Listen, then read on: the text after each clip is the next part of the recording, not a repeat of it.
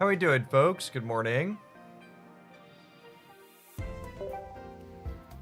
Why are so many of the leaked cards so bad? I agree. If we don't get something that makes stage 2 more consistent, a lot of the things that leaked today are probably not going to be top meta contenders. It also means that I think it's more likely that they're real. Usually when people fake leaks, they make things more impressive and pushed and obnoxious than what we saw. It would be a lot of work if these leaks were faked.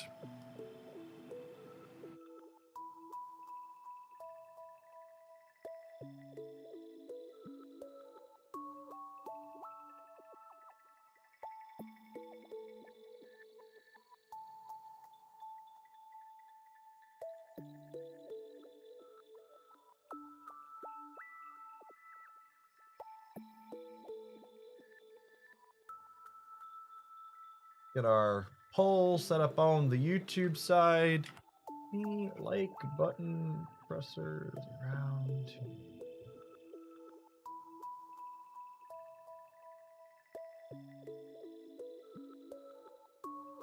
I like how my YouTube stream has been live for 30 seconds and my YouTube dashboard is like, now would be a good time to put some ads in. You should click the ads button, Jeff. Calm down, YouTube. Take a chill pill. From the eyeballs. The money machine, Jeff. Think of the money machine.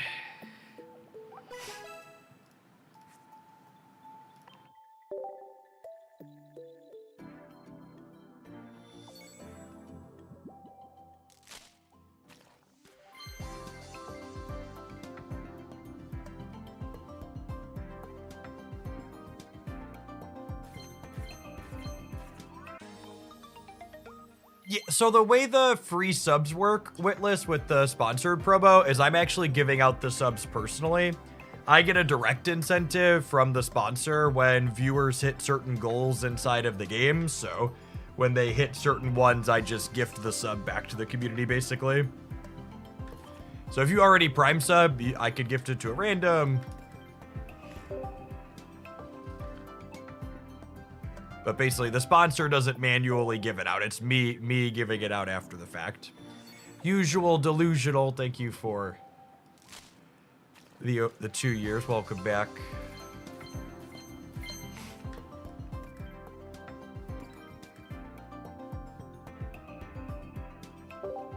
Yeah, there's a lot of designs in the leaks that really like going first. So hopefully we'll see some of that dynamic in the upcoming metagame.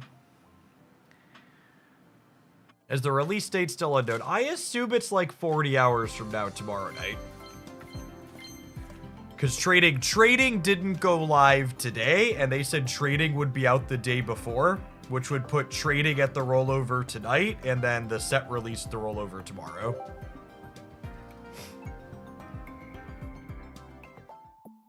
Am I going to review the leaks on stream? There is a formal leak review video up on the YouTube channel now.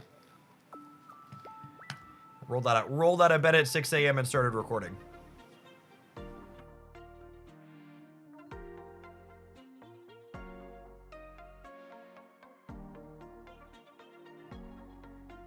Is new Ralts a buff to Mewtwo? Maybe. That deck definitely doesn't like to attack with Ralts. But putting your first energy on that card isn't free either. I'm surprised you're still opening packs. I mean, I'm opening my free packs every day because the free packs don't stack up. It's silly not to. Why wouldn't I open the freebies?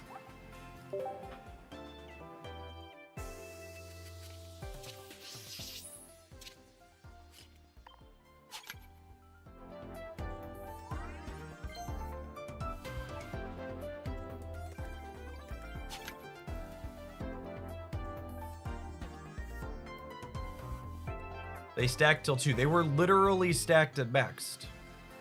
You have to open the premium ones first, chat. If you don't open the premium ones, the free ones can't be opened after it. Unless I'm missing something on the interface. You always have to open the premium ones first, yes?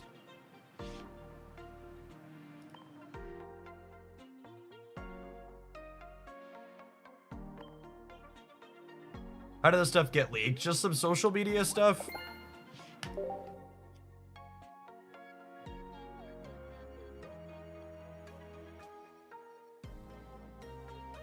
It's my favorite card from the new set. Dialga so far.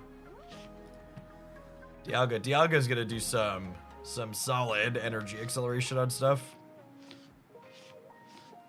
You registered and submitted a deck for the tournament already. My dear gamer, the cards aren't even out yet. How are we submitting decks for the tournament?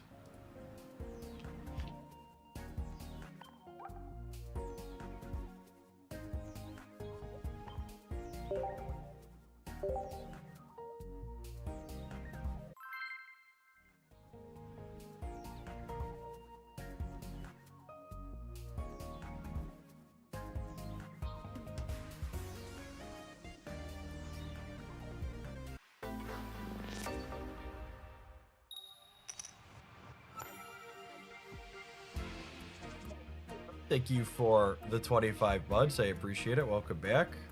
You planning to play your leak video stream? I am not. If you want to watch the leak video, you should go give me a thumbs up and a watch on the actual YouTube video.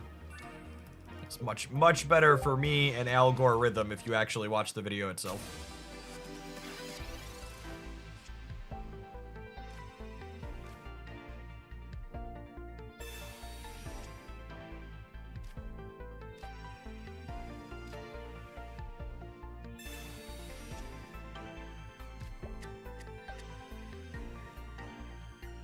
Yeah, this isn't data mines like what happens in Marvel Snap if you're a Marvel Snapper. These are actual factual leaks. Someone breaking an NDA and pulling the information out from inside the house to give out in advance.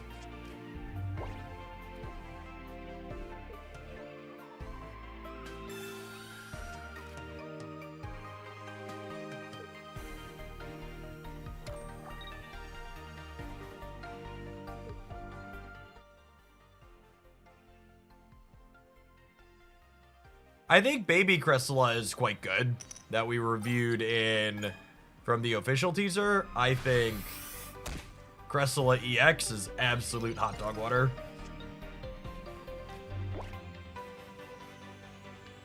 Morning, Melvir. I think we're vibing on the last bench slot. I think ideally I'd like to put a Ninetales there.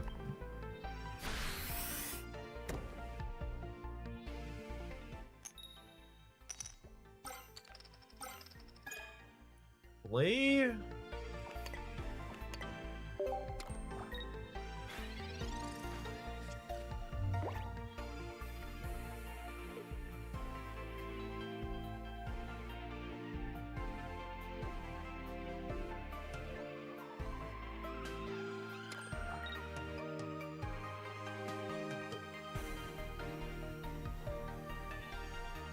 Should I watch the video now or the live stream? You should absolutely watch the video.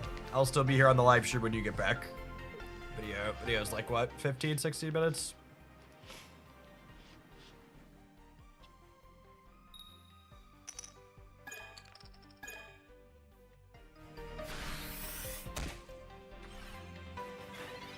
All right, Giga, good work, bud.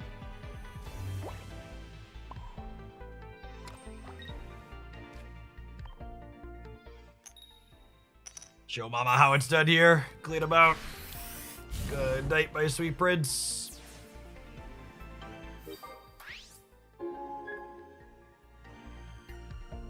That's true. Early views on the video are good for Al Gore.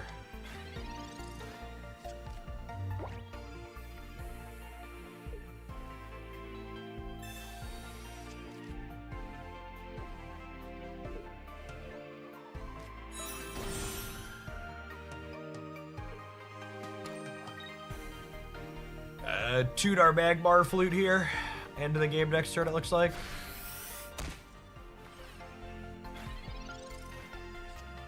I'm gonna play the Lumineon deck this afternoon. That's my favorite. We'll play it once more before we get updates for it.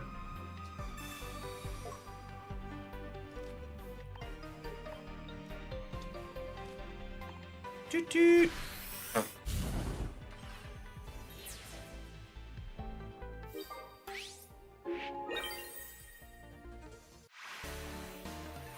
Yeah, if you're looking for my thoughts on the leaked cards, you want to ask specific questions, and as since you take a peekaboo at the YouTube VOD first, make sure you give it a thumbs up too. But editor and I worked hard to turn that around very quickly this morning.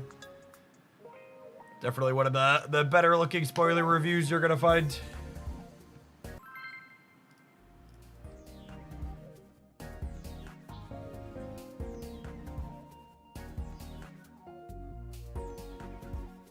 I think people who try and ban discussion of leaks on live streams are very silly.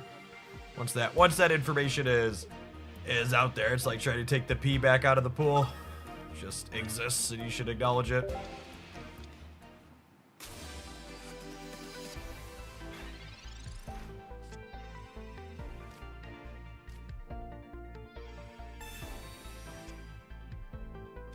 At this point, I think the absolute earliest I revisit Marvel Snap is after they implement their economy rework, whenever that is. If I'm being completely honest, it wasn't just Marvel Snap's gameplay that kind of pushed me off of it, plus Pokemon being good. It's the community sentiment around people constantly complaining about Marvel Snap's economy is grating 3 years later, so... Definitely not in the next week or two, but, you know, they roll out their economy rework in February or March. Maybe we'll check it out. Not really committing one way or another. Yeah, I've been logging in and claiming my gold pass every day. And their login rewards or whatever, but I haven't been playing any actual games. You can find a full formal discussion of the leaked cards up on the Hoaglandia Pocket YouTube channel. That published about an hour ago.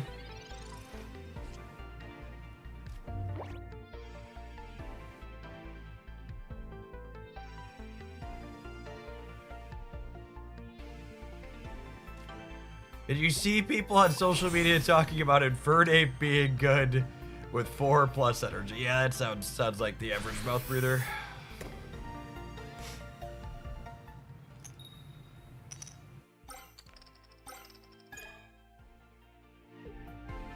Sounds about right.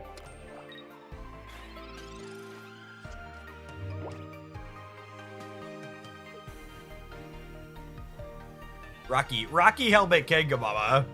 Sounds fun for sure. And we were just talking about that, Linochi. I don't really have any plans in the short term to play Marvel Snap again. Maybe if they fix their economy, I'll revisit on stream, but it's just tough. They have so many issues.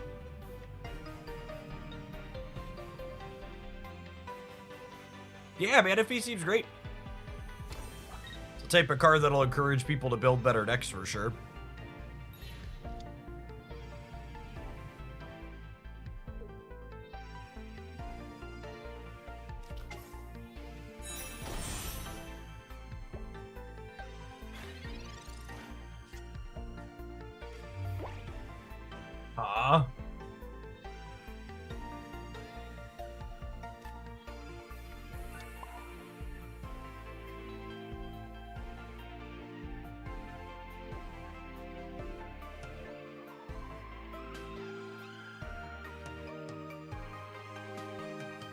They probably have superior.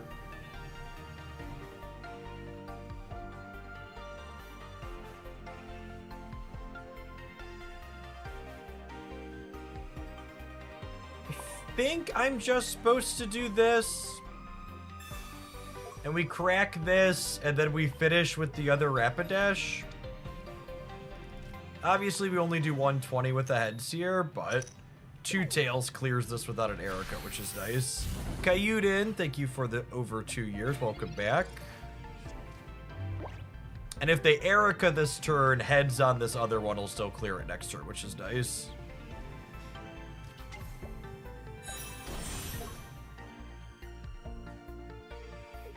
They said trading was coming out a day before the set release, so I would assume that trading's coming at the rollover tonight, and then the set release is coming at the rollover tomorrow.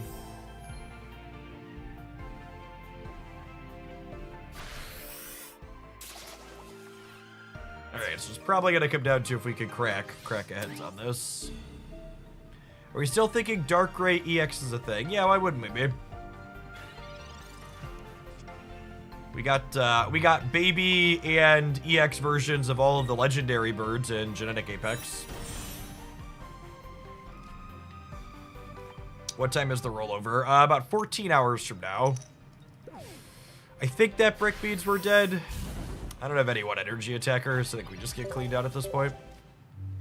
Taryn, thank you for the brand new Prime. Appreciate it. Good morning, good morning. Yeah, most EX Pokemon have baby versions. Are there any that don't? Are there any EX Pokemon currently in the game that we don't have? Not a hint of Arceus and Giratina yet. I wouldn't be surprised if Arceus and Giratina are the next 2 packs. If they're going to split it up a little bit. We'll see, though. Could definitely still get them, but also wouldn't be surprised if they're not there. Celebi. Celebi's the only one. Yeah, that's a good shout.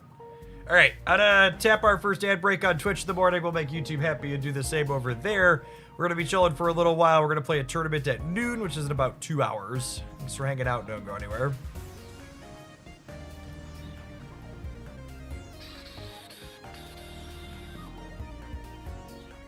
Hey, Doug Pie, thank you for the 17 months. Welcome back. There's no baby Aerodactyl. We had baby Aerodactyl before EX Aerodactyl Gamer was in Genetic Apex.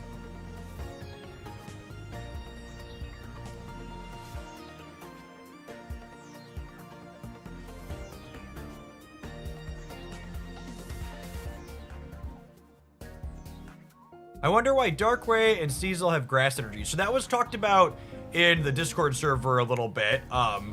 Dark types being weak to grass is a representation of bug Pokemon being grass in Pokemon TCG.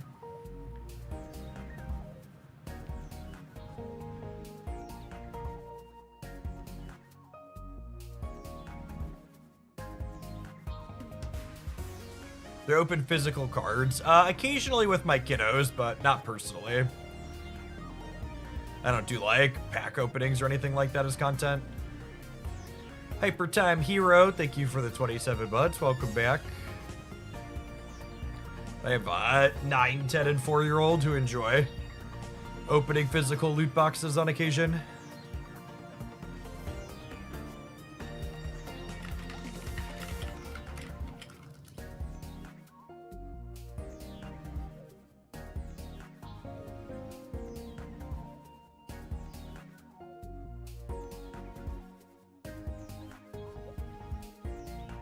Cape makes blue absolutely irrelevant. It really depends on if there's other Poke tools you want to play, right?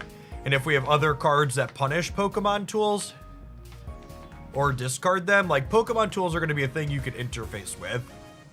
Like, I wouldn't be surprised if we get a trainer that says discard a Pokemon tool in play. That'll be tomorrow's video, Papa, talking about the Meridian stuff. One video per day is ideal on YouTube, except under special circumstances. It was originally going to be this morning's, and then, it was originally going to be this morning's video, and then the leaks happened, so we pushed it a day.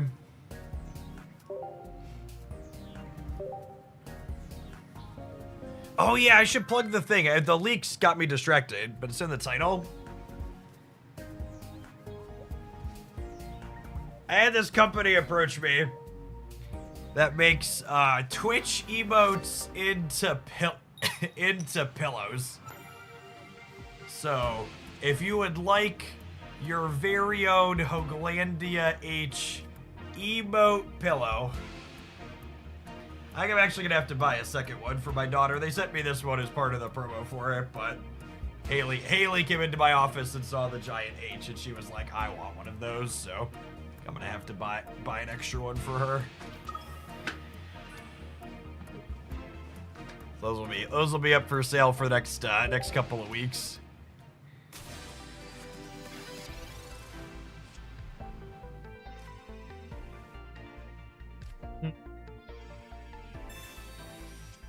Looking for some basic friends. Lovely.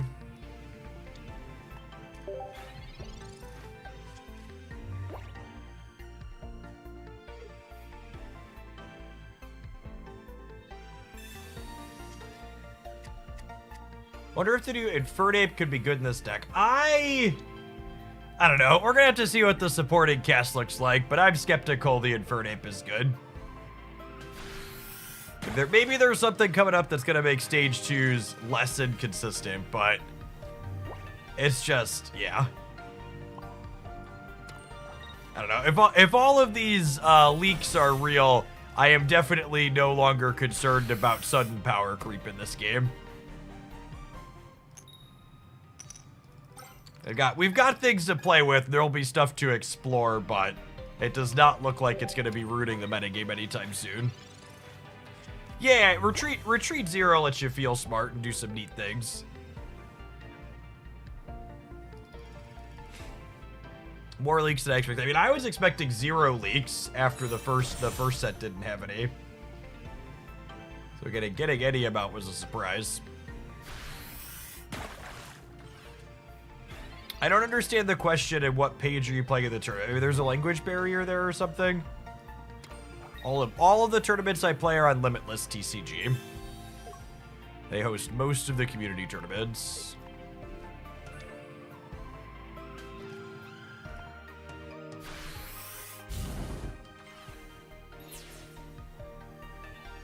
Yeah, your Pokemon are limited to 1 tool at a time.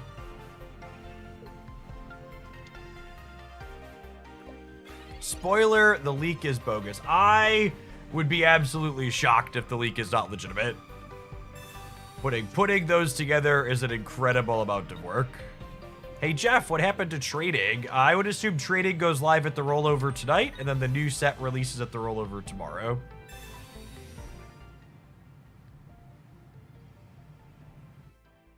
Yeah, and actually, this is a great deck. I've seen people saying they don't think Volkner is real because it references energy in the discard pile, but we can pull my discard pile up here as soon as this coin screen is gone and show you that a fire energy goes there. This has always been there.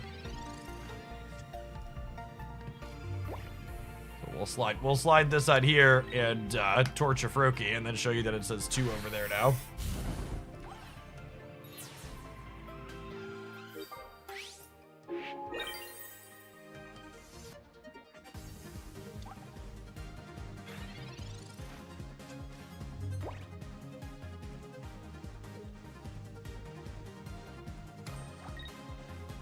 Infernape will be really powerful. Color be skeptical.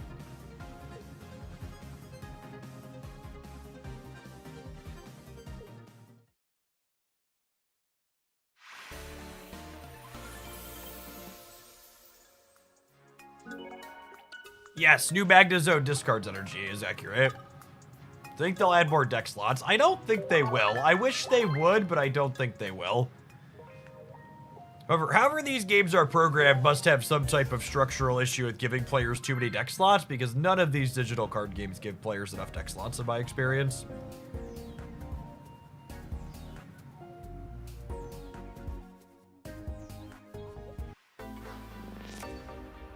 Something that's really interesting about Magnezone and Magneton is that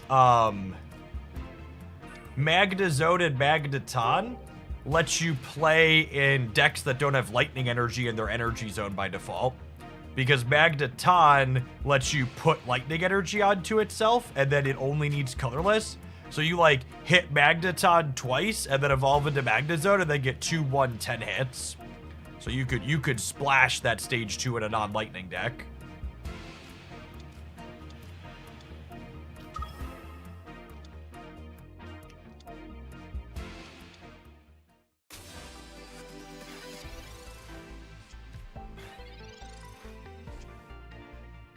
Magnezone needs 2 lightning. Dear God, please give me the confidence with which people are wrong on the internet.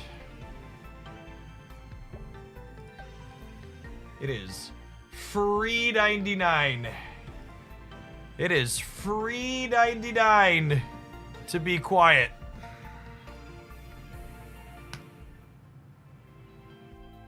Very much does not say 2 lightning energy. It says 1. Thanks. Thanks. Oh, sorry, opponent, you're winning on me. Too busy dunking on YouTube, chat. to realize it was our turn. Apologies.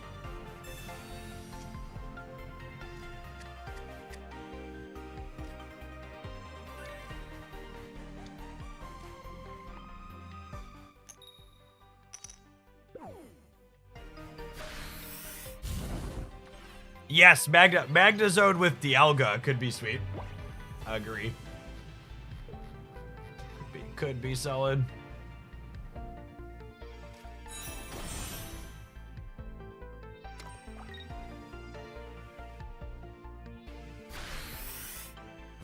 Are you ready for people calling Cirrus better Sabrina? I am. There's gonna be a lot of that. I would assume, yeah.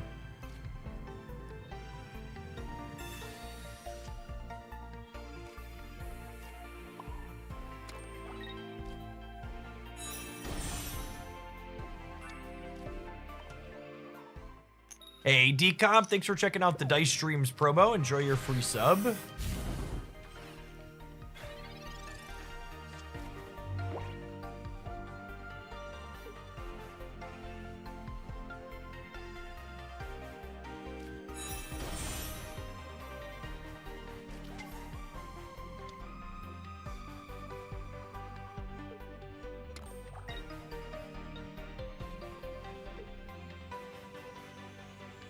So this gets another chip shot for 20, which puts us to 60, which means that Mewtwo plus a Giovanni clears it next turn, unfortunately.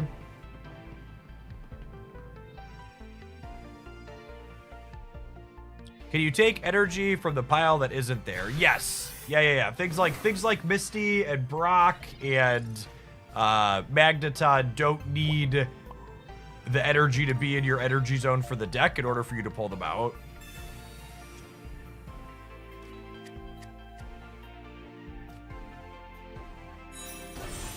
Alright, your finest heads, please, Rapidash. Nailed it. Alright, we can dodge a Giovanni, we can dodge a ball.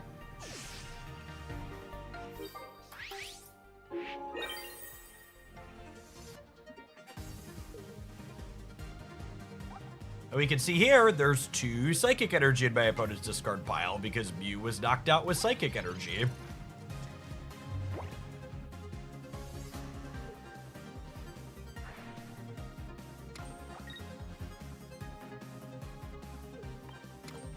If they don't have Geo, okay, the no energy here makes me think, yeah, no Geo here is clean. That's great. All right, and then I need heads here, or I need Blaine off the top. They might pull this out regardless to play around the Blaine, we'll see.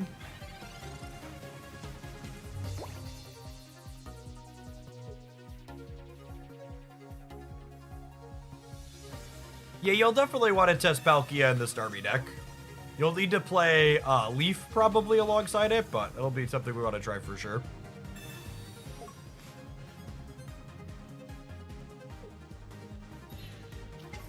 Magnezone Executor. Yeah, maybe I can see that.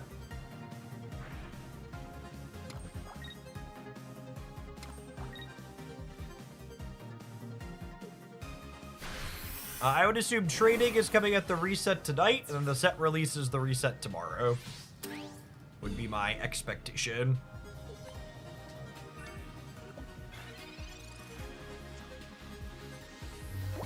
That's a lovely draw.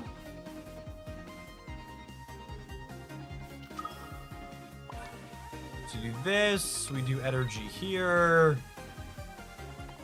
We burn this to the ground.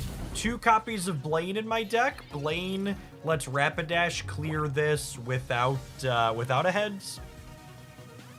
And obviously, if we brick on the 50% for Blaine, we can be 50% to hit heads and clear this anyways. Do you think decks will ever go above 20 slots? No. Pokemon Pocket is literally the only card game I've ever played where people constantly ask if they're going to make the decks bigger. You really got to understand deck size is a really core key balance thing inside of these games, the way they design them. I would be absolutely floored if they made the decks larger. It's just not something that typically happens in card games. Darkrai is disappointing. Yeah, Baby Darkrai is probably bad, but like Baby Moltres, Baby Articuno, and Baby Zapdos are all pretty mid. So I would expect we're gonna get an EX Darkrai as well. That's solid.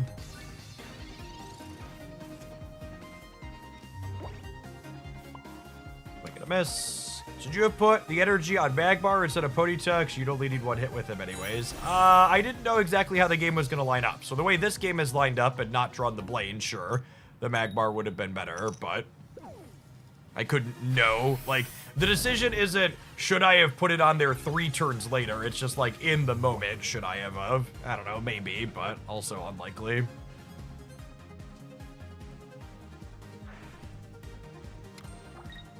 Do you think Pokemon Pocket will ever have 60 card decks and 6 prizes? I think Pokemon TCG Live is right there if you want to play 60 card decks with 6 prizes.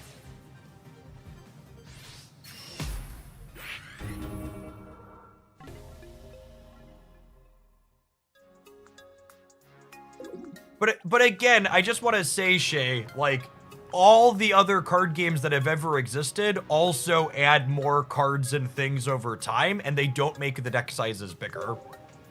Like, again, the deck sizes being 20 is not some, like, arbitrary mark. It's a number that was carefully tested. And has things about the game designed around it. It's very unlikely that a game just like arbitrarily makes the decks larger.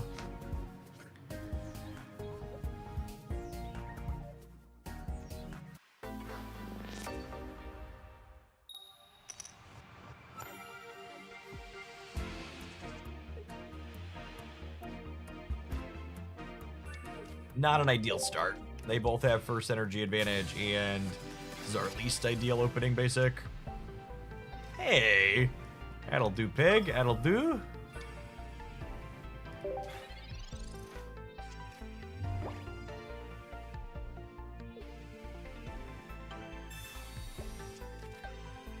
Do you think that some of the current meta decks will still be strong after the release of SmackDown?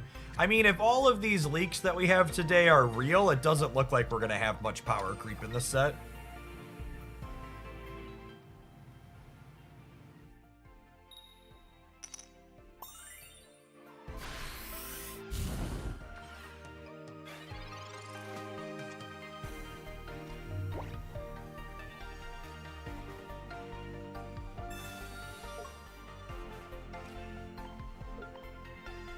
Yeah, I've opened like 5 or 6 of these Moltres, so I flared 2 of them because we've been playing this deck.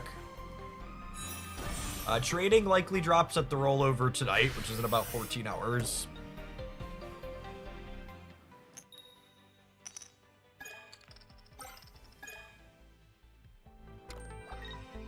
Yeah, exactly that. Making decks larger would actually make the game less diverse because it would let everybody play more generically good cards. Having fewer deck slots actually forces you to make difficult decisions on which utility cards are worth playing in your deck and which ones aren't.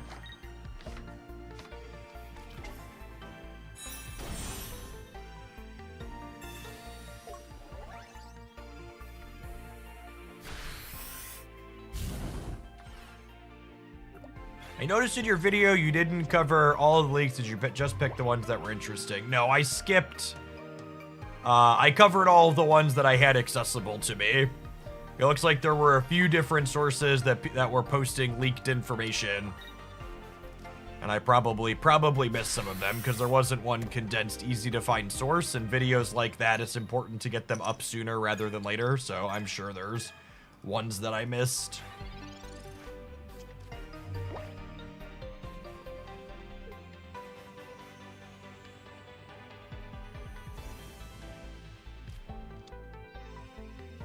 I have a trading thread in my supporter Discord server, yeah.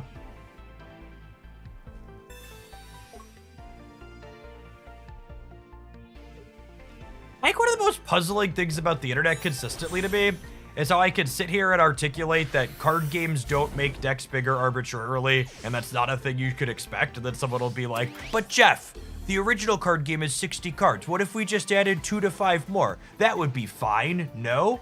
The answer is no. I don't think it would be fine. That's why I just spent the time saying that's not a thing that games do, and you shouldn't expect it. Weren't you listening to any of the words I said? but Jeff, no, I already answered your question. The answer's no.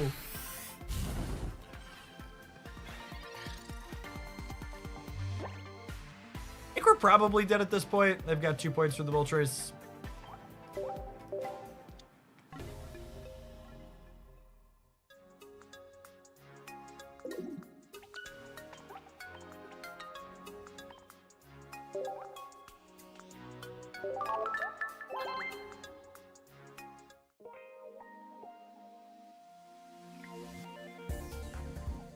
No, I wouldn't expect sideboards to ever be a thing in this game.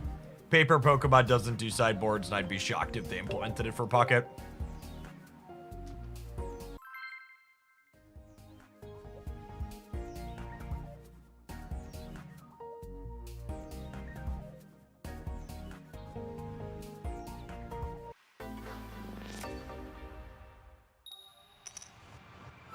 You briefly explain what a sideboard is. Magic the Gathering and some other games have a mechanic called a sideboard in best of 3 games, where in between the games that you play in your round, you can exchange some cards 1-for-1 typically between your starting deck and your side deck to make a given matchup less bad.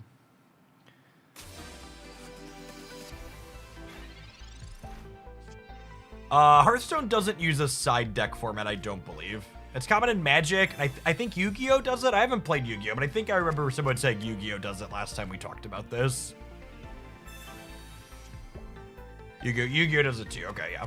For people who are familiar with my background, I spent like a decade playing Magic the Gathering competitively before moving into content full time. So that's the game I have the most comp experience with.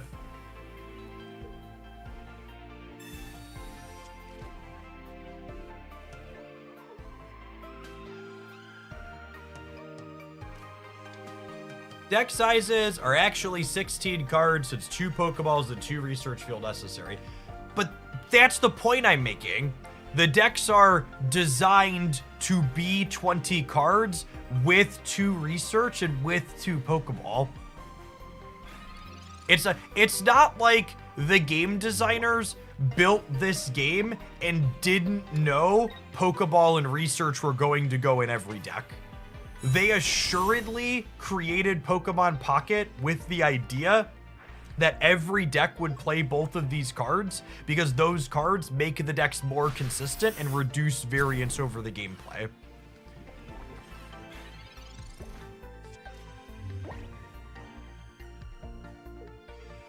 Did you play Runeterra? My favorite comment to the former Runeterra players is always, you know how you can tell no one watched Runeterra content? Because I've had more people ask about my Runeterra content while I was streaming Pokemon Pocket and Marvel Snap than I did while I made Runeterra content. I spent 6 months and lost an incredible amount of money trying to focus on Runeterra as my primary content because nobody watched that shit.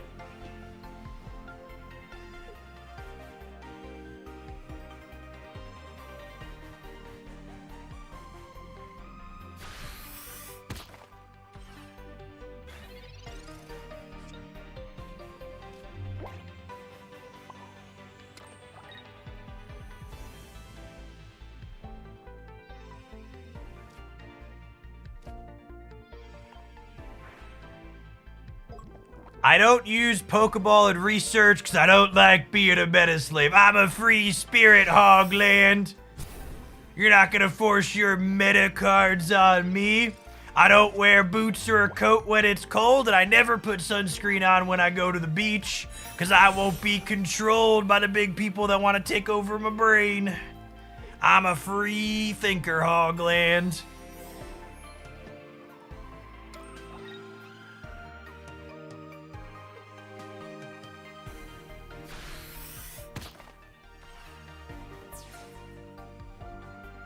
A big Pokeball is coming for your deck space. Don't let him in. I think we're dead, gamers. I think we're dead.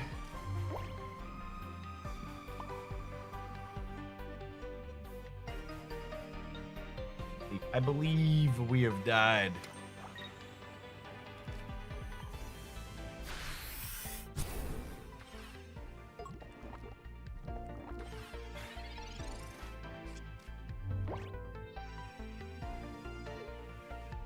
I never do my own research, so I don't play Professor Oak.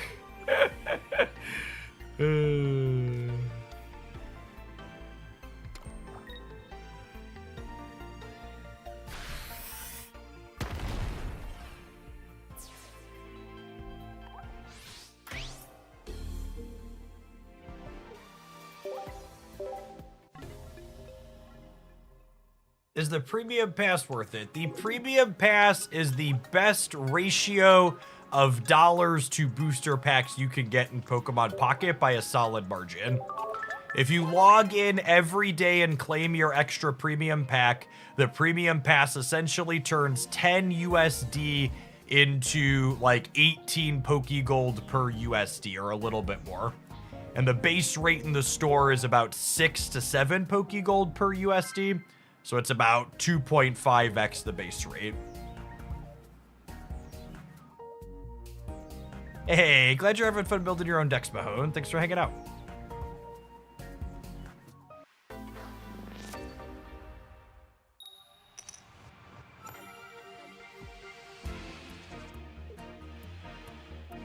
I really hope they give us more deck slots at some point, but I also wouldn't be surprised if they don't. These games seem to hate giving enough deck spots. We're gonna Pokeball, but we're not gonna play it out because Kickmonlee is over here.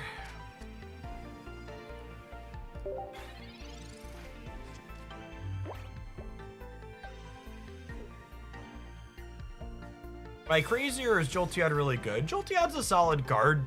Its primary problem is that the best electric deck right now is Pikachu EX, and Eevee doesn't work well with Pikachu because it's not lightning.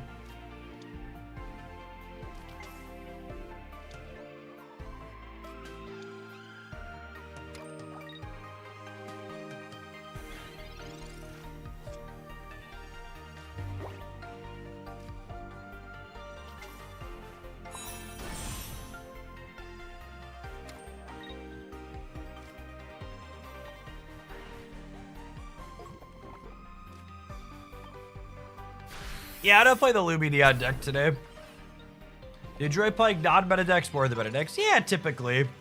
It's more so I generally don't enjoy playing mirror matches. Although I will say I think most of the top meta decks in Pokemon Pocket right now are kind of dry. A lot of them tend to be super linear.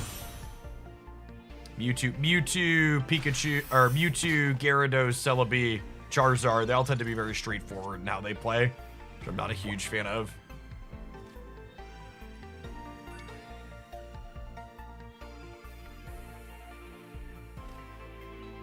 I don't think it's inherently true that meta decks are always boring. I think Pocket's current meta decks leave a bit to be desired, though, in terms of that realm.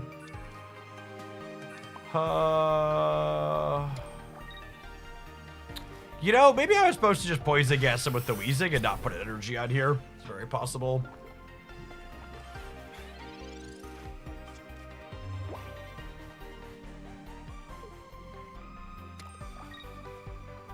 Yeah, Weevil's got a solid rate. One way to think about Weevil from a rate perspective is that Weevil, what's what I'm searching for? Weevil effectively does 50 damage over 2 turns each for 1 energy. Trading likely goes live in about 13 hours.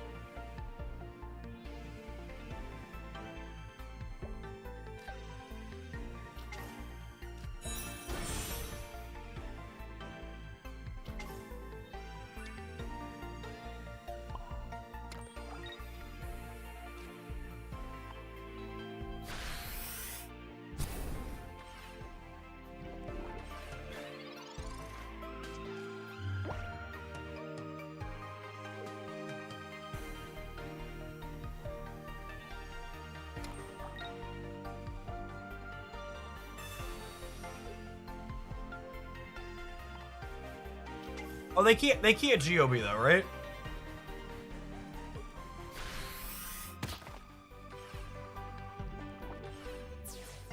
This does mean that Kickmonlee is going to be able to clear it though. Hit my 5 wins with Wiggly Executor. Interesting. That's just a mistake, yeah? Oh, do they must not realize that, they must not realize that poison getting the knockout doesn't trigger Marshadow. We're about to teach this gamer a valuable lesson. So Marshadow's revenge is very specifically worded that it cares about attacks, knocking you out. So when this gets cleared by the status condition, the revenge from this Marshadow is not active, which is solid for us.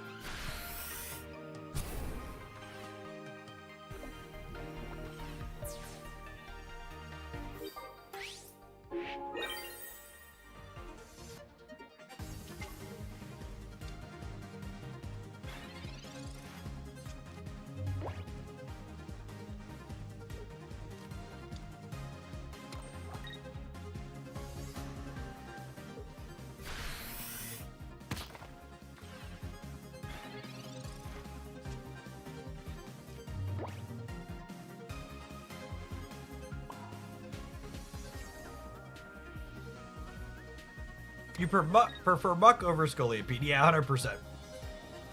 I'm gonna evolve this now, so that way, if they clear this next turn with the evolved Mankey, we can put this up and not get locked out by an Aerodactyl. I don't think I potion because Mankey and Primeape do 70 anyways, so it doesn't really save me from Breakpoint.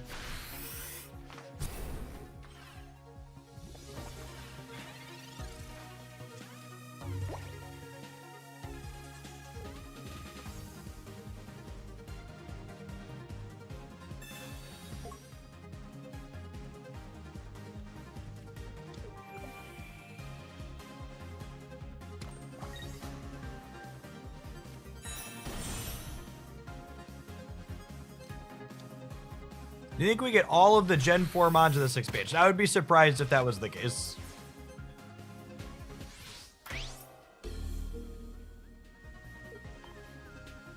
I don't think I have a Geo in here. We didn't draw it if we do.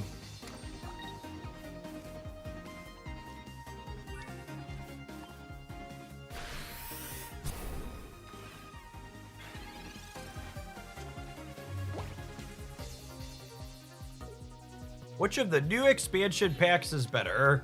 We don't know the answer to that question, gamer. We don't know. We don't know which cards are in which packs. How could anybody answer that question, gamer?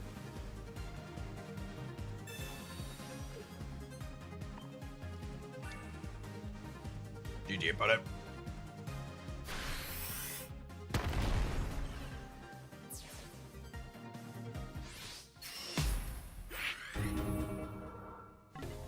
You're getting them both anyway, so who cares? No, I think asking the question which pack you should open first is super relevant.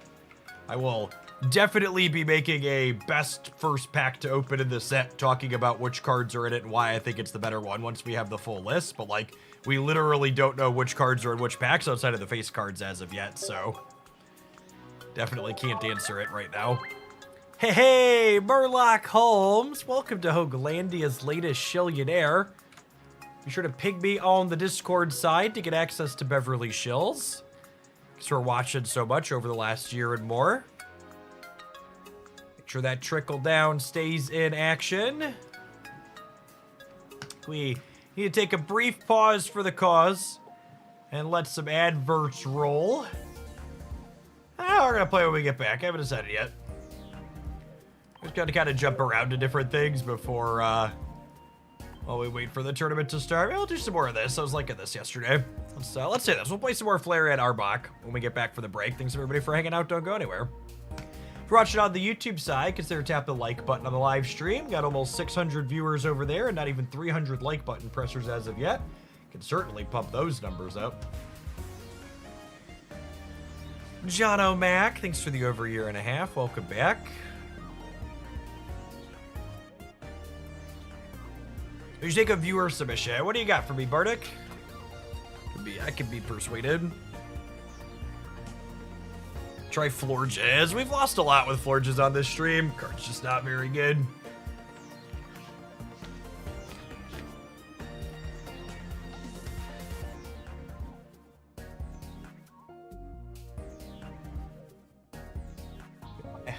my lovely pillow, chat? Would you like a lovely H pillow? We have these up in the Emotsi shop for the next 2 weeks. If you would like a Hoaglandia pillow of your own, check them out. Full body or nothing. Nah, it's just a lovely head pillow. It's so smooth and nice. I need to find a way to fit it into my shelf behind me. I think it's a little bit too big to fit in the middle. Life-size body pillow. It is very velvety soft.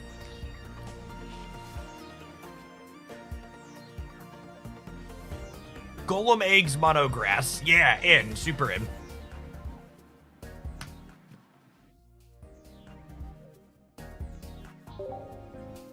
I'm on game building.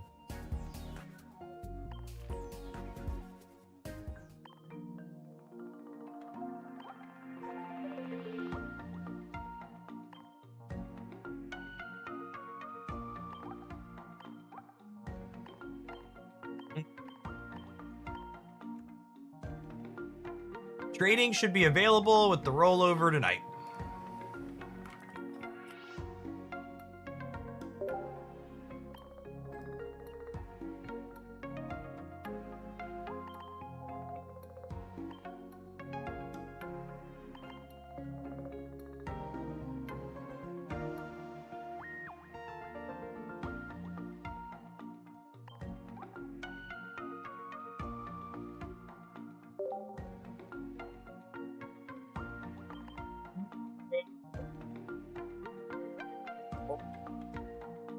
Dude, well, I guess it doesn't actually matter if we're not playing fighting energy.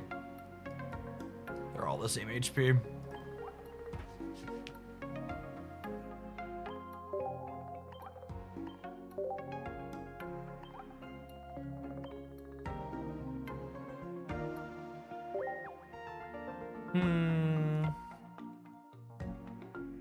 I want my fifth basic to be.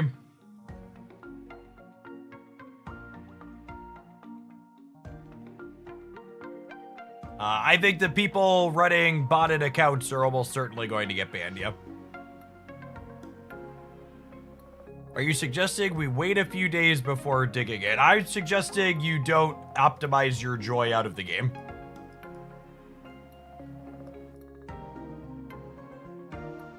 Yeah, Mew could be okay, Kenga could be okay. Let's fill in the mandatory traders and we'll go from there. I need this, I need Leaf, I need Pokeball, I need Research, and I have slot for one basic. Kenga might unironically be the answer. Could also be Drudagon, but it's been a while since we played Bubba. Let's let her come out and play. Marshadow. Marshadow's an interesting one. Oh, we're not playing Fighting Energy. We can't play Marshadow.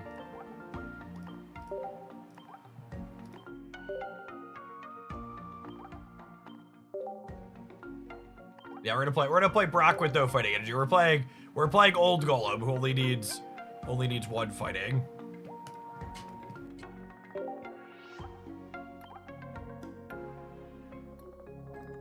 I think Dialga's the card I'm most excited to build with so far that we've seen.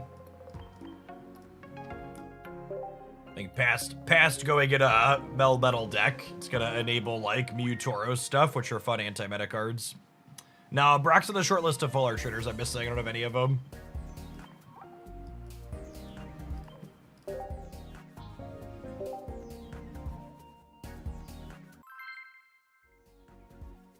Thank you for the tip, Bardic. Always send it in fun deck submissions.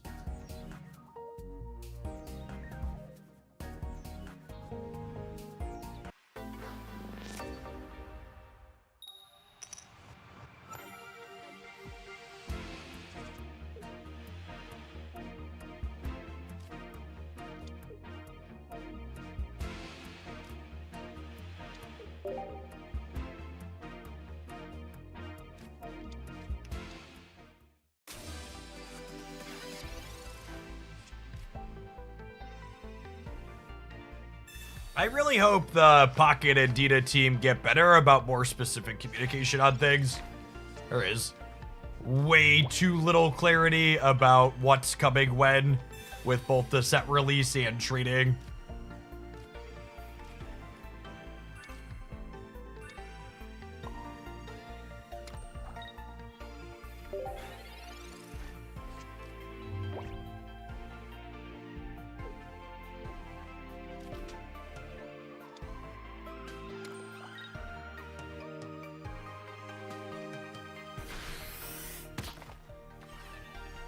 The dates were pretty clear on the press release. I promise you the press release does not say a specific time on it, or specific date and time on it. It gives a date, but it doesn't give a time zone.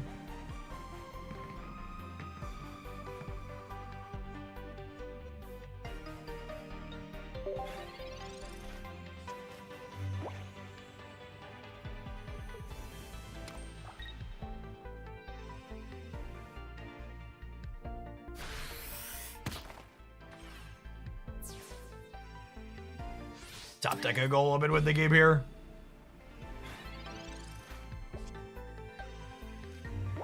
Rip.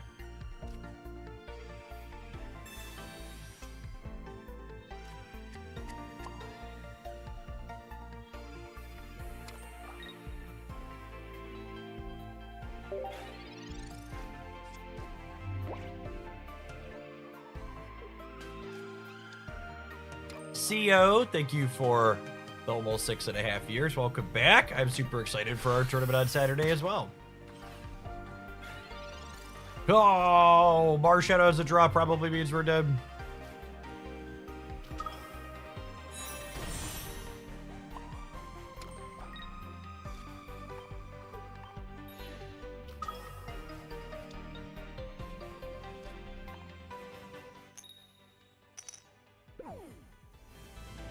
You don't understand why you're not playing Fighting Energy. Brock puts Fighting Energy on Golem.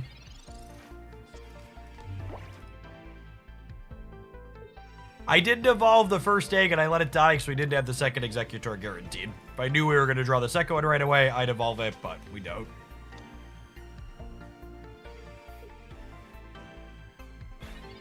I get that for a content creator, you want the most specific time, but for the average player, trading on the 29th and on the 30th seems enough. I'm telling you, you're wrong, Nero, because I've literally spent the last 2 days fielding constant freaking questions from Twitch chat from endless people who are confused when exactly that happens, because the rollover is in between 2 days, so where you live in the world makes it confusing which day it's releasing on. It is 100% not clear when they say set release on the 29th in some places. I'm actually just gonna give you a timeout. You're just wrong. I get that you think you know, but again, the lack of specificity with the combination of the rollover essentially happening between the 2 days for a large chunk of the world makes it incredibly unclear.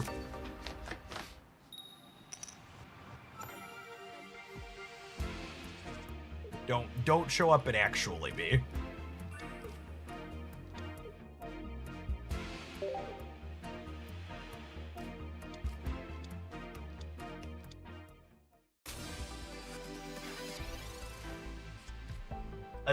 Especially when you combine that with the fact some of the materials say one thing's happening on the 30th and some of the materials say it's happening on the 29th. The same thing.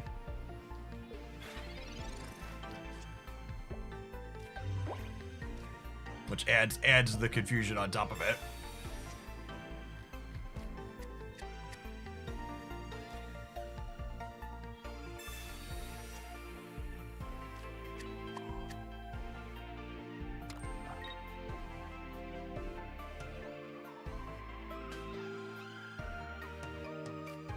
Yeah, the way the timing on the rollover works, it's like 29th for most of the US and 30th for most of Europe. But like technically the rollovers at midnight Central Time for me. So like for people in Central and East Coast, it's technically the 30th, and then for Mountain Time and Pacific, it's the 29th.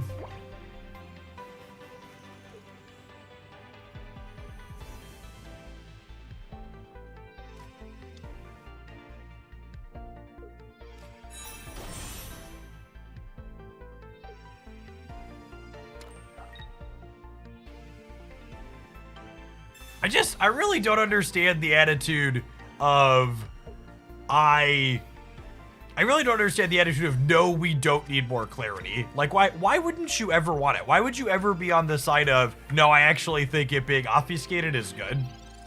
It's just such a silly position to take. Yes, I would assume trading goes live at the rollover tonight, which happens in about 13 hours at this point.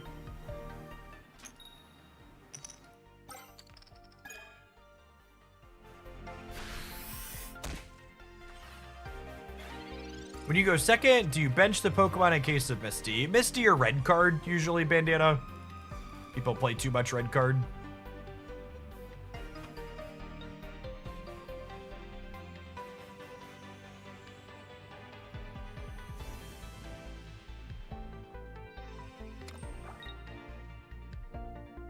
There is already a channel in the subscriber Discord server for trading, yes.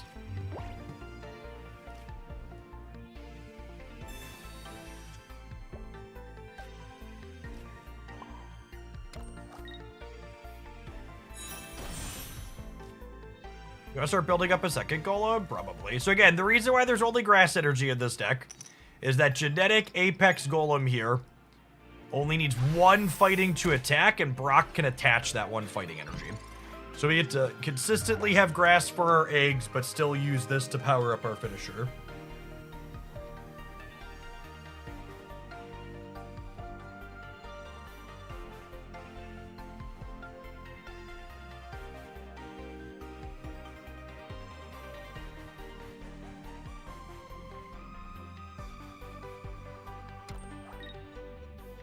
Well, Infernape replace Blaine Dex isn't more consistent. I think describing a stage 2 Pokemon as more consistent is probably not accurate.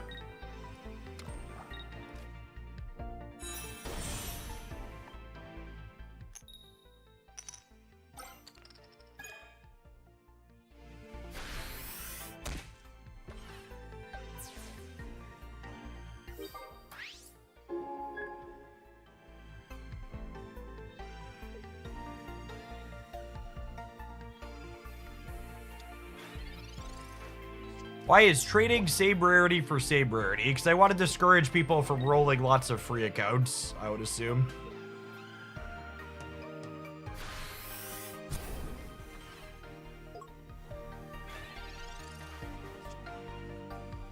We're going to show the class why this Weezing is pretty mediocre. Because Leaf means we just get to retreat out and not be impacted by it. See, that's one of my pet peeves when people say I don't allow other people's opinions. What I actually don't allow is for you to provide a dissenting opinion without articulating why you feel the way you do. Because if you just want to show up to my space and say, Jeff, you're wrong, that doesn't create a discussion, right? Like, all you're doing is being combative. And in this space, the space where I work and I'm the streamer, I'm the authority. And you're allowed to disagree with the authority, but you gotta say why. You gotta be like, Jeff, I feel differently, and this is why I feel different. And then we can have a discussion about it, right? But just being like, Jeff, you're wrong, and I'll say nothing else about it, I can't do anything with that other than you like telling me I'm wrong, which isn't helpful. So no, I don't welcome that. I think you just showing up and being like, Jeff, you're wrong, nuh-uh, isn't useful.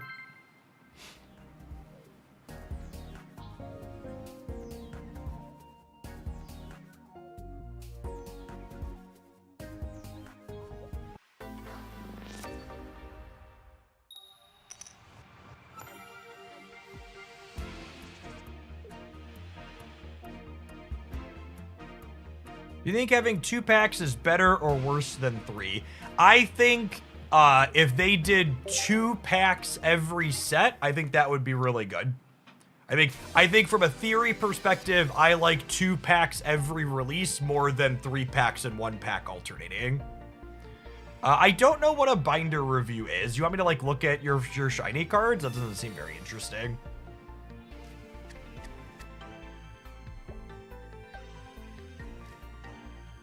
Yes, that's also really true as well, Mather Mage. Something a lot of people don't do is they state their opinion like it's a fact and then get upset when I point out that it's not. It's like, that's not true.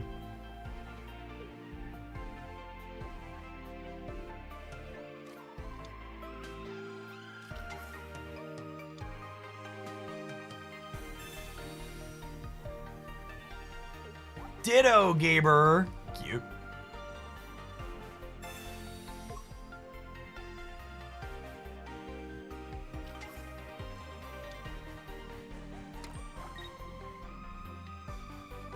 So, one of the assumptions I'm making when talking about the number of packs is so far the number of cards per pack has been consistent in Pockets releases. So Genetic Apex is like 210-ish cards across 3 packs. Mythical Island is like 70-ish cards in 1 pack. Space-Time Smashdown is 140-ish cards in 2 packs. Or like 70-ish packs each.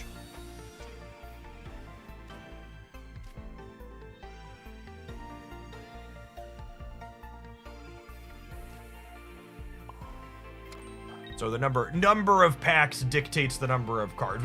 We've also seen that every booster pack has 5 EXs in it so far. Pixel Action Hero, thanks for that brand new primer. Appreciate the direct support. Thanks for helping us towards our full-time Pokemon sub goal. Jeff, I really want more free stuff. Do you expect a good dump of hourglasses with the new set? I would expect we'll get more single-player stuff that gives you more hourglasses, yeah.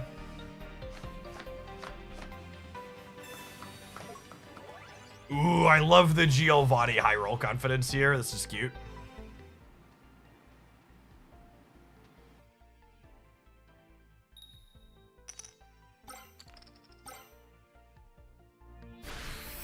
Ditto has murdered us, chat.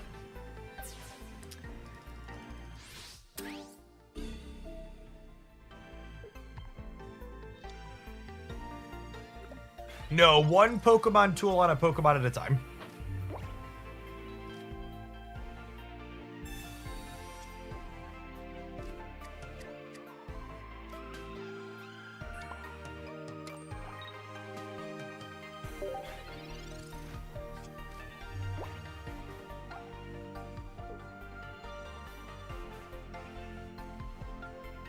How much time does it take to get everything out of 1 pack? It takes between 70 and 90 packs in my experience to open a pack fully.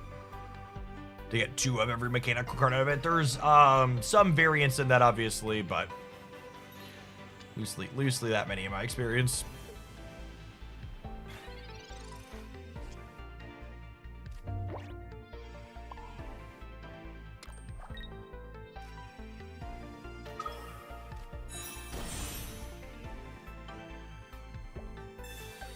I would assume there's 4 more EXs we don't know in these upcoming packs. We know 3 and 3 so far, if the leaks are correct. We had 3 leaked today, and we had 3 in the official teaser.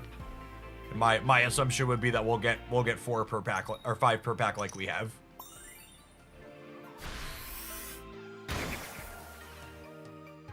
Yeah, I would assume Darkrai is gonna be one of them.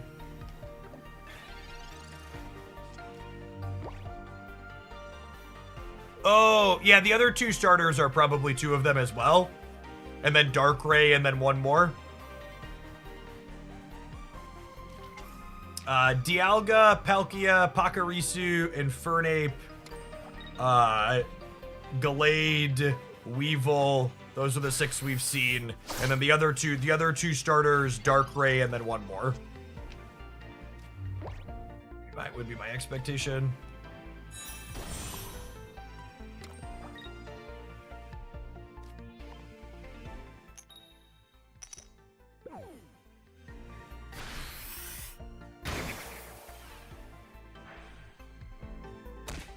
I think we might be in trouble here, gamers.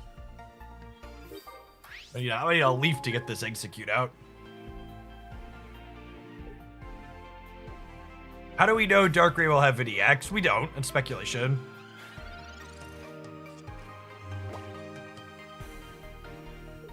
Yeah, I hope they give us a second Steel EX would be my hope.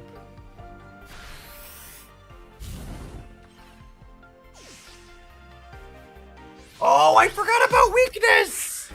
I forgot about weakness. What a tilter. This is gonna come as a surprise to some of you at home, but I think there is a chance that my Executor Golem deck is not very good. We're gonna play some more games here to form a better opinion, but I have a small inkling that it might not be very good.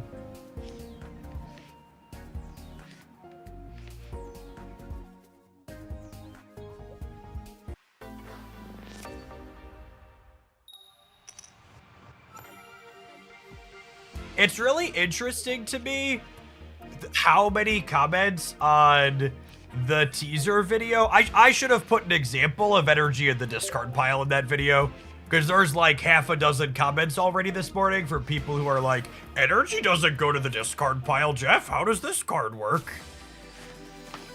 Yo, Baba, thank you for the 17 months. Appreciate that. Welcome back. Johnny Neutron, thank you for the absurdly generous tier 3 and for hanging out for an entire year at that. Let's get you a sword to go with that shield. For reference, chat, actually, I was gonna say you need energy, but you can actually see it here. It says no energy discarded right now. So it doesn't show like energy cards in the discard pile, but it tracks which energy is in the bin up here at the top. So once something gets knocked out, we'll highlight that to showcase it for people that haven't paid attention to that before. But Pokemon getting knocked out with energy on them, and things like Ninetales or Magnezone discarding energy shows that.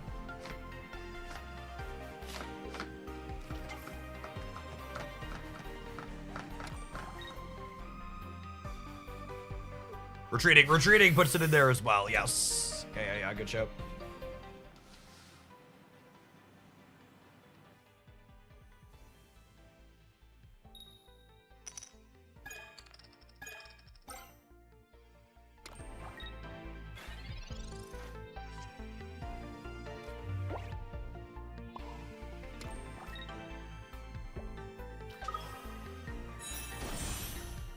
Yeah, I wouldn't be surprised if one or both of the cards that supporter references also discard energies. Would be my expectation.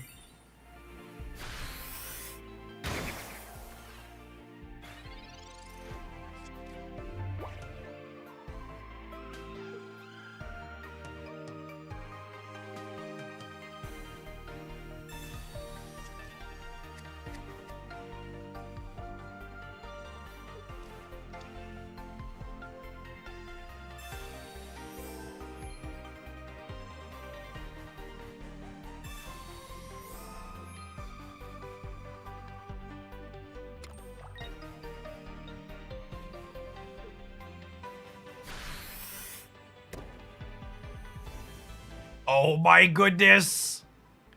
The person who was salty about the opinions comment earlier was so salty, they joined the Discord server and assigned themselves the open participant role to complain in the open participant channel. Holy. What is grass? And how do you feel it between your toes?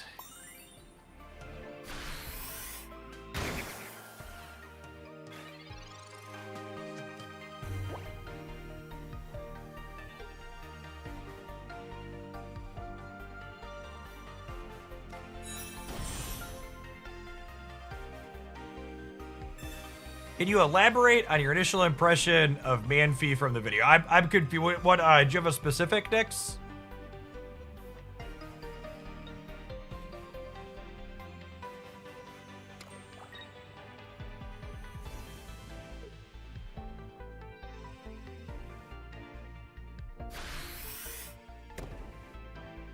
Alright, so we're done at this point. Yeah, the egg clears the Moltres, so then Golem one-shots anything next turn in the backline.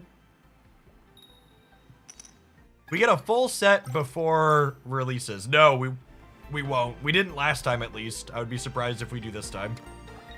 Obviously, we only have a sample size of 1, but I'm shocked we got leaks today. Like, we only got more cards today because of a leaker.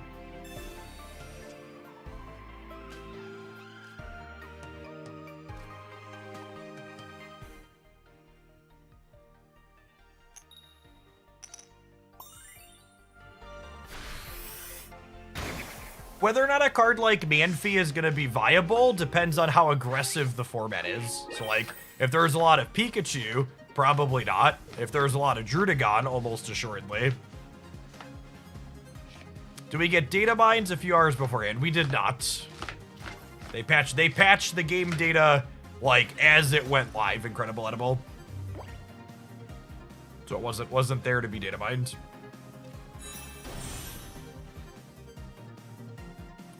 Tool cards are limited to 1 tool on a Pokemon at a single time.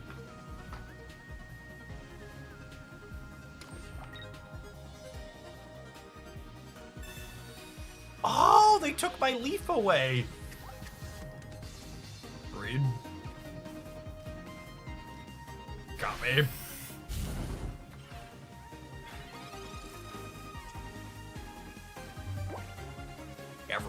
Average red card gameplay, really. Where did you get the leaked info? It was posted on social media.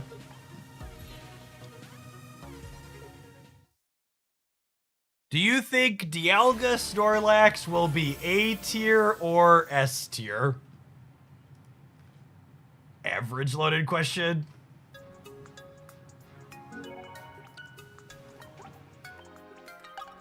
Average loaded question.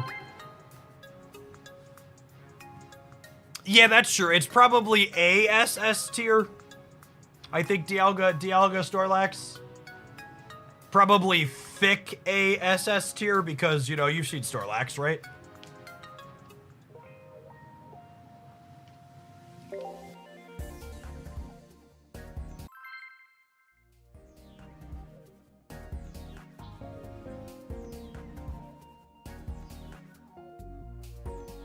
Finally a good question. Yep, exactly.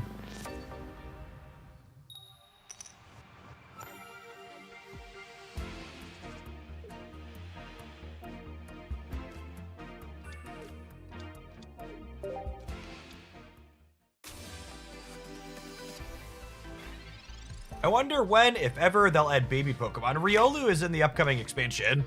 It's a basic for Lucario, who's a stage 1. Would it be accurate to say it looks like they're designing more cards that are good when going first? Yeah, there's a bunch of cards in the leaks that like going first for sure. Does Golem seem viable with this build? Absolutely not. This deck is probably trash.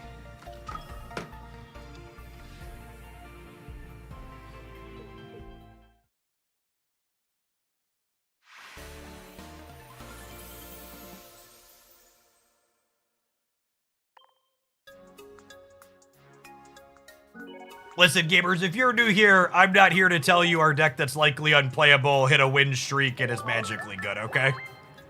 We'll spend a lot of time working on different things here and trying to figure them out, and we'll be honest if we hit something that ends up feeling good, but most decks are bad. That's just the long and short of it.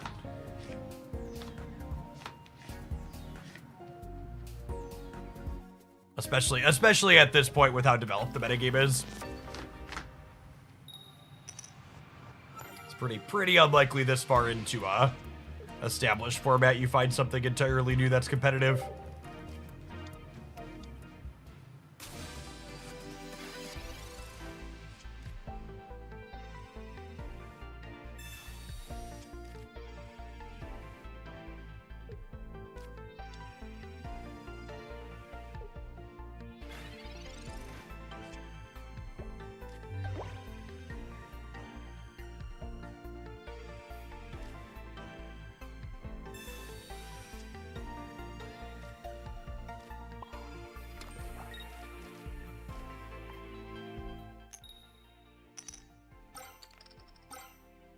Alright, Mama making up for our lack of basics so far.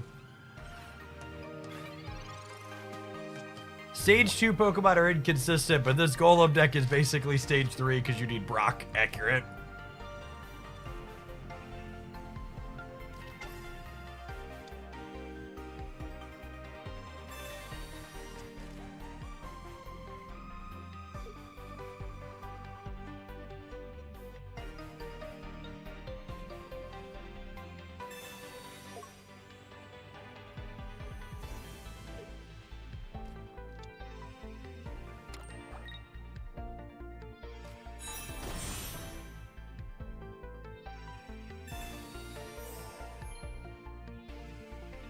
Your finest Geodudes, please, deck.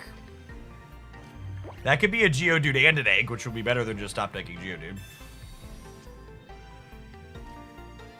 Well, you know, could be worse. Maybe I'm not supposed to play the second one out. Could be right to save 2 bench slots for eggs.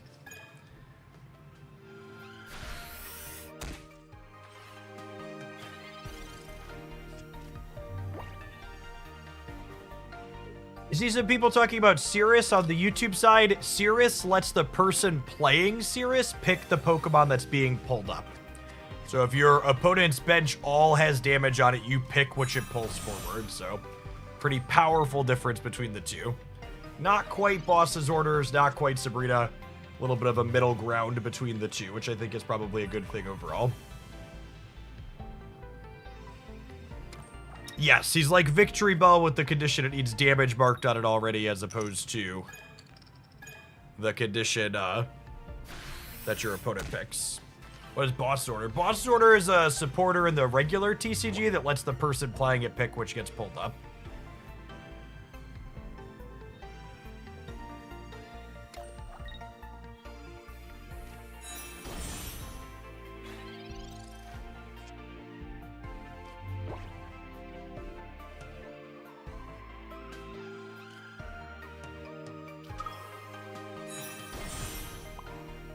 I think I'm leafing out here.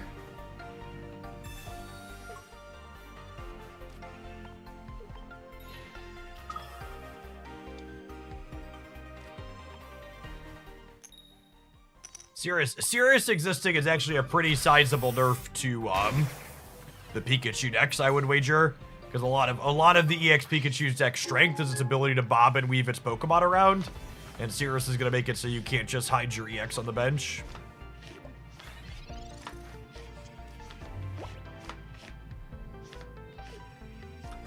I'd be surprised if those are relevant, Hulk.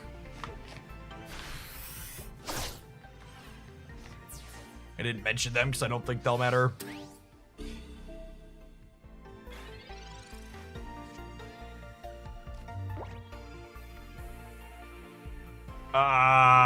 They literally... They would have to hit 50 here and 150 here, right? I think we're dead.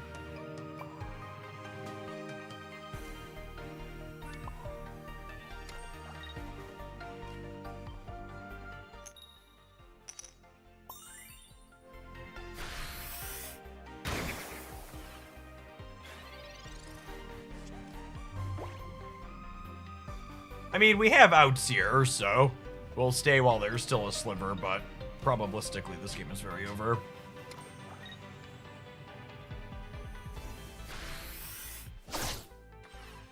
That'll do, pig. That'll do.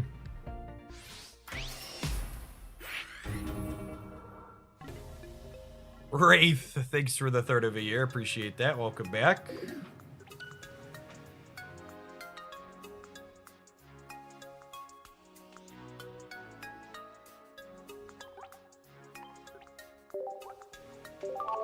Dear fans of the 1,000+ made-up mythical creature names, me and most other people aren't going to pronounce all 1,000 of them correctly.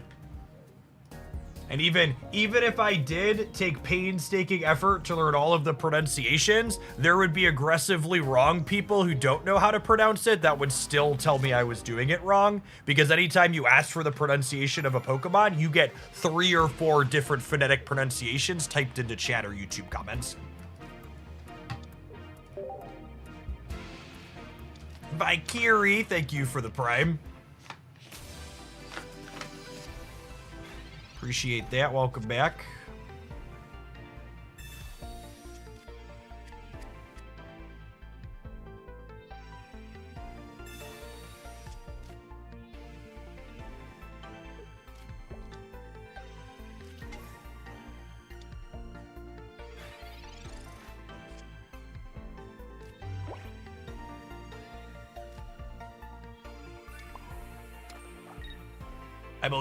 I believe there's a Brock coming, gamers. There's a Brock coming.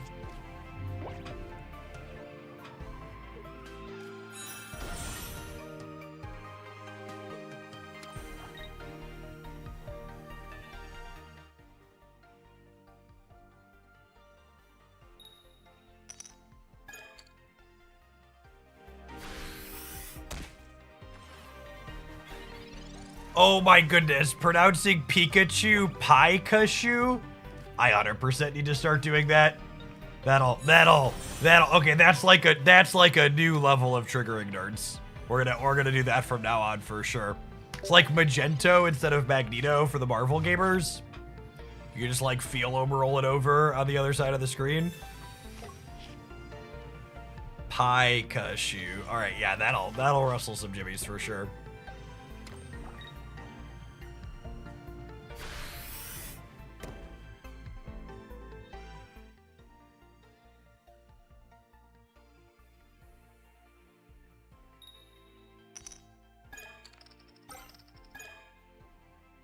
No, the baby Darkrai that was spoiled is likely very bad.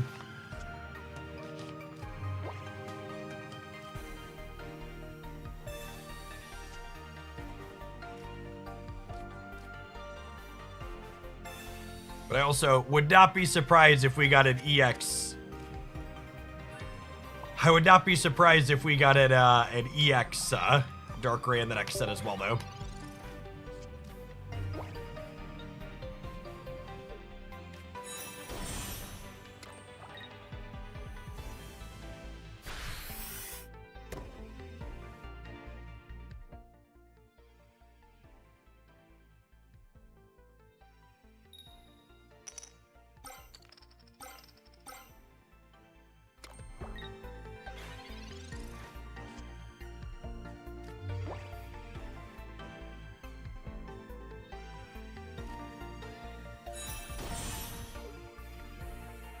Unfortunately, finally hitting the Brock might not even win the game, because this is gonna die to Fire Blast on Centiskorch.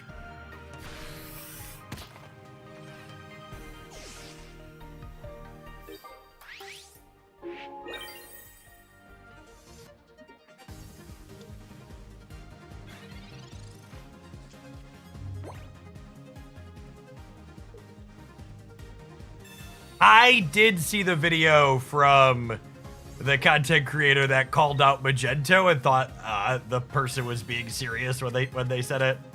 It made me chuckle.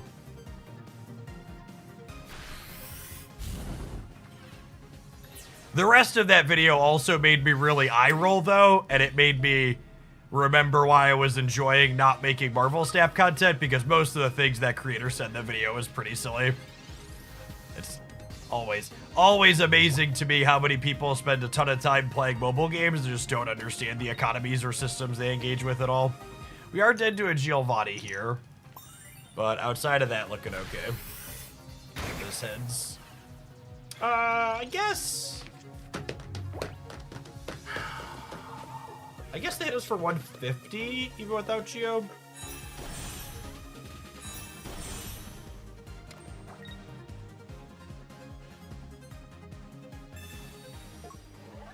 Average TCG gamer takes 3 extra game actions when they hand the Giovanni.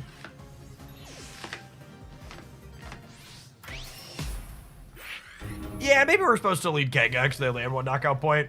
I don't know. We're gonna go ahead and delete this deck and move on to something else. Believe it or not, it wasn't very good. All right, we're gonna take a brief pause for the cause and let some adverts roll. We'll see you in 120 seconds. Thanks for hanging out. Don't go anywhere. This 4-card combo isn't great. I can't wait to play Cynthia. Accurate. I don't know, like, Hopefully they're going to give us a trainer supporter that that makes 2-color decks more consistent. Garchomp. Garchomp's probably a solid card in general if we get something to help with 2-color consistency.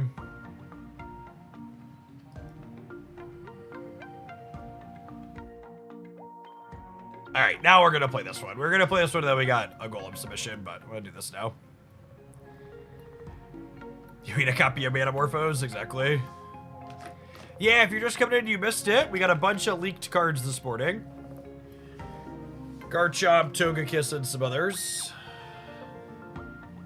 Manaphy for Garchomp works, I think. Yeah, but you need a water energy for Manaphy, so it still doesn't help you with your 2-color issues.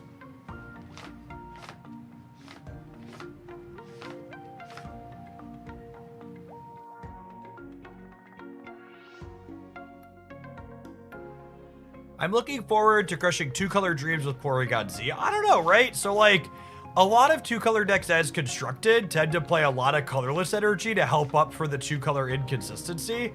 So there's more of a chance, or less of a chance, I think it's disruptive to those a lot of the time, I would wager. Chocolate Rain! 14 months of Prime subs here, now Chocolate Rain! Welcome back, appreciate it. Yeah, Omastar is unfortunately pretty clunky. It was only okay, and then they printed Leaf, and like, Leaf made it significantly worse for sure. You need to stretch. It is about time to stand up. We have pedaling for a solid segment now. If you know that meme, take an aspirin for your back, gamers.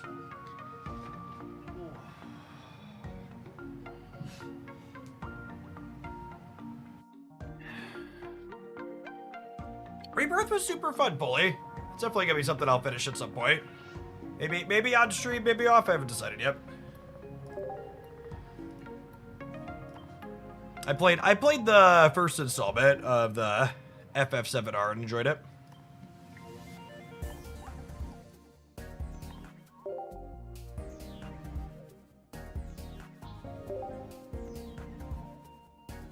A Wild Morty, thanks for the 3/4 of a year. Welcome back.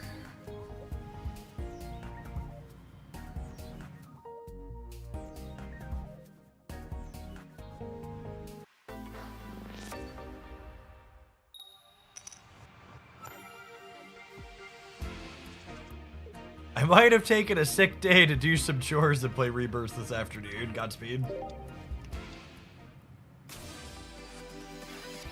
Yeah, Kabutops is gonna love him some Rocky Helmet, for sure.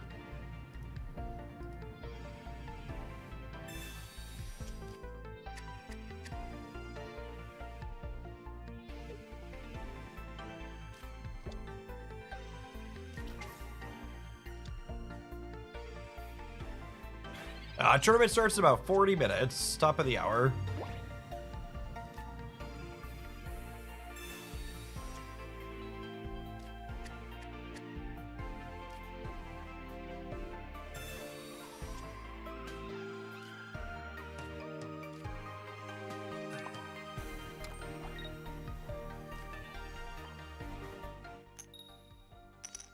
Can we do another?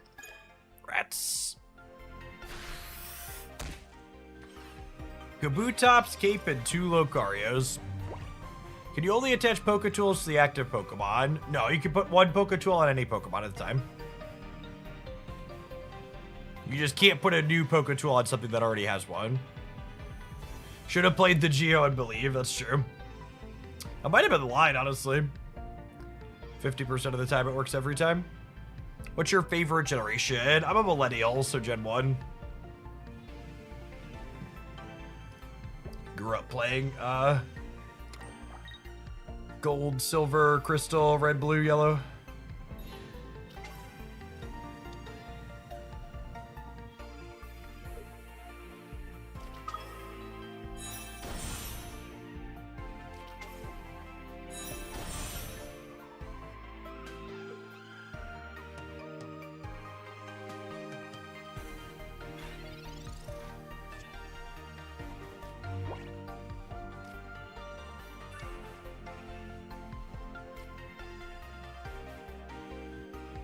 If we hit one heads here with the step, Flareon plus Geo clears this next turn. Rip.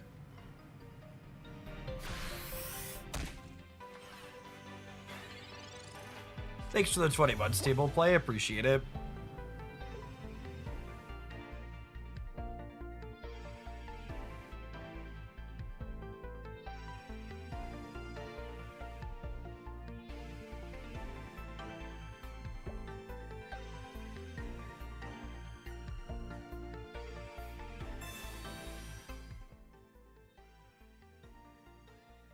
If the leaks today are to be believed, we know 6 of the likely 10 EX Pokemon in the upcoming expansion.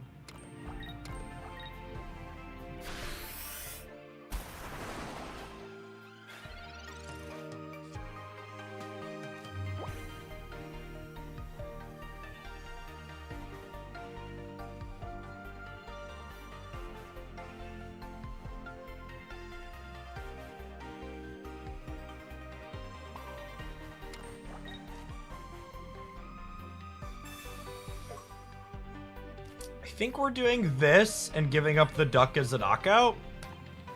And then next turn we can clear with Flareon. And they'll lose all their energy.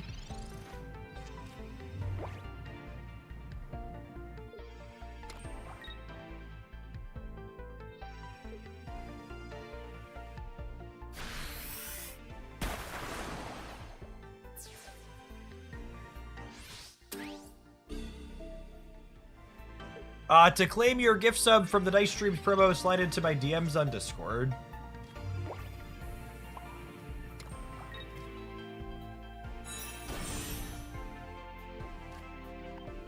That one to the ground. Sands of Misty. They are a number of turns off of attacking with anything here, which is great. Does he draw an Arbok so we can lock something in?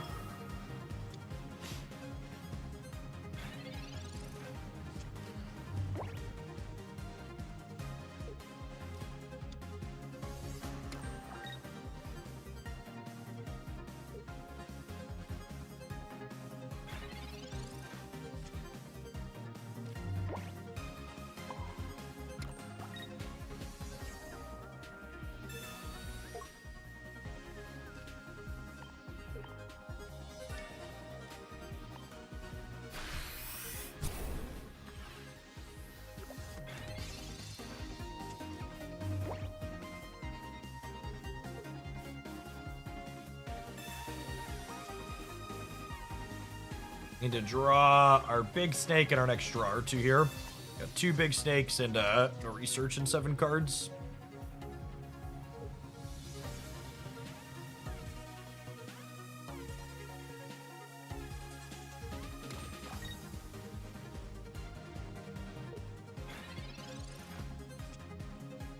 That'll do, pig.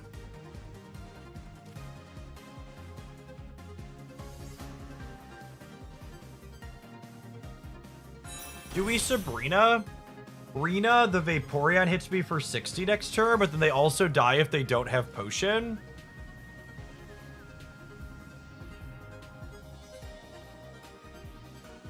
If I Sabrina them and they Sabrina me back, I get in trouble. I think I just corner.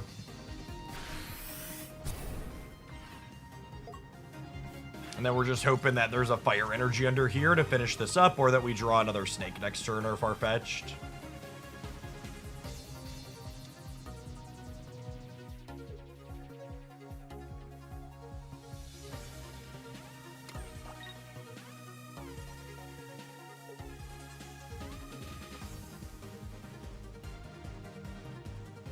What's an artist you'd like to see more of in these deck sets? I'm gonna be honest, I'm not really familiar with the specific artists for a lot of the pocket cards. All right, extra basic here. Lets us play around a copy of Sabrina. You get to go ahead and corner and lock them in. They're only on 1 knockout point, so you get to clean them out next turn.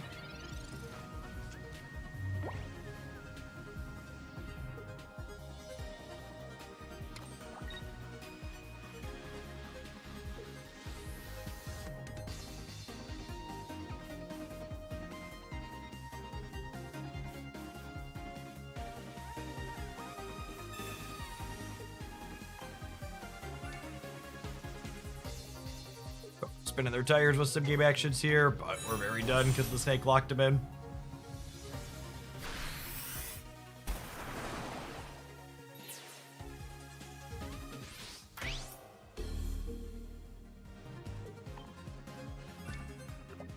Arbok's such a sweet effect. Snake, go ahead and chomp through him here.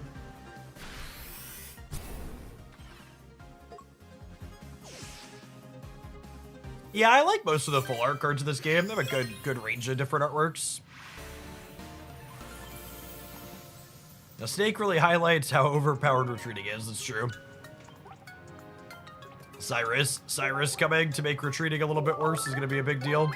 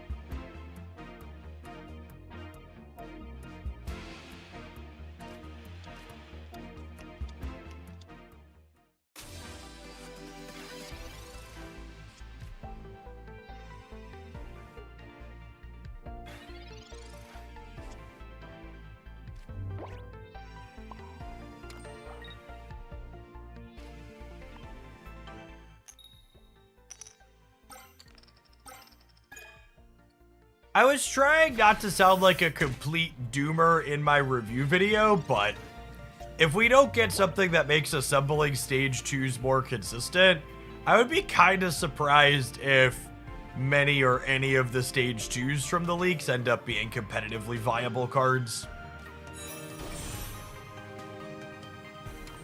Which I know is a little, it's not to say the set won't have any changes, like Palkia and Dialga alone are gonna do a bunch for us, but stage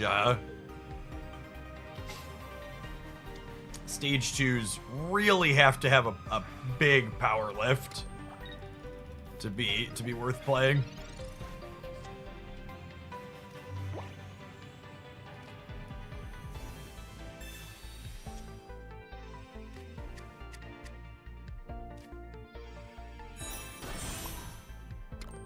Maybe a card that helps Pokemon evolve early. It's not even about evolving early. They're awkward because assembling 3 cards early is tough. You did 10-1 with the stage 2 Pidgeons. Yeah, but those have a decent stage 1 is a big part of it. So like, Togekiss maybe because its stage 1 is fine, dealing 40 for 1.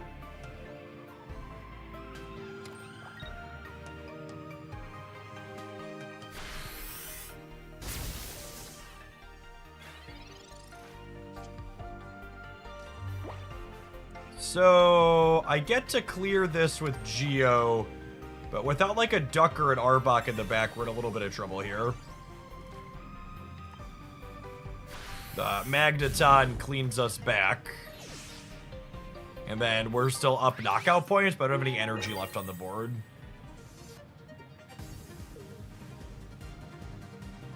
If they put up Magneton to clear us, we do win the game with a Farfetch'd draw. Oh, do they have Geo to clear us without risking it? They must have Geo, yeah. Just esports even win the game? Mood.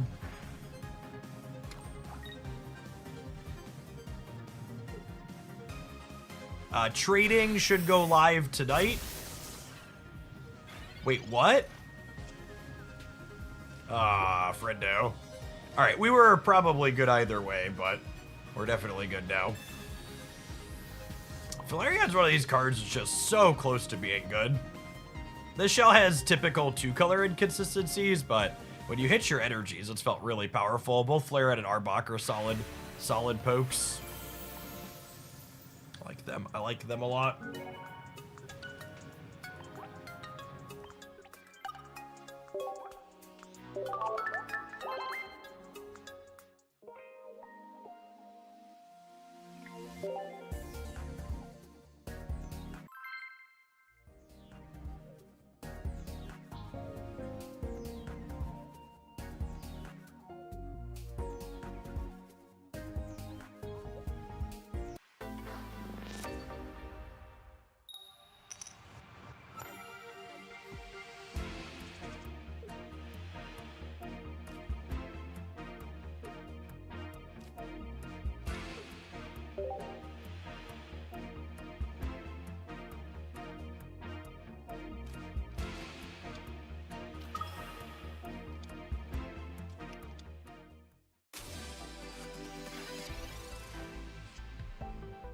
Another Pikachu gamer, eh?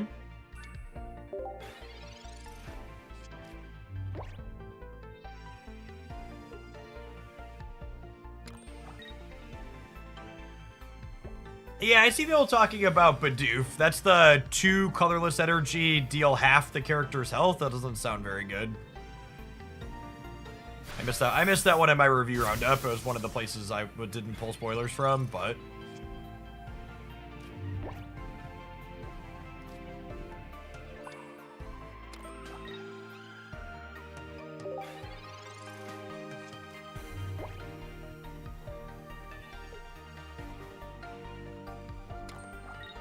Yeah, it would have to have a really decent evolution afterwards to be good, I think.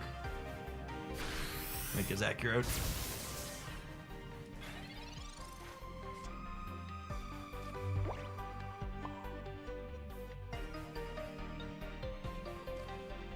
So the game plan here is Ekans takes 1 for the team. We put Farfetch'd up and hit this. Put second energy on here, finish with Flareon.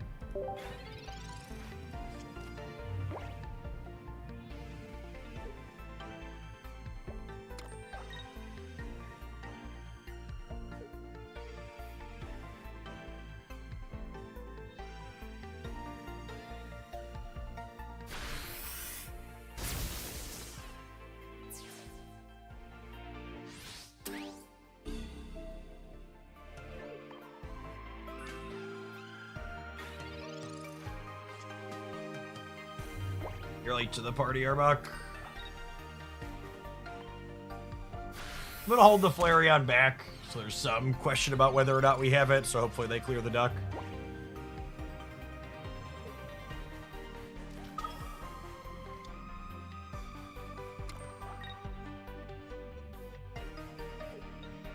How much better or worse plus 20 damage is, plus 20 health is compared to Potion really depends on how good the pool of the rest of the Poke Tools you're playing are, and how many cards interface with Poke Tools in the format.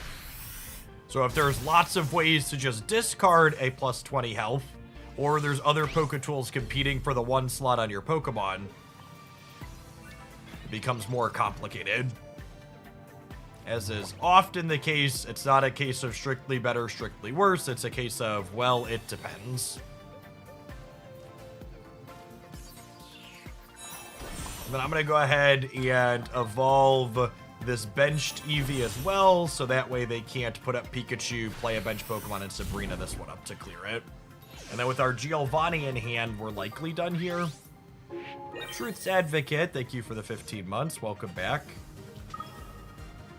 As is often the case, every time new cards come out, regardless of the card games, players way too often jump to comparisons of strictly better, strictly worse, when the answer is, well, it's just kinda different.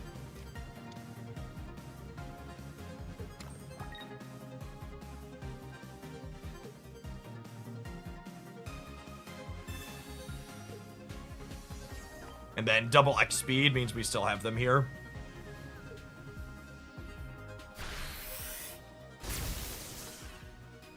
Pikachu is going down to Giovanni here.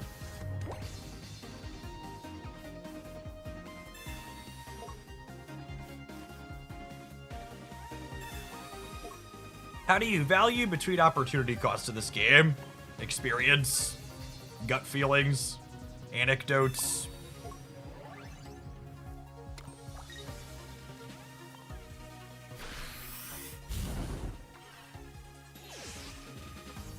It's a shame we found this Arbok Flareon deck so late in the cycle. Never posted a YouTube highlight with it. It would have been, it's been really, really solid. We've been playing it for the last, started playing it on Friday. It's like fun mixture of individually competitive cards that work pretty solid together.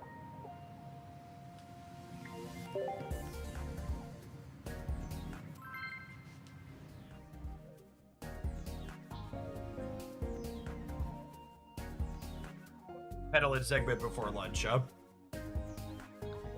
After I stuff my fat face, I'm not gonna want to pedal.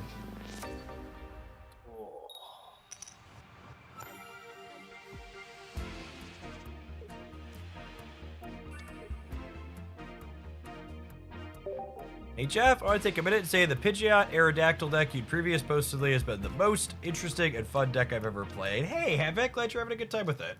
I agree, that one's a hoot.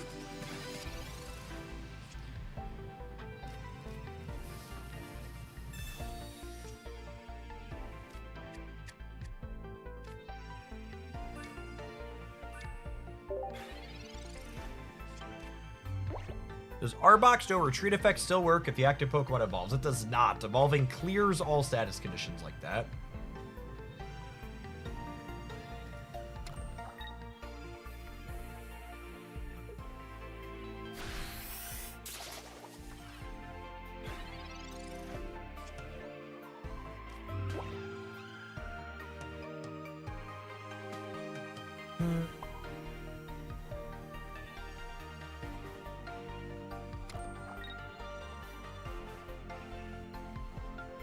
Is there any reason to not play the second EV on the bench before turn 1? Yeah, whenever you're going first, you should only ever play out just your active Pokemon, because you want to play your Pokeballs and researches and stuff before you commit slots to your bench, because it lets you have the most information available to you before making choices.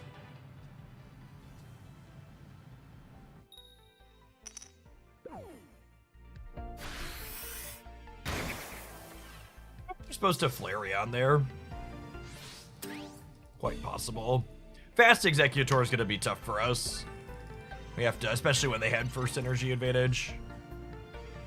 So I gotta get an energy on here. I guess if they flip like 2 tails, maybe we have a shot, but even Sabrina throws a big kink in that.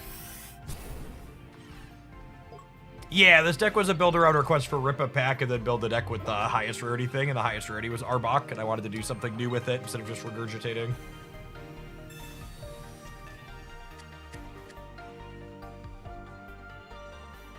If I see water energy, I put something on the bench in case of Misty Cheese. So again, what I said was you should wait to play out your bench Pokemon when you're going first. So there's no chance of Misty Cheese or anything like that when you're going first.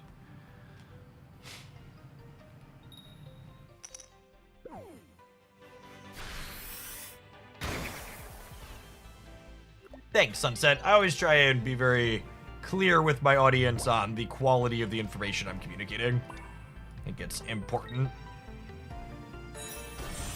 You say you were cycling while playing. Yes, I have a stationary bike chair.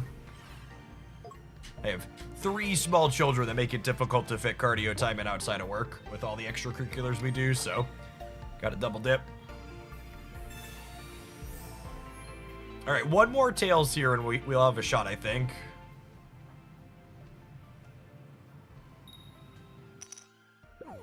So you're saying there's a chance.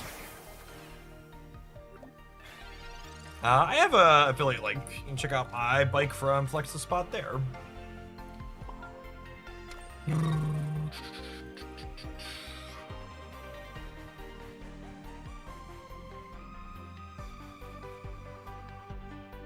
I like the Sabrina draw. I think the Sabrina draw means we drag someone up and corner them, yeah? Reflections on Mythical Island. What card was the biggest mover that moved the upward from set release to now? I don't know what you mean. Like, which card was undervalued the most? Leaf is the best card for Mythical Island, not close.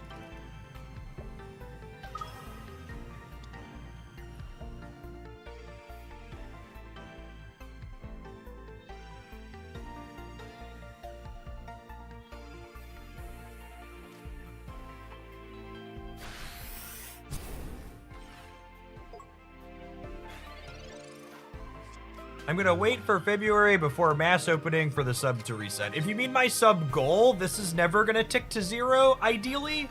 This is a running total of my current subscriber count. So you'll see it goes both up and down during the stream as subs come and fall off.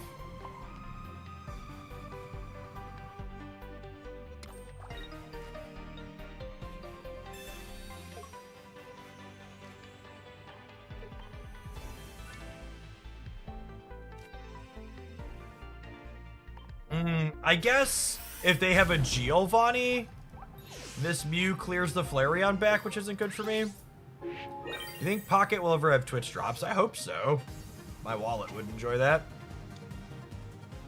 It would be big for Pocket on this platform.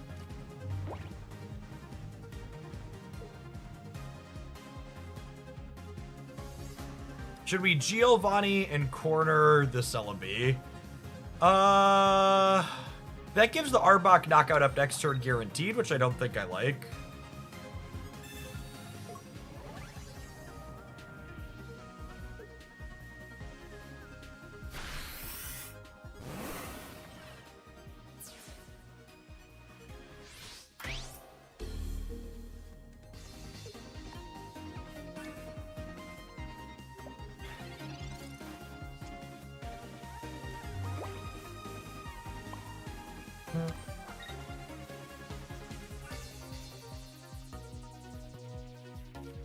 Are there other Pokemon games with a bigger Twitch presence? Not really.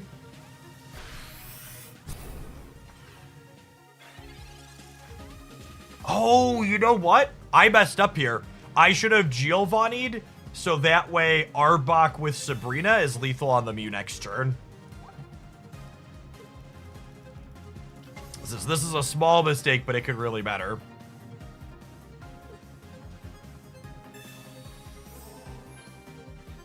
Yeah. If they hit Tails, then we top deck Sabrina.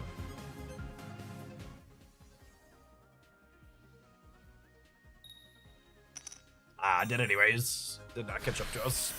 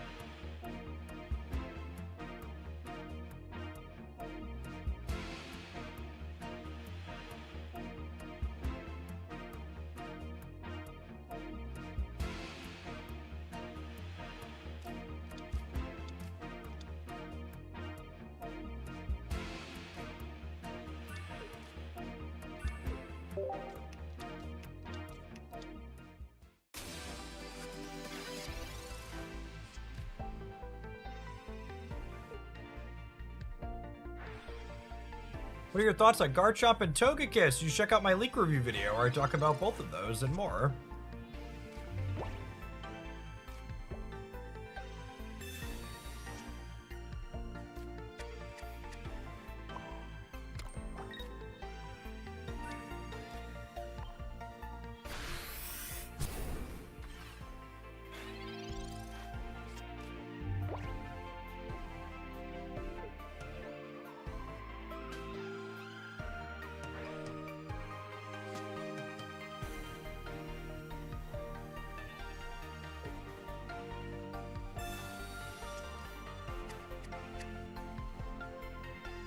How do you feel about the energy system in this game? It feels difficult to build two-color decks that compete with the consistency, which feels restrictive. I think we very explicitly don't have any tools or utility that make two-color decks more consistent right now. And I think that's assuredly by design, and we're almost certainly going to get better tools to make two-color decks more consistent in future card packs. I think it's very common when a card game launches and has fewer cards in it that they very slowly build up specific things. And we'll get more support for things like two-color as we get more cards in the game. What do you think will be the best deck in the new expansion? I think you must be new here if you think I'm going to make guesses like that with no information. Or not overhype clickbait nonsense channel. Anybody telling you anything other than wait and see in response to that question is very silly.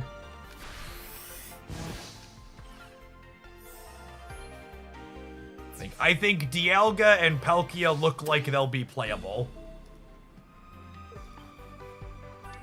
It's the best I could do.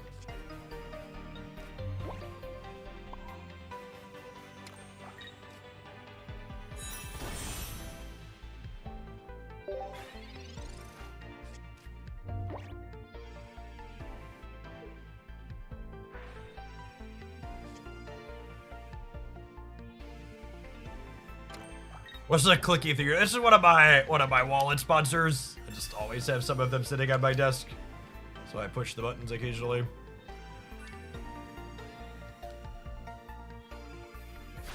You know, maybe I shouldn't have evolved this, because now I can't, because this lived, I can't put this up.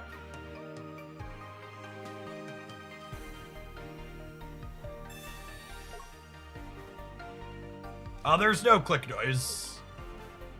And I have software on my microphone that makes it so you can't hear another way.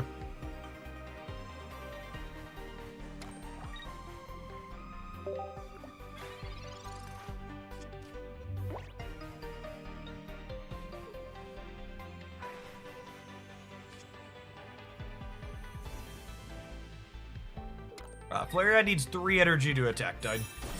Is the bit you're missing.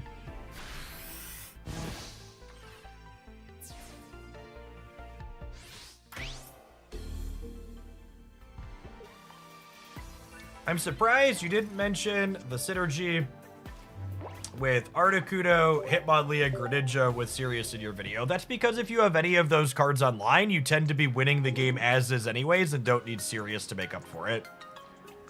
I think people trying to like build their decks weird to leverage Sirius don't understand why the card is good, and it's just going to be a generically good card that you put in decks to run down things like Pikachu decks.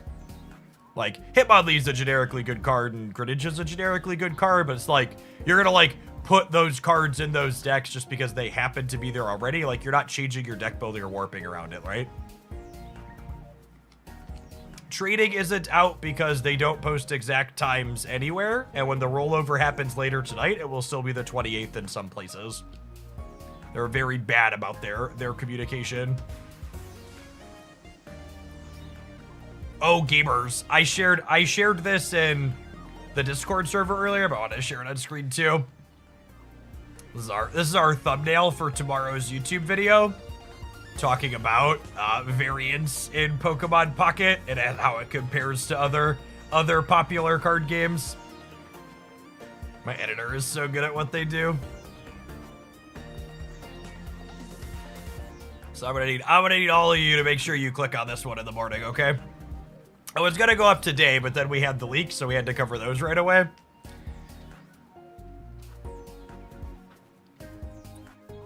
It's going to be stellar, to say the least. All right, this tournament starts in 11 minutes. I'm gonna go ahead and run the advert now. We'll probably have room to fit in the game, but in case the game goes long, I need to make sure we get an editor in.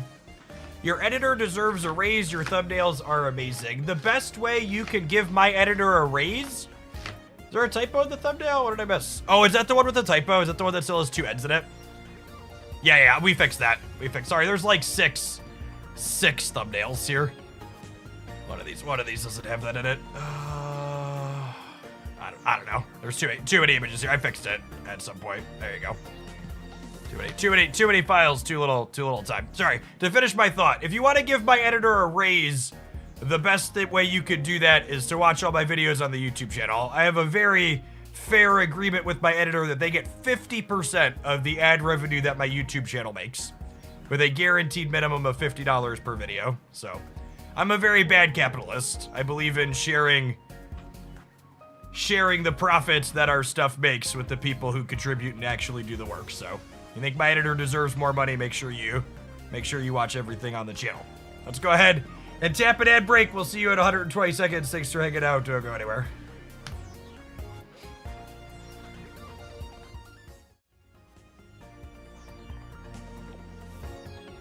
watching on the YouTube side, consider tapping the like button on the live stream. Doesn't cost you anything. It helps the content reach some more people.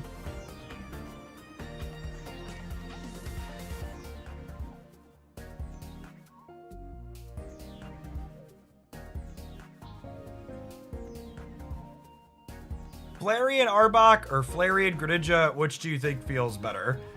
I don't think either of them are top tier. They're just probably different in different ways. I personally enjoy playing less stage 2s whenever possible because they're so inconsistent. Kai, thank you for the prime. Appreciate that.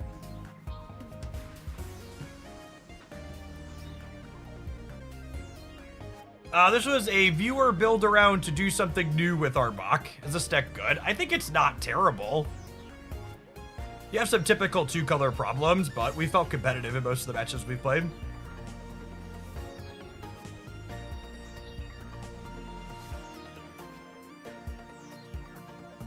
We're gonna have one last hurrah with Starmie Lumineon this afternoon.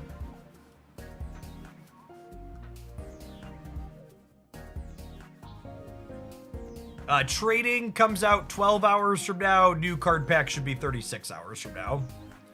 Did you make Magic content in the past? Yeah, I spent almost a decade making Magic content.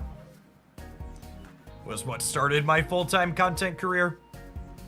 Did full-time Magic content for like 5 or 6 years. Did it part-time for a number of years before that. And then did full-time Snap for the last couple of years before we've landed on Pocket now.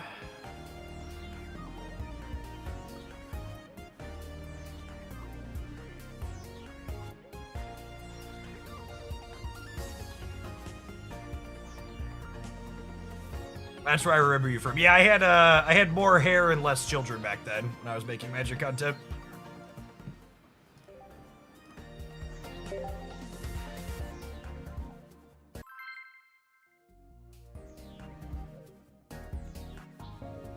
You could probably make the argument that those two things are related.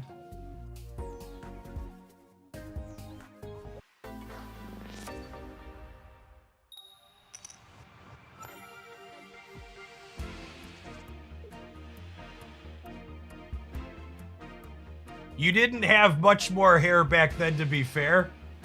Oh, come on now. You're gonna make me show the picture now? You're gonna make me show the picture? I had plenty of hair before I had children, chat. I had plenty of hair before I had children. Blame the children. That was probably picture bait. But they got it. Kickmonlee Lumineon. Butter is cooking.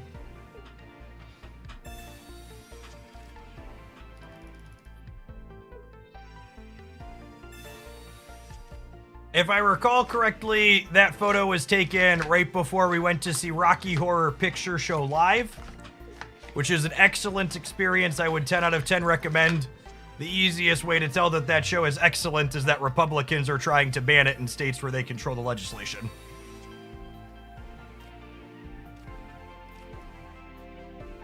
Would do the time warp again.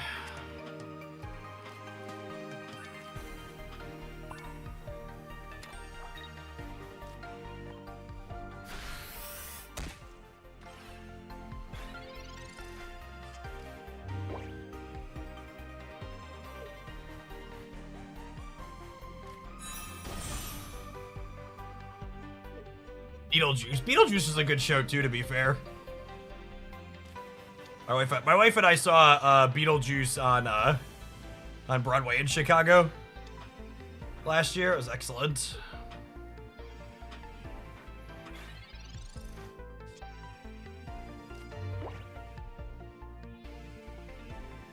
Sabrina, not particularly useful at this juncture. Snake, yeah.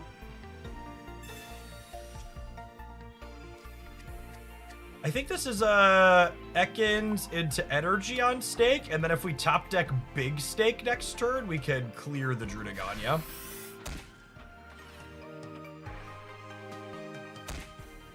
I think Dialga's the card I'm most excited for so far, Duty Meister. It seems like it'll be an excellent pairing for like the Tauros Mew anti-tech decks I've enjoyed.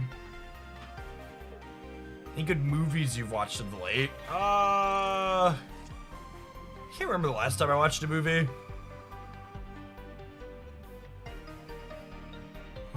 We watched The Lorax with the kids over the weekend. Which is another excellent one with a fantastic message associated at the end.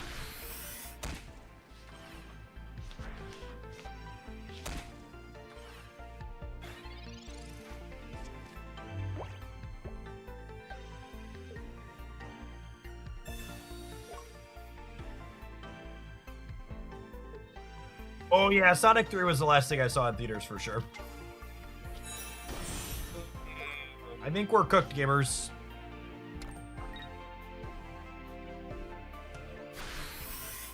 I think things are currently not boding well for the home team.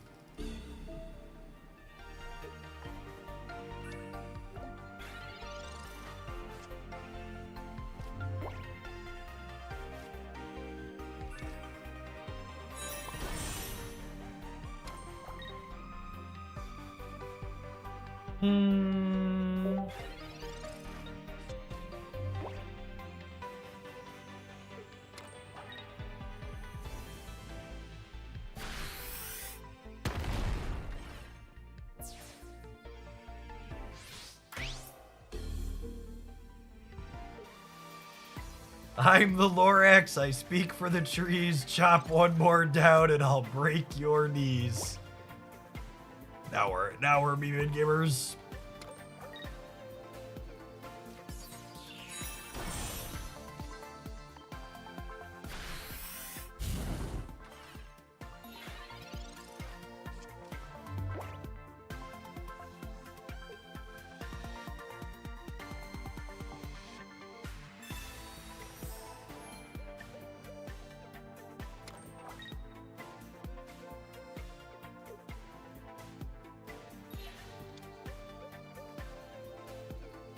They don't have another fighting energy here, right? So, I guess if they find fighting before I find my other Flareon, they get us.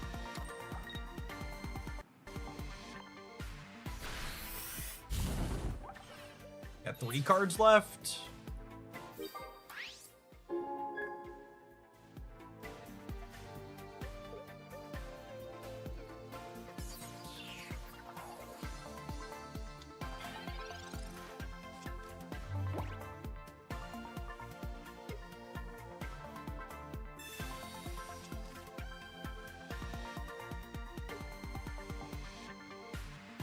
Still no fighting energy in their 2-color deck here, so we're good to go for now. Oh no! Fidian being second Lumineon would get us.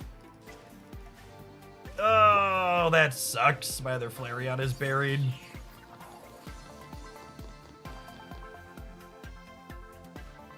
Man. Sedge.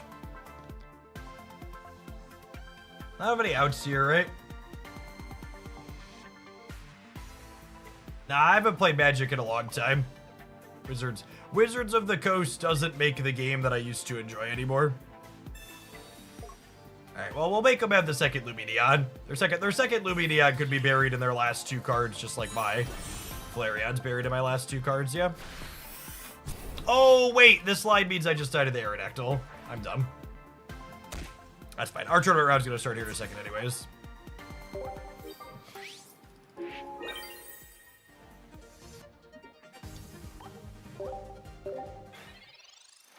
I genuinely can't tell if the people asking for the better decks, the different deck sizes, are trying to get a rise out of me or not. Or is like, did anybody watch other Pokemon Pocket content? Do people constantly ask in other places if they're gonna make deck sizes bigger? It's so weird. All right, claiming to have leaked patch notes. Spraggles gets asked a lot too. Yeah, it's so weird. It's the only card game I've ever made content for where that constantly gets asked. Poke tools are being added. They're being added in the battle guide. Some adjustments are made to auto deck building logic. Nothing super notable in here other than it looks like some adjustments will be made to the way booster pack opening results are shared in Wonder Picks. I assume this is going to get rid of 2-star God Pack farming which is good. I'm glad I won't feel compelled to do that with the new set.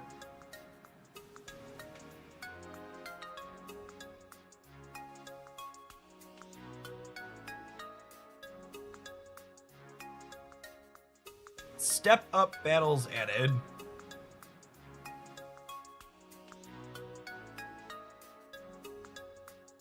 What are those? Is that something we've already had in the game or no? All right, hopefully we're gonna have we have a pairing here. Yay, pairings. Oh, step up battles are the PvE missions. Got it. Julio, we're playing against Pikachu for round 1 of the tournament. Usually a close, fun game.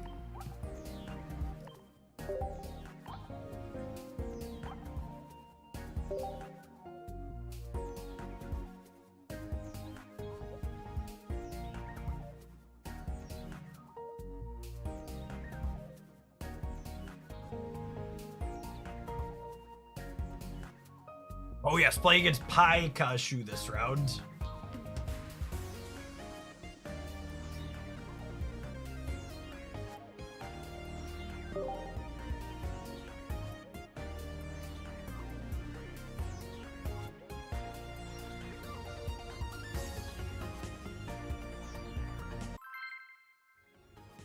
All right, as always, we're gonna pay a little bit less attention to the chat while we're playing the tournament round.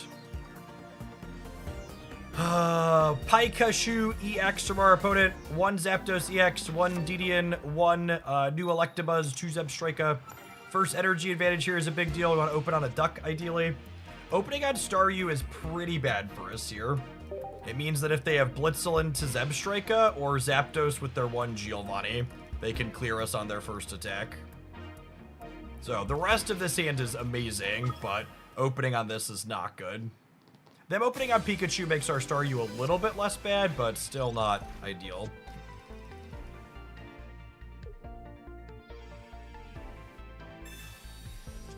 What's your favorite deck? This one's my favorite. I enjoy playing it a lot.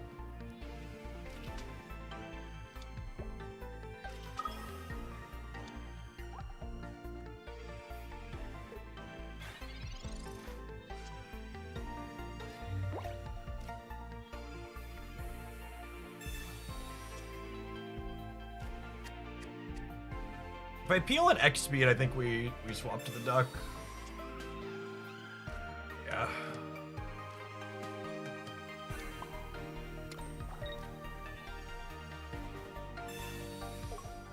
Let's play around the Zebstrika possibility.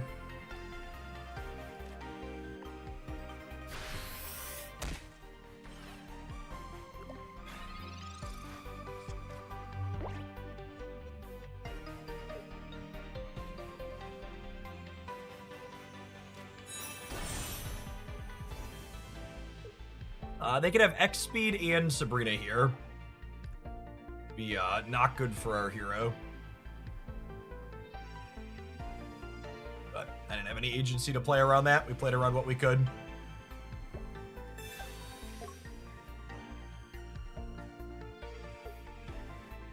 They could also have Giovanni to clear the duck.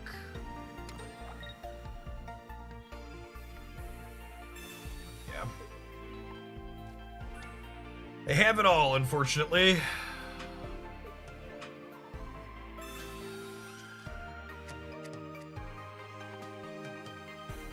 Casual 4-card combo to beat us. I'm not playing any Marvel Snap. If I was playing Marvel Snap, I'd be making content for it. It's been probably a year or more since I played Marvel Snap off stream for fun.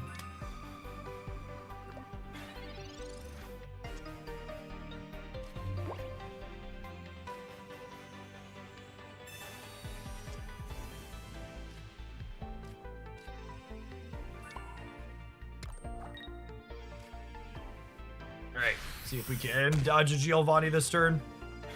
Oh gosh, they have 2 potions in their deck too to play around my Geos.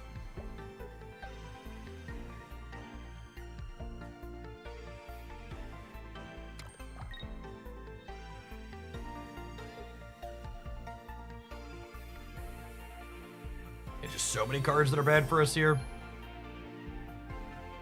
If they don't have Giovanni, I have a turn to draw Starmie, but... Or Staryu for Starmie, but even if we hit that, we're probably still in trouble here, the way everything else played out.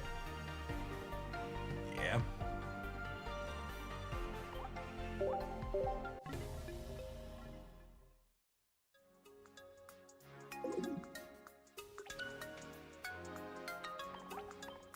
I should have just stuck to no tournaments through the end of the through the next set.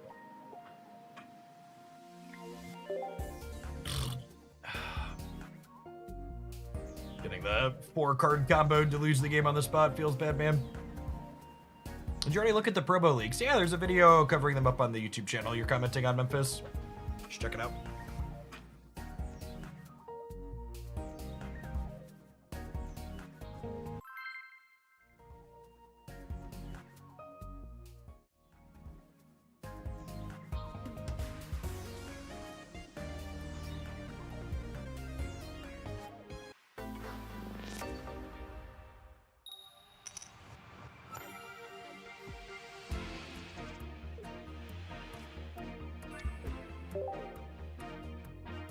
So unlucky.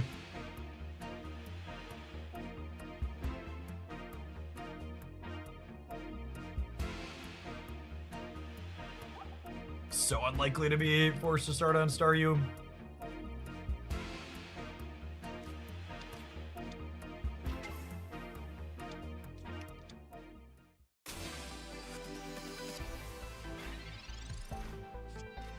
This isn't a great start for them, at least.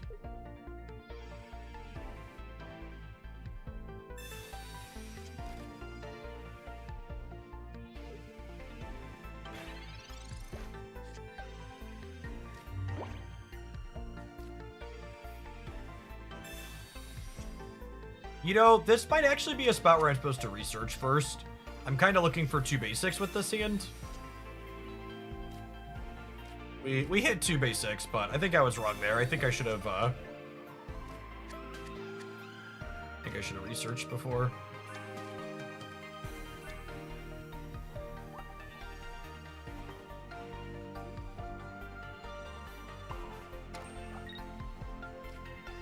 I could be right to put the energy down here.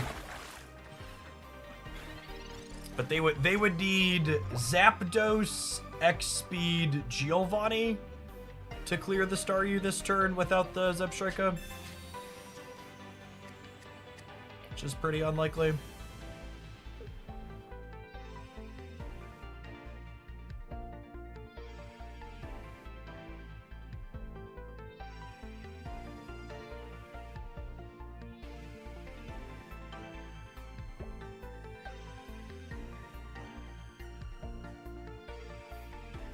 Depending on what they do, we might clear this with the duck.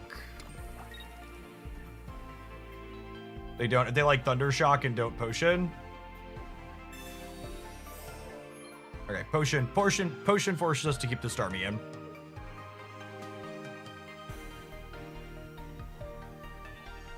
I've often said this matchup is close in the past, but I think the opponent playing 2 copies of potion changes that dynamic a little bit. Makes a lot of our breakpoints that we hit that are close a lot more difficult to gear.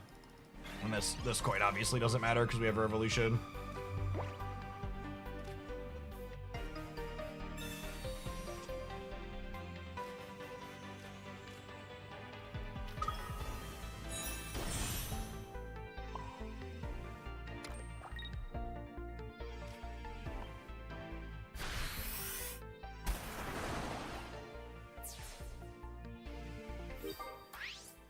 I don't really find it interesting to discuss those types of things, Hanko. They're like game design theory stuff that I don't think is super useful for me to talk about.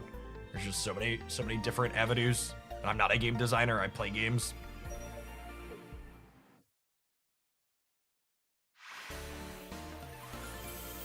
All right, we'll take a relatively free one back, I suppose. Starmie does that sometimes.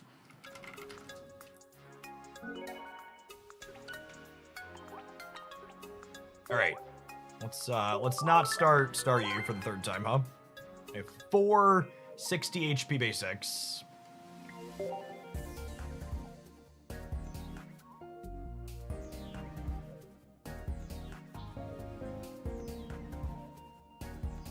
Trading should go live at the rollover tonight, which is in approximately 12 hours.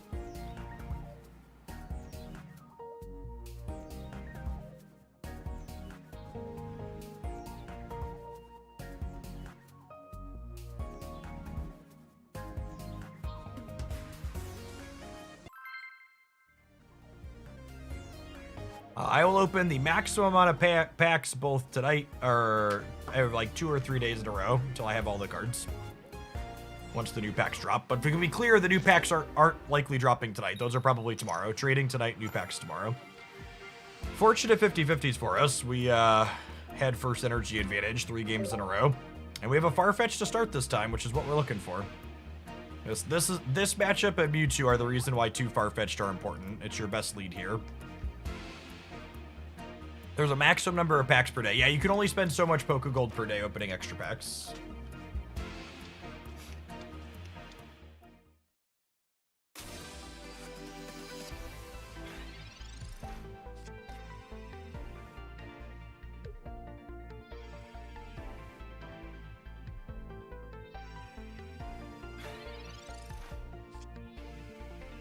With both of these stage 1s in my hand, I'm going to Professor's Research before I Pokeball, because I mostly want to draw basic Pokemon here.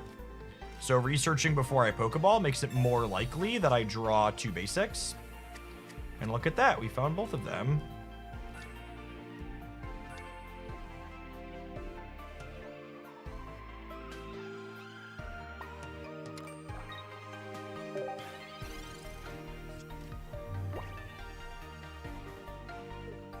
X-Speed is so good in this deck, I cannot believe that people were cutting it. A couple of the people playing this deck in the tournaments this weekend cut the 1 copy of X-Speed. It's so good. No weakness damage for bench Pokemon here, so the Thunder Spear does not clear the Staryu out. I'll bring the top down.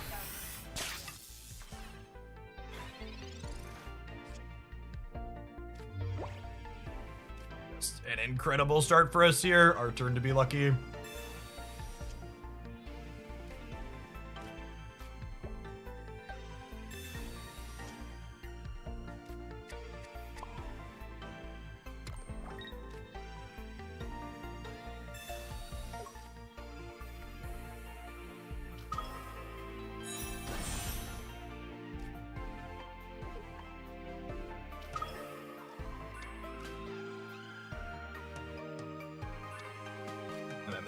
They're just down so much tempo at this point.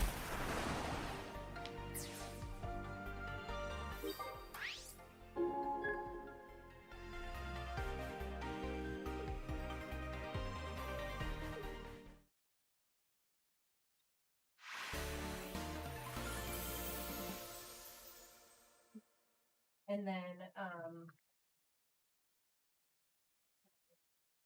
husband's office, bringing him barbecue sauce, and the internet can hear me talking. Thank you, lovely wife.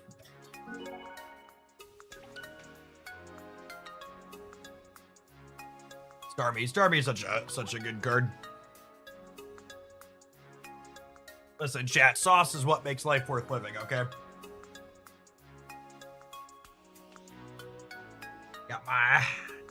Got my pillow here on my chair.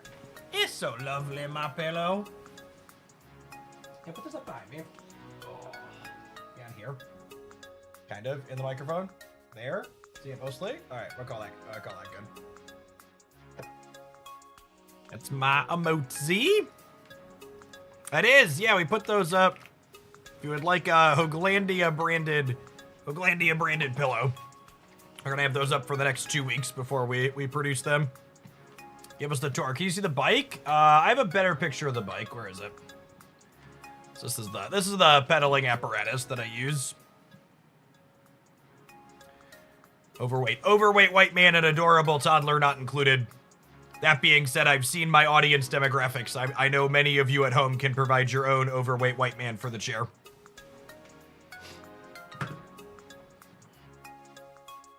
Yeah. We had kind of a scuffed game 1, but we got pretty solid draws in those second 2.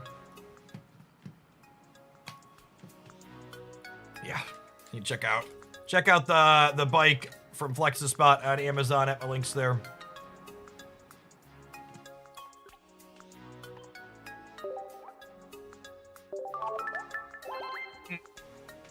I'm going to throw the tournament deck list up on the screen. I'm going to tap our Twitch ad and Scarf Food for 2 minutes. And then we'll play some other games in between rounds. Thanks for hanging out. Don't go anywhere, gamers. If you're watching on the YouTube side, tap the like button. Oh, wrong scene.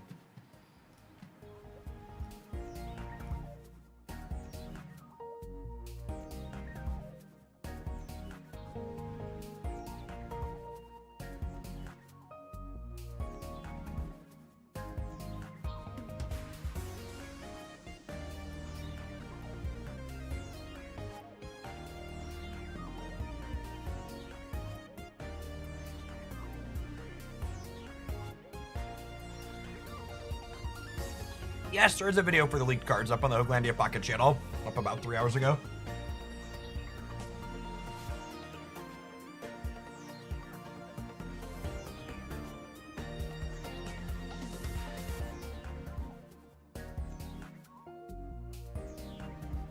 Hey, Steric, thank you for the 70 months. Appreciate that. Welcome back.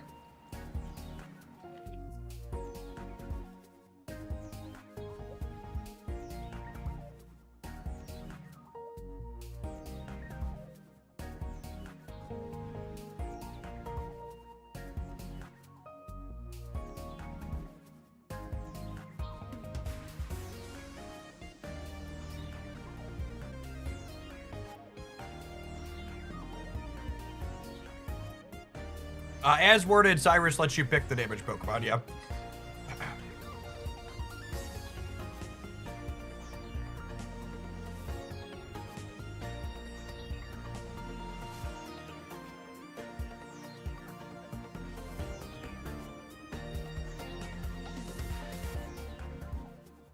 If you've never had barbecue sauce with your mac and cheese, chat, 10 out of 10 would recommend.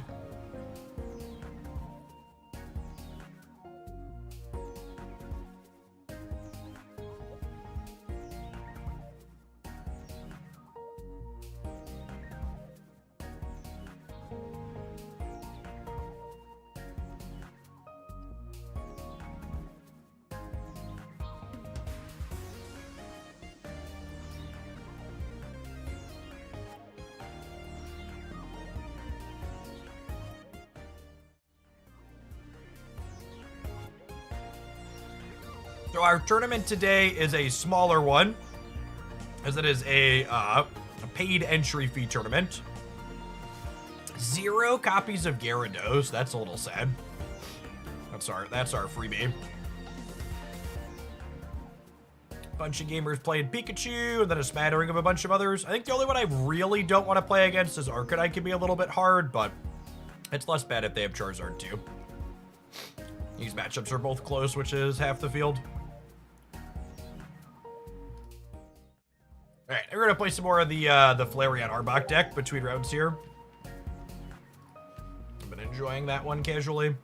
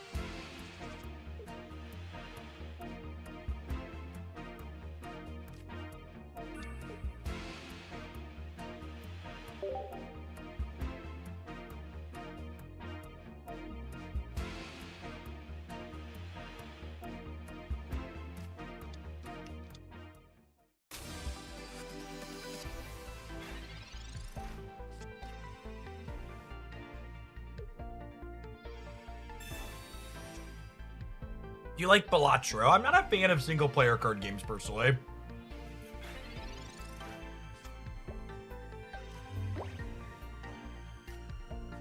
Oh yeah, we don't touch crypto with a 10-foot pole on this channel.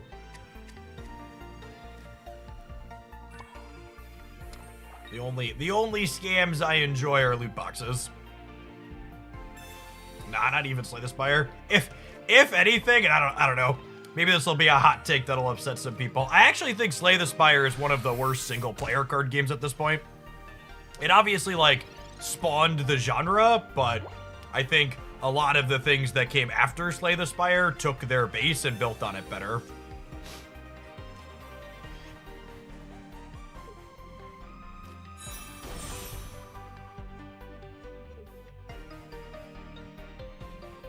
That's pretty common. Like the first game to like innovate a space and like create a new genre tends to get outclassed as other things optimize.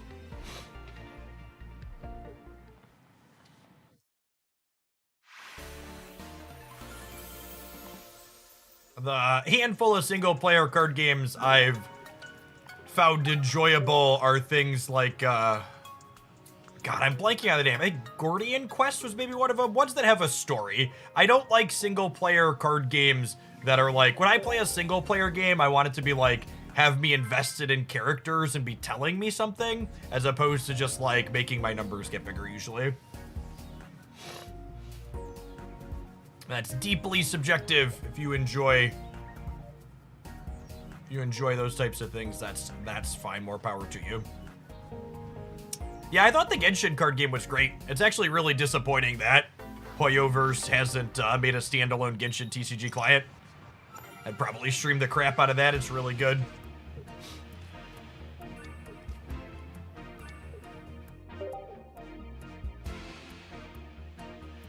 Raceway Warrior, thank you for the 1.5 years. I appreciate that. Welcome back.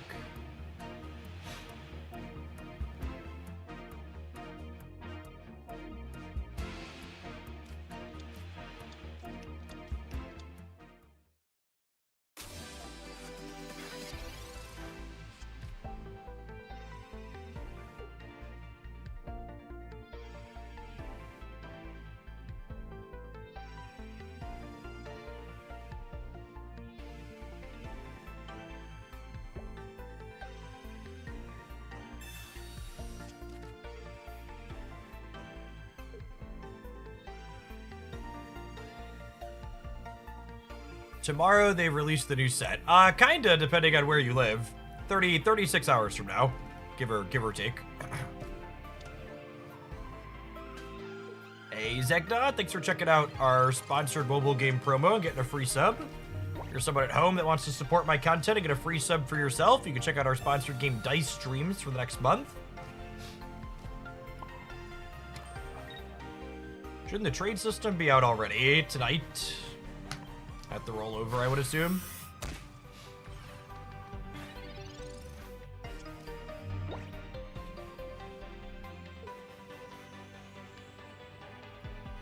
Do free subs count towards the sub goal? Yep. Yeah, if you want to help us hit our full-time sub goal, check it out. Check it out, our sponsor. Pick it up one that way. Definitely works. Any sub on Twitch makes the number go up. Gift sub, prime subs, paid subs, promo subs.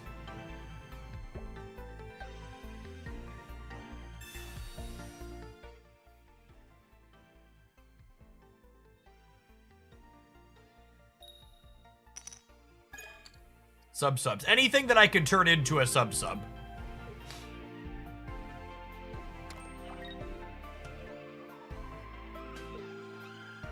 Putting the energy on the esports EV is ambitious.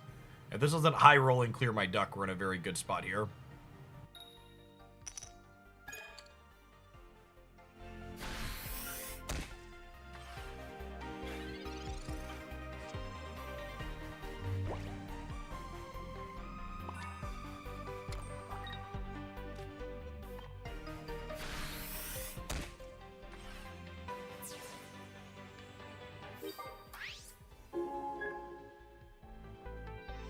I will say, one thing that's been excellent, that I've been really happy with, is how consistent our viewer base for Pocket has been. When I streamed a lot of Magic the Gathering as my primary game, viewer counts would always fall a good bit when you get into that last little leg before a new set drop, but we've been solidly cracking 1,000 people on Twitch every day and 600 to 700 on YouTube, even with the new set just around the corner. Sweet to see. Duck plus Flareon actually hit really clean breakpoints into this this Gyarados. So I get to Quack you for 40 and then swap this out and finish for 110 next turn. Cosma Kramer, thanks for upping that Prime for the 2nd month. Welcome back. Finding new brews 6 weeks in certainly helps. Yeah, I agree. The deck, I was hoping this game would be good, but I'm honestly surprised at how much deck building depth it has. It's been so solid.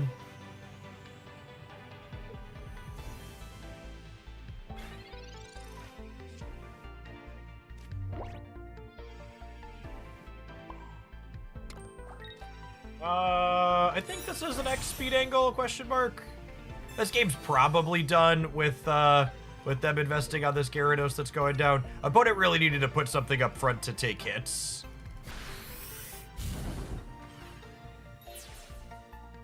You provide great ad management on top of good content. Thank you.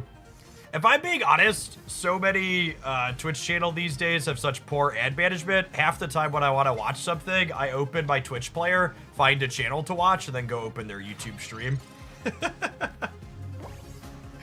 It's for whatever reason, people that run ads constantly on their Twitch stream don't run nearly as many on their YouTube streams.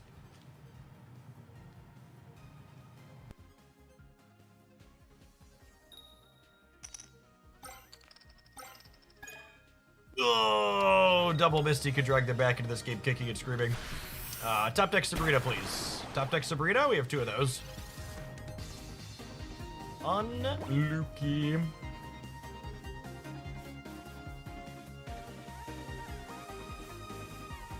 Does Giovanni here help me hit a breakpoint?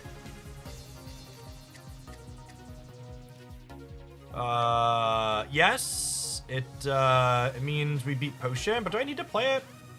Yeah, I still have a research in my deck. I'll play it this turn. We just don't have another supporter. Yeah, Geo this turn. Let's duck clear through Potion. Thanks for hanging out, Proxy.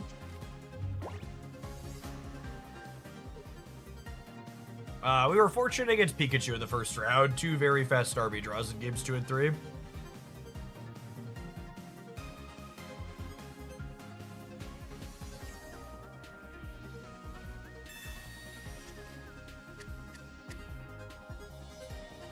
Yeah, you know, way to clear this that doesn't die to Duck next turn. I suppose other Tentacool technically does it.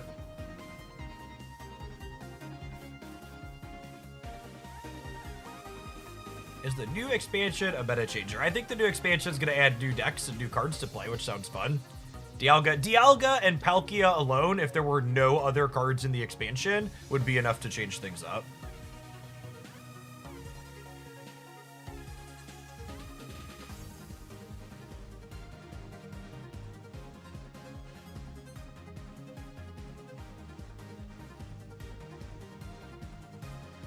I'd be surprised if Staraptor is good. A lot of these stage 2s leave a bit to be desired. Mr. Ode, thank you for the 4.5 years. Welcome back. The long pause to take the play that leaves you dead on board is an interesting choice. They could have switched in the Froakie and cleared my Flareon with that. Just chose to give up. Yeah, if the tool that gives plus 20 HP is real, that one alone will let some older cards potentially have some breathing room. Kabutops is gonna love him plus 20 HP.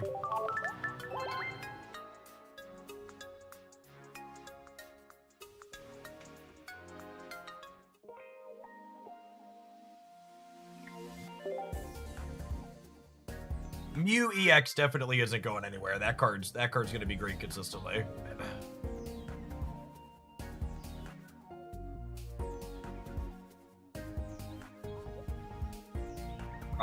Rocky Helmet on Executor EX also sounds kind of cracked.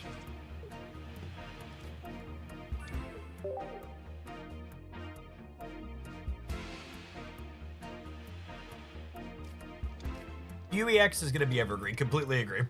It'll take a lot to push that out of the format.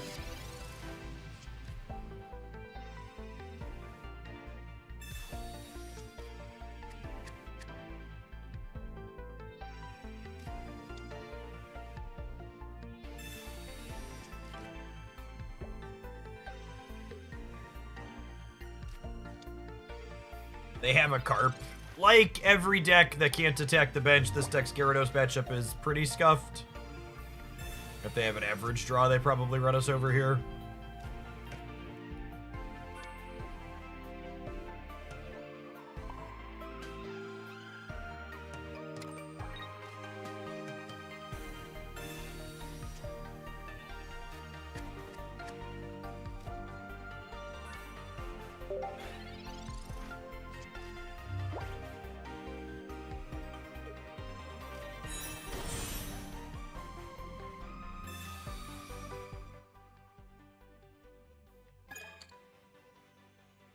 The best established deck that wants Sirius over Sabrina is probably Starmie Lumineon. I'm not actually sure that that's the case, though.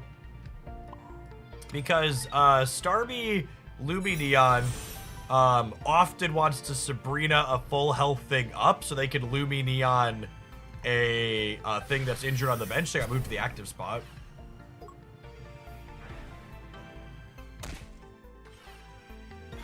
Yukoga on Weezing to discard the Poké Tool. Yes.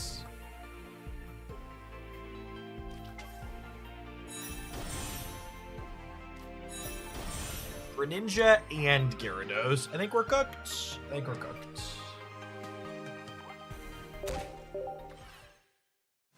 There's 13 minutes left in the tournament round, but there's also only one match left outstanding, so could be playing round 2 here at any minute.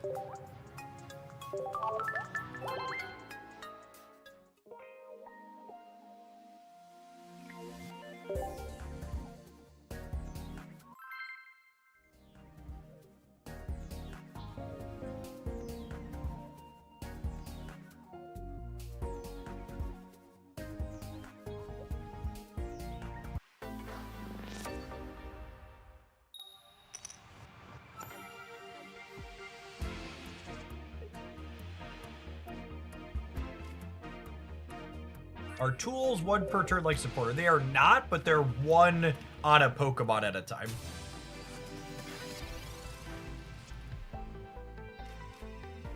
So again, whenever you're going first, you only want to play out your active. You want to do your research and your Pokeballs before you play your other things out, just so you have the most information before you fill in your bench slots. It's a really little thing, but it can matter in some edge cases.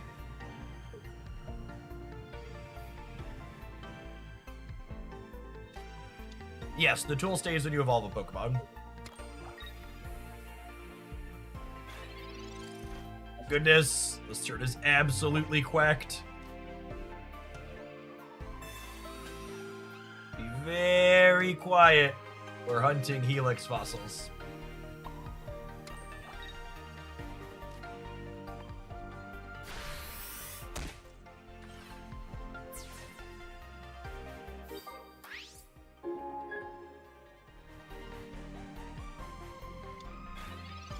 Alright, my round has paired in the tournament, but my opponent hasn't checked it yet, so we'll leave this if they check in, but otherwise we'll keep playing, because I might be away for a minute since there was technically 10 minutes of the round. Alright, playing against Charizard with 1 Growlithe, 1 Arcanine, which is not a terrible matchup for us. If they have their Arcanine quickly, it can be tough, but it's unlikely given that they only have 1 of each. Charizard tends to be a little bit slow against a lot of our draws.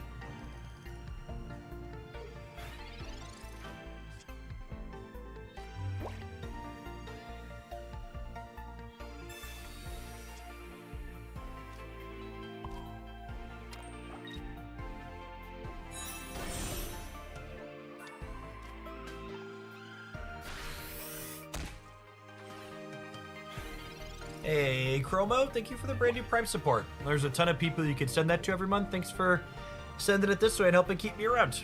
Appreciate that direct support. Even if they have another basic gear, they're just like in a tempo black hole at this point. We've taken so many energy off of them.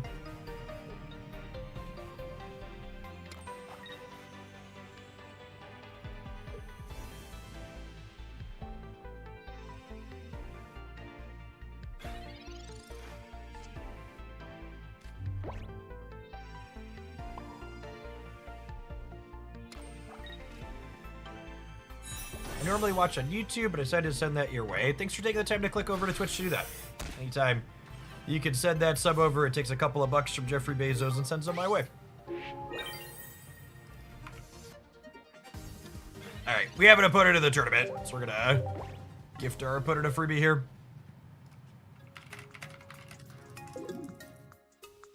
Have their 15 experience. Those of you just joining us, we're playing the Lumineon Starmie deck that's been my personal favorite this season in one last tournament today. They're currently 1-0 after getting some fortunate beats against Pikachu in the first round. We are queuing up against Charizard, Moltres, Arcanine.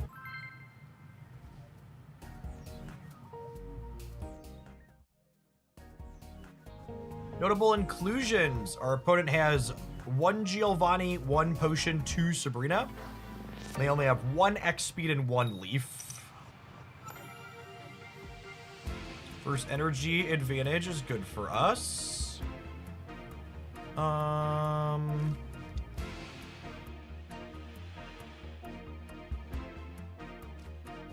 What open star you, I think?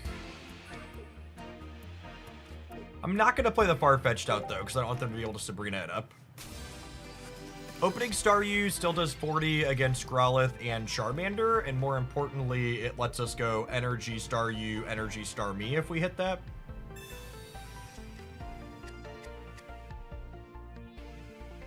See if they have one of their 2 X speed and now they have to have exactly X speed to get the Growlithe out here.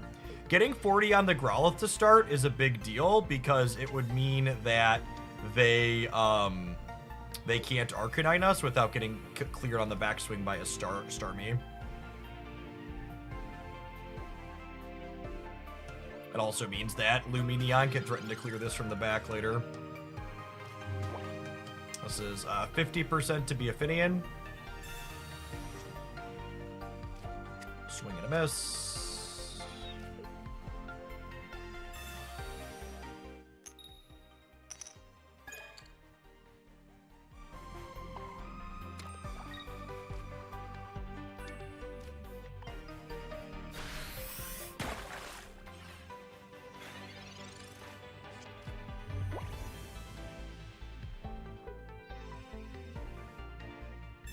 This is 66% to be a Moltres for them.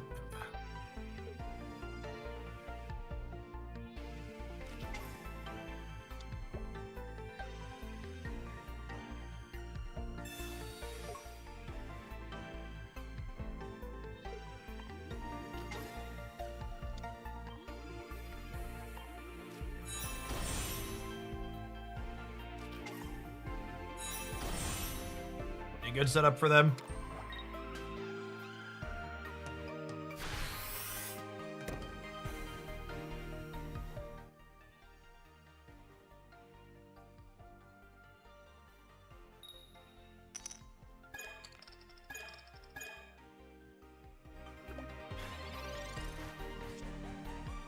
It's a bad break for them.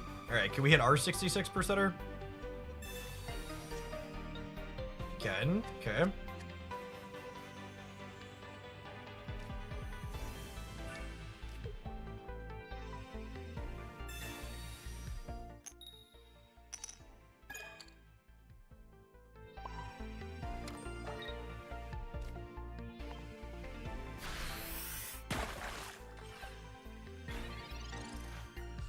Now, noteworthy here that the opponent does not have another copy of Leaf, and they only have 1 X speed, so they're going to need to get another energy on this, most likely, to maneuver it around.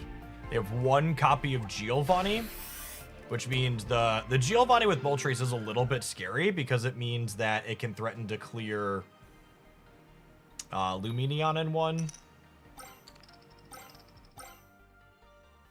Right, well, thoroughly averaged out after last turn.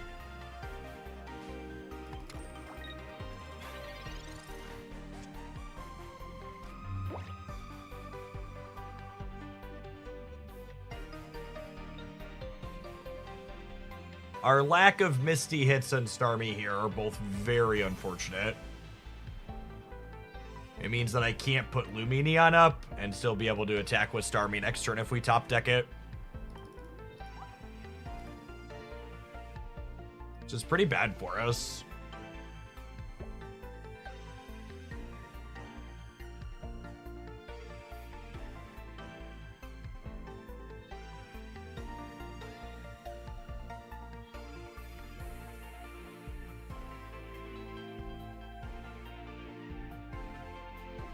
I don't know what the line is here. Oh. No X speed either.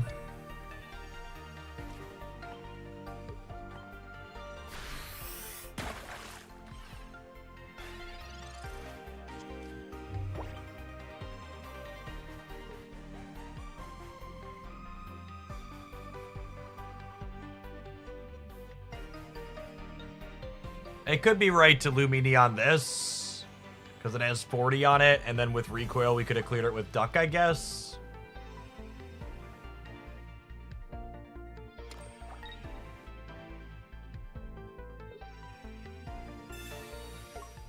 They do have their X speed.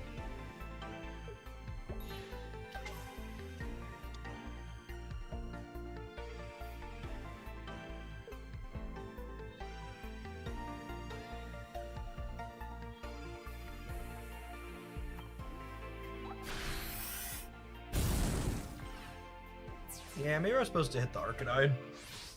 It's close.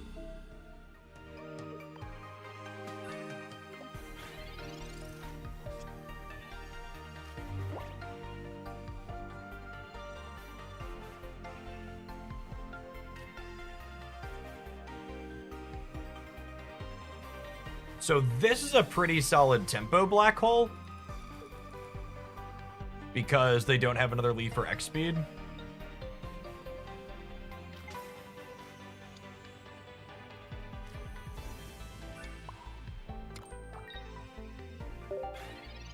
I think we're in trouble no matter how I slice this.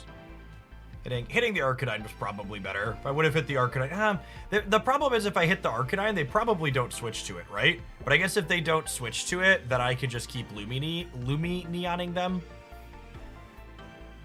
Yeah, I think I used my Lumineon wrong the one turn I had to attack with it.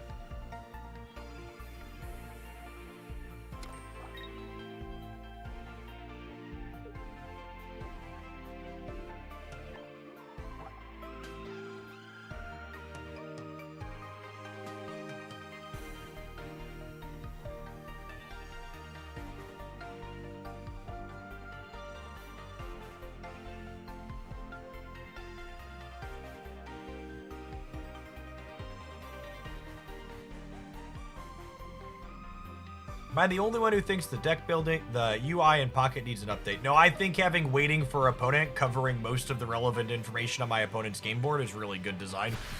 I hope they keep that and do more of it.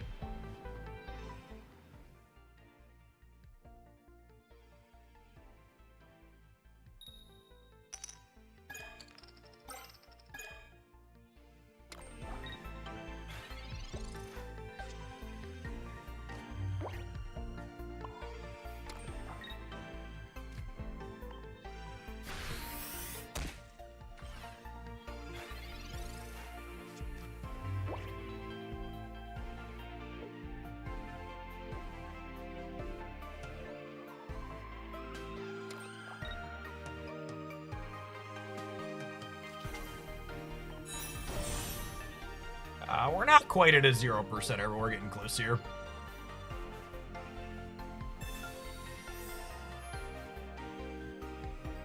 Alright, one Lumineon attack is gonna haunt me till the end of my days. I don't think the Starmie draw matters, chat. I think the Lumineon attack, hitting the wrong thing, is what matters. It's real easy to focus on how we got unlucky and ignore the fact that I made a mistake. But if you wanna get better at games, you gotta focus on the things you had control over. Hyper focusing on your variance is how you stay bad.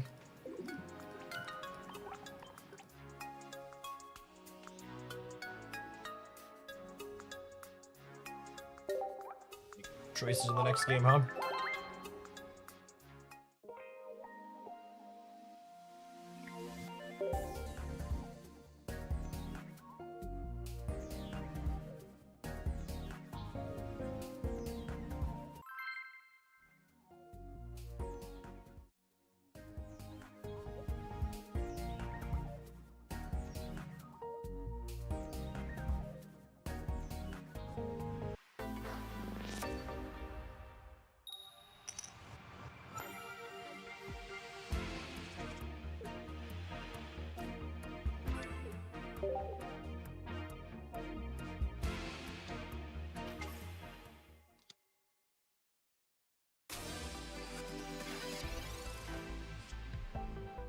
It's been a long time since I played Snap for fun. If I thought Snap was fun enough to play off stream, I'd still be streaming it.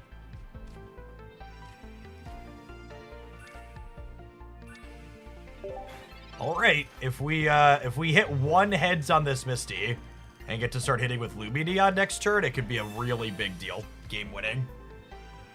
This is the reason why there's 2 copies of Misty in this deck is because she's our way to steal first energy advantage back. We're not trying to do anything too insane. Just a single heads basically makes it so we got the first energy of the game effectively. Guard yourself with the 69-month resubscription. That's a long time. Welcome back. Appreciate it. Just one single one, Misty, please.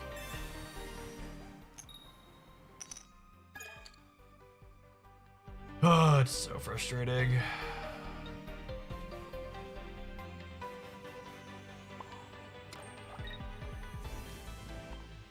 It's frustrating because whenever you lose the Misty Flip in this spot, it's not just that we lost the Misty Flip, we lost the Misty Flip, and we lost the starting energy.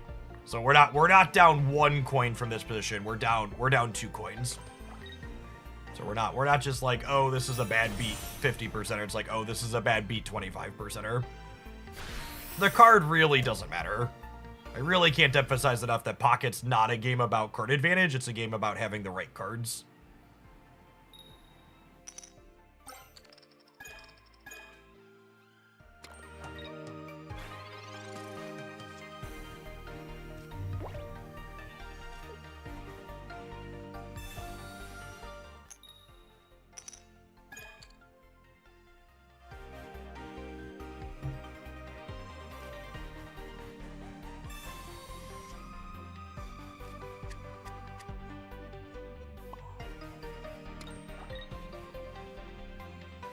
My opponent gloating in chat about both my Misties missing is extra. I'm so glad this game doesn't have emotes, speaking of Marvel Snap.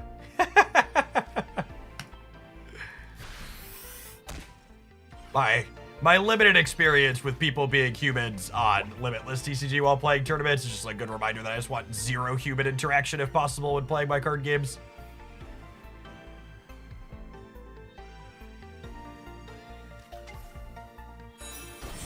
Humans, just absolutely the worst.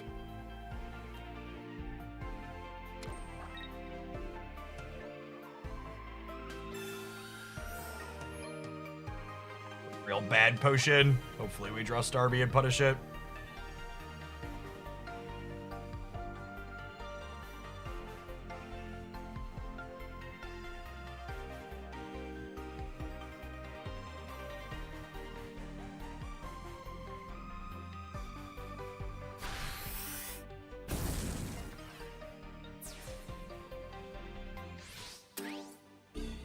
All right, we missed on first energy advantage. We missed on 2 Misties. Can we hit our 1 and 3 to find Starmie?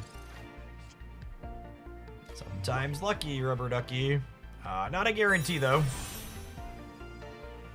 By any means. Charizard is here and charged up.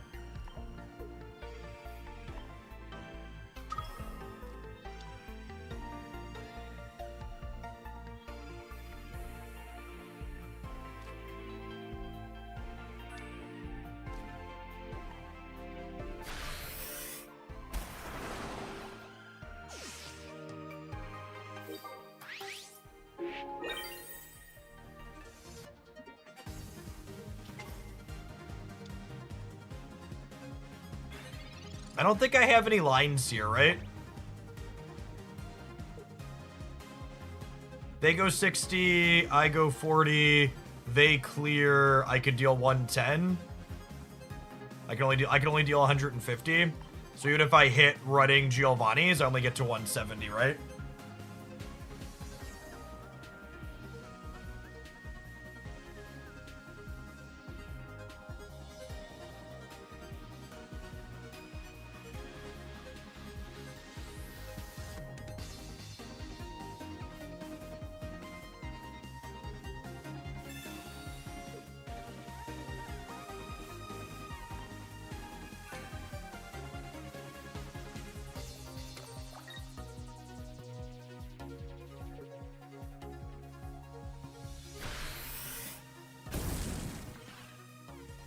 S doesn't matter, chat.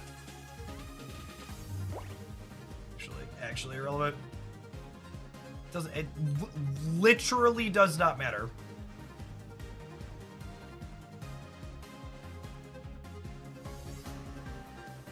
Again, just to like count through the math here in general. We're just checkmated no matter what we do.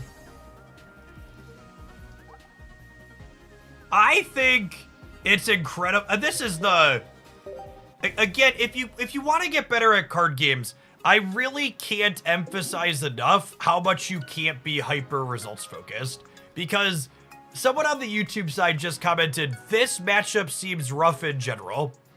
And I'll give you a comment to the opposite, right? That was a game where my opponent played their stage 2 on curve.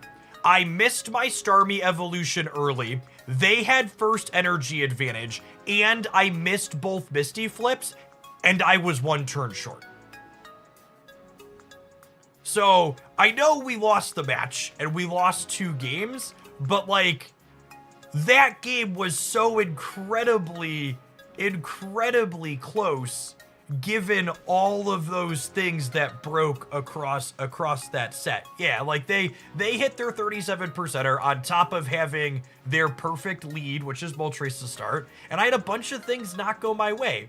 And like, I know it sucks to lose and like you feel bad when you lose, but like you have to step back and like ask yourselves those type of like, what happened in this game and what individual things happened to lead us to the outcome that we had? How likely are these outcomes to occur?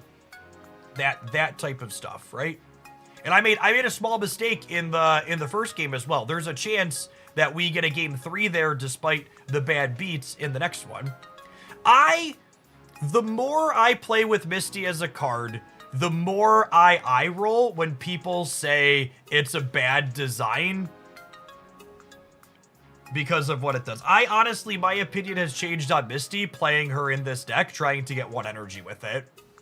It's really interesting to me how people salt about cards being variants or whatever because of a coin flip, but like just card draw variance doesn't impact them, right? Like Misty being a flip in a way is no different than you being a flip to have your stage 1 on time, or you being 2 flips to have your stage 1 and your stage 2 on time.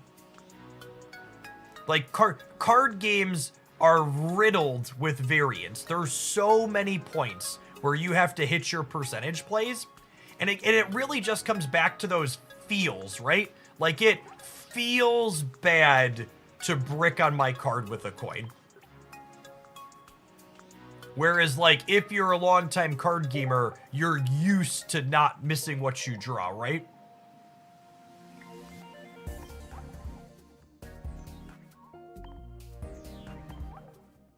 The coins in Pocket are not really meaningfully different than most of the other variants that are riddled through all sorts of card games. No, I don't play single elimination tournaments. Those are a waste of time in games that are variants by design. This game is Swiss. This tournament is Swiss with a top cut. I think it's top 8. It's top 8 or top 4. I think it's top 8.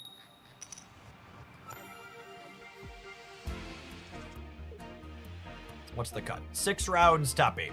Cool.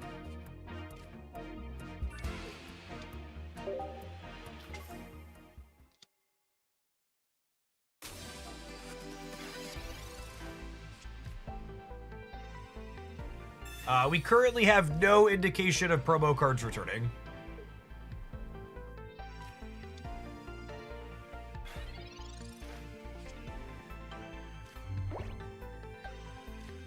I'll research first. Really want to find an EV and an Ekans here, ideally.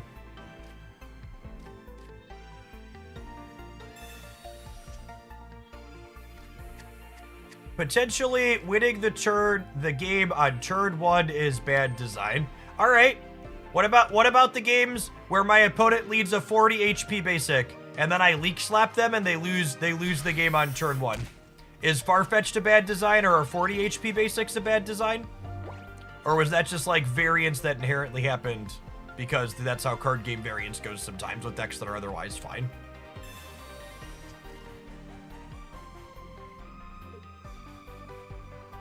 don't know. Again, it just really comes down to this feels bad, so we think it is bad, and I really think it's just a stark lack of objectivity.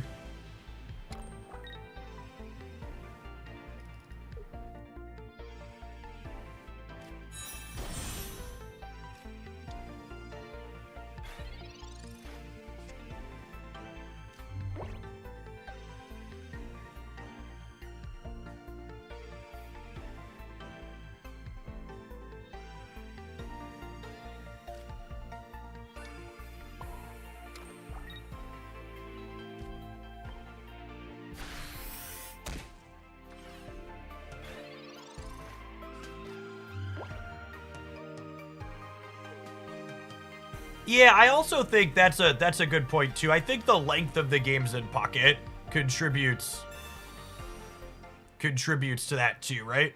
Like a game happening and being over fast is a lot more acceptable in a game where your average games are like 5 to 10 minutes as opposed to an hour, right?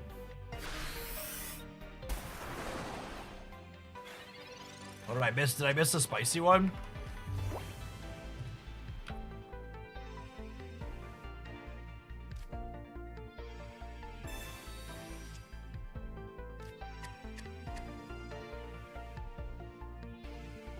Was really hoping to hit other Farfetch there.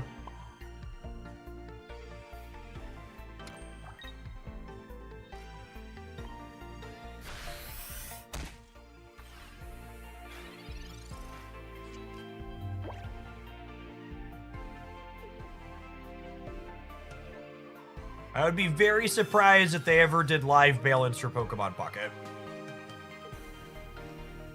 I think there's a lot of games where you effectively lose on turn one. They just allow you to play it out, but in reality, a lot of games are effectively done to begin with. I think that's actually a really good take. Marvel Snap, the game I played a ton of before this, I think is actually one of those types of games. Where, like, you're playing your Marvel Snap deck and you're playing against someone that, like, has the card that just full counters your deck. And you don't get blown out or savaged by that counter card until turn 6, but effectively you were a dead man walking for most of the game.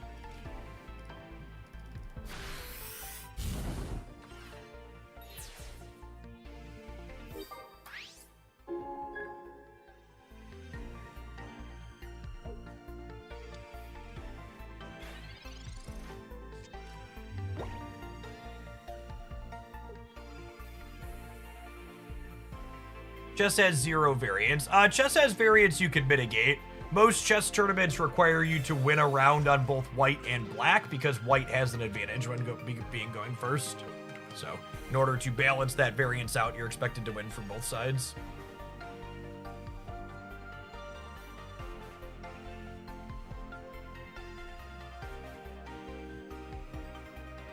Why isn't trading live yet? Because they didn't give you a particular time of day when trading would be live, and it will still be the 28th in some places when it goes live.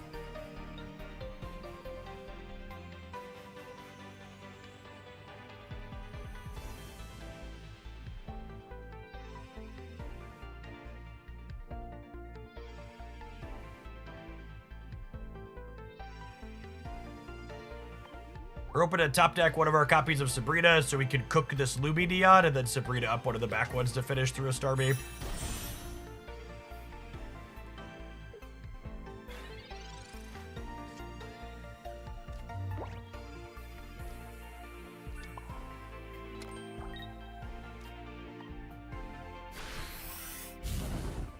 So trading and new cards drop tonight. No, new cards likely drop in 36 hours. 35 hours? 35 hours or 1 o'clock now. All right, if they don't have another Starmie or a Giovanni, we have 1 in 3 to draw one of our 2 Sabrinas and clear. They have Giovanni, rip.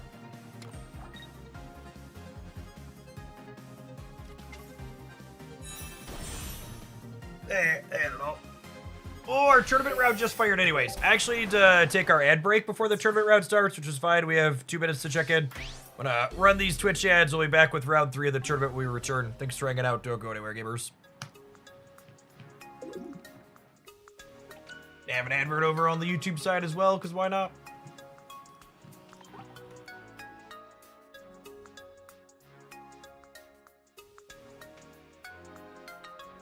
A Pikachu run back, it looks like.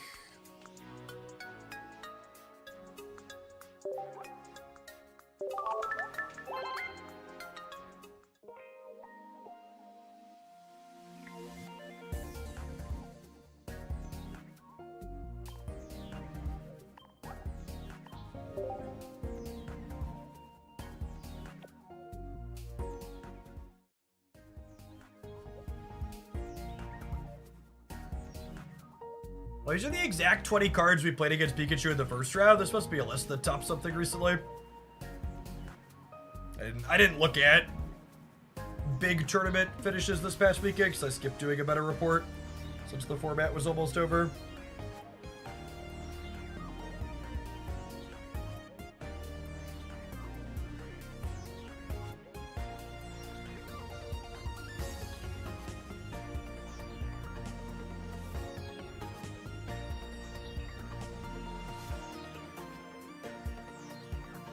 Card games can be badly agitating. It's all about perspective. If you feel yourself getting too agitated, take a break. Play a different deck or something. Your games should be fun.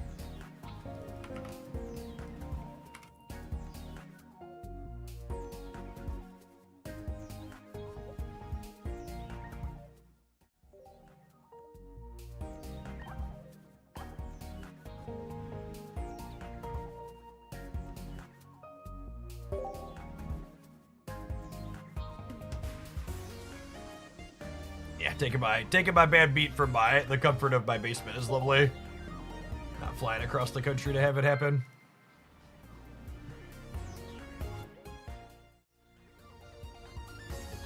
Alright, so we're playing card for card against the Pikachu list we played in the first round. Different opponent. With that Zeb Strika, 2 Sabrina, 1 Geo, 2 Potion. First energy advantage is good for them. Oh, starting on Staryu is terrible for us.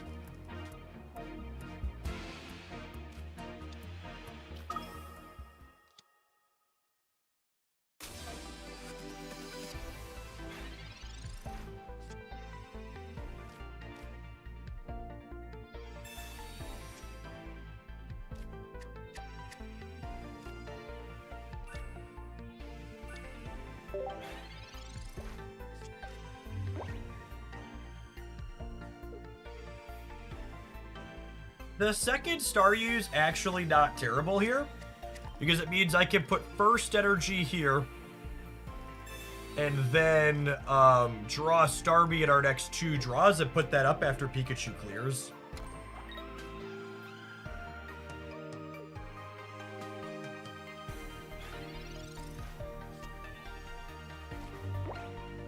The best non-Starmie draw in my deck.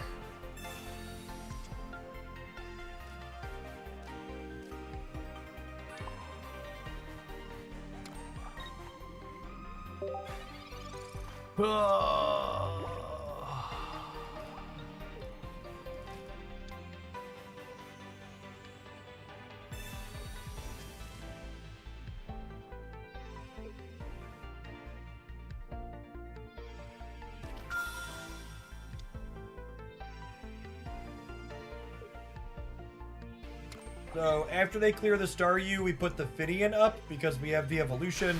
So it lets us kind of bank our decision of what we're doing for a turn.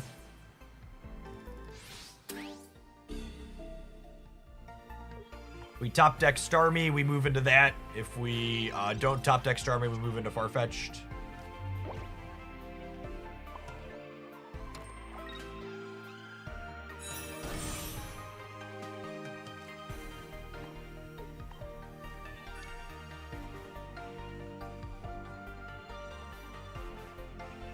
Weak Slap plus 90 is 130. So I could Giovanni next turn to hit a potion. I think I Giovanni this turn because not only do I have 2 of them, but Giovanniing this turn means I clear through potion with research into Starmie. So this plays around 1 potion if I need to research into Starmie next turn. Because if I just hit for 40 and I research into Starmie and they potion, I can't clear. Which would mean I lose the game. So we want to play around that situation. And there's minimal downside to playing around that situation because I have the second Geo here. They're on 2 Sabrinas. There's like a chance we're cooked here regardless, but we'll see.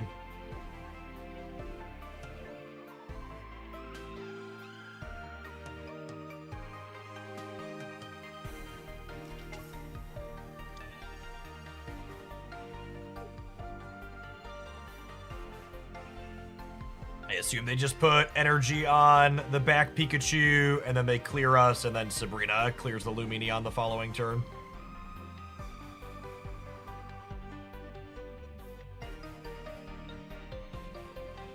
I think this is checkmate, even without the Sabrina.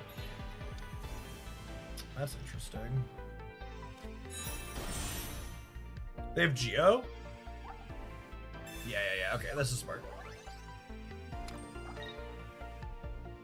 Is it smart?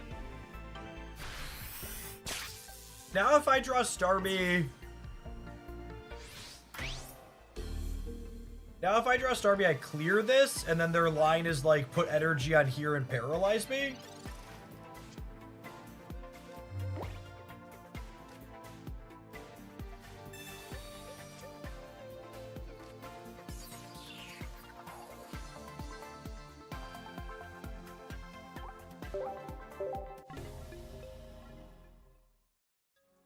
And I'm looking forward to Palkia for this deck.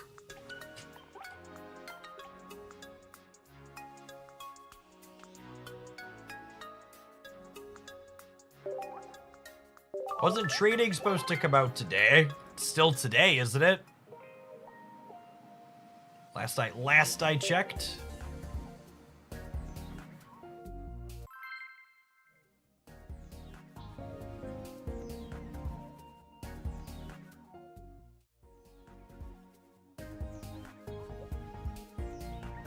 It's today for a long time still in some places.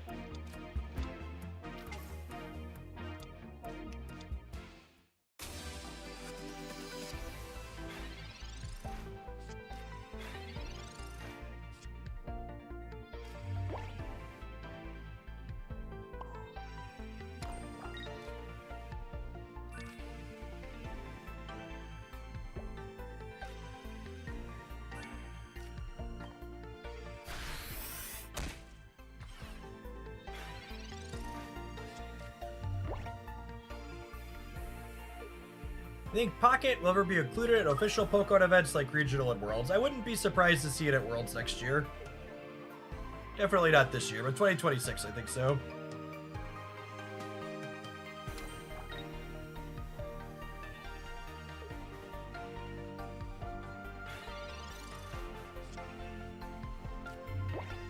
So knockout point here seems huge for us.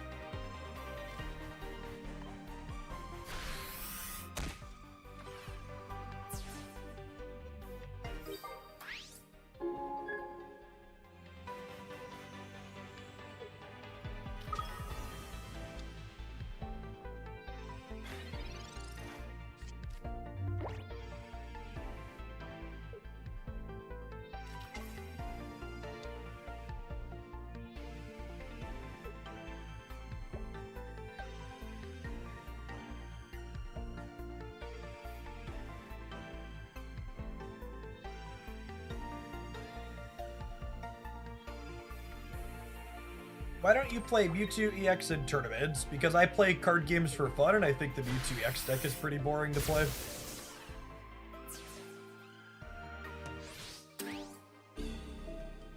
Alright, so we need to find another basic here to give us some maneuvering around an opposing copy of Sabrina, but we've got a couple of draws to do that.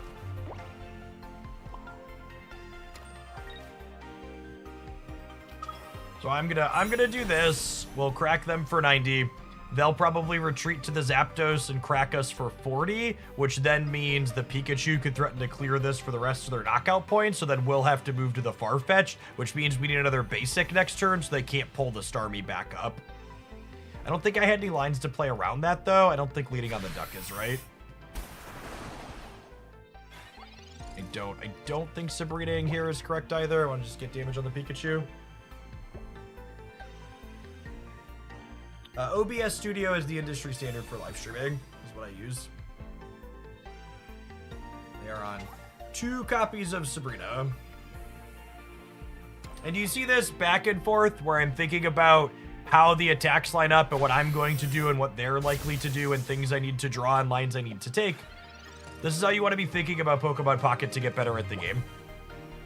You want to be constantly going, okay, what do the next likely turns play out with the cards I have and the cards they could have?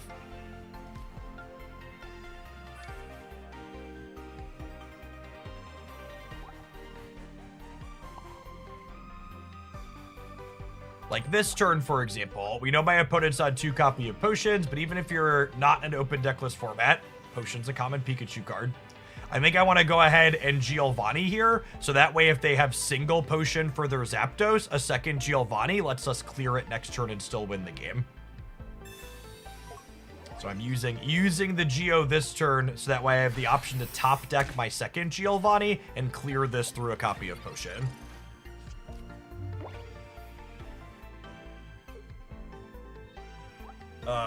Worst case scenario here for us is Zeb Strika plus a Giovanni, which is feeling likely. Oh, plus a Potion. Yeah, if they have Potion too. They have their Geo also. There's only 1 Geo. Oh my god. Oh. Are we dead? I think we're dead to the 4-card combo.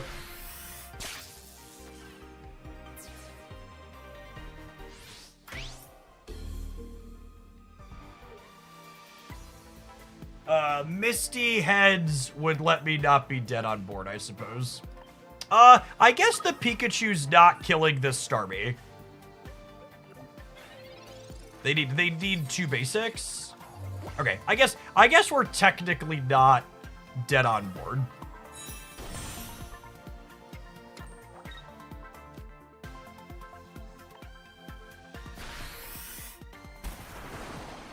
So they need this and this, or research into 2 for the Pikachu to clear this. They could be hiding a basic for sure.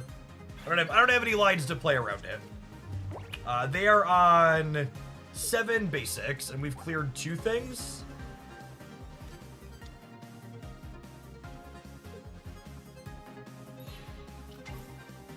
Okay, cool. And then Sabrina's lethal.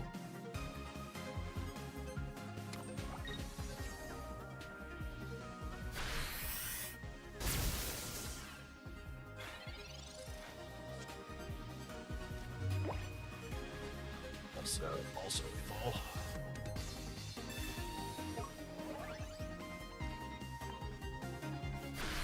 All right, game 3.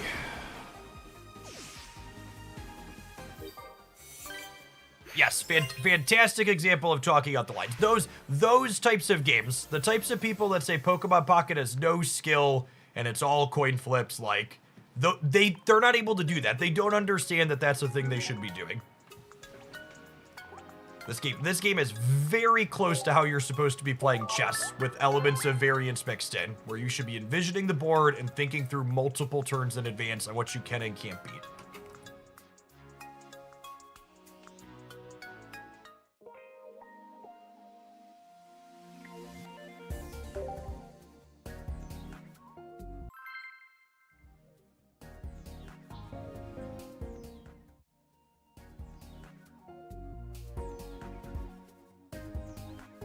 That's why games like that are why this deck is my favorite deck.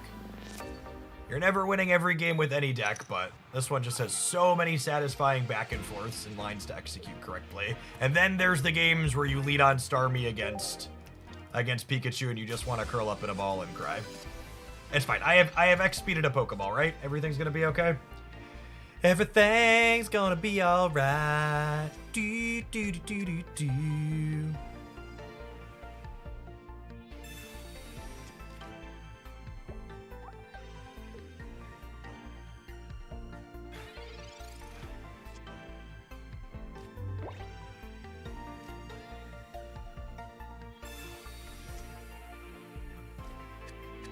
is not the duck I wanted for Christmas.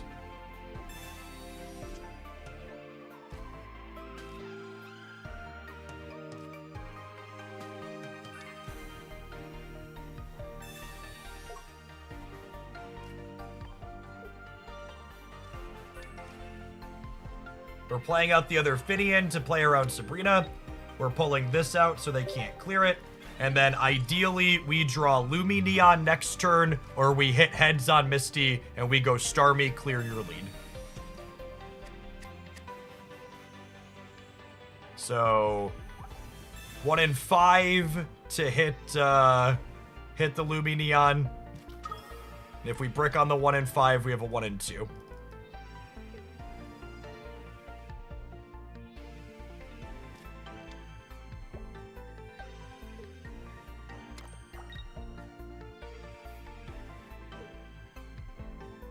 Smart to see them power up the Pikachu. If we draw the Lumineon now, we're gonna Misty here. And try and crack the Pikachu.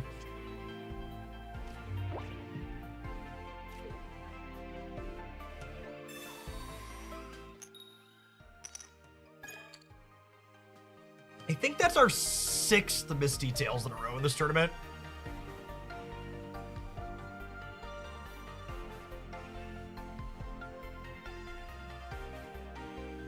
Not playing Articuno because Articuno is bad, and this deck is better without it.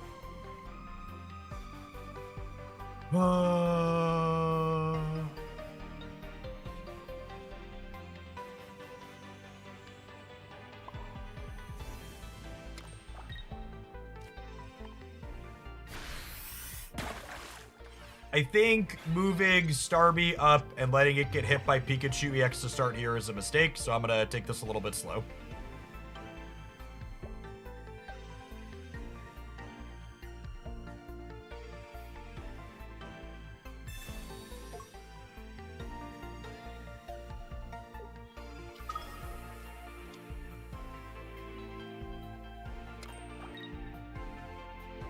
Really wish I had a Farfetch'd here.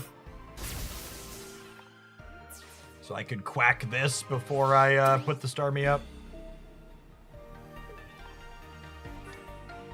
Yes, if I would have cleared this with Starmie last turn, my Starmie would have taken a hit from Pikachu before I could hit them, and then I'd be in a very bad spot.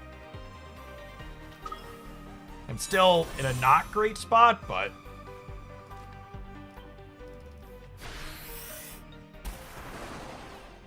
I don't think this game would have been losable if I would have hit the Misty Heads last turn. I would have marked damage on this, so they've just been done here.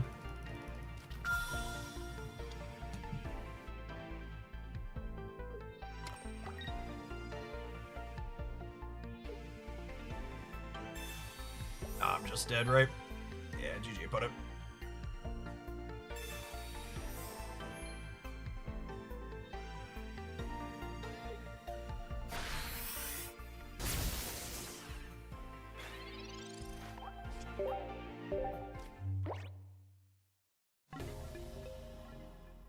Did I have another lines that game? I don't think I had other lines that game.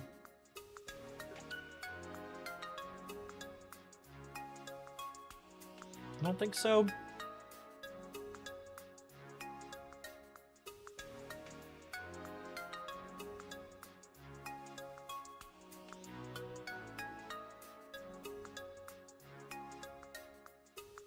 Well, the double potion mine, I don't think there was an out. I don't think so. Even even if we hit heads with the double potion, I think we were dead, right? Because I would have put them to 70, and then they would have gone back up to 110.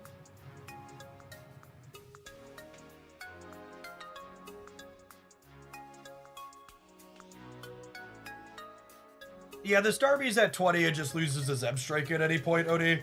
Which I guess they hadn't played out yet, but they were very likely to hit it.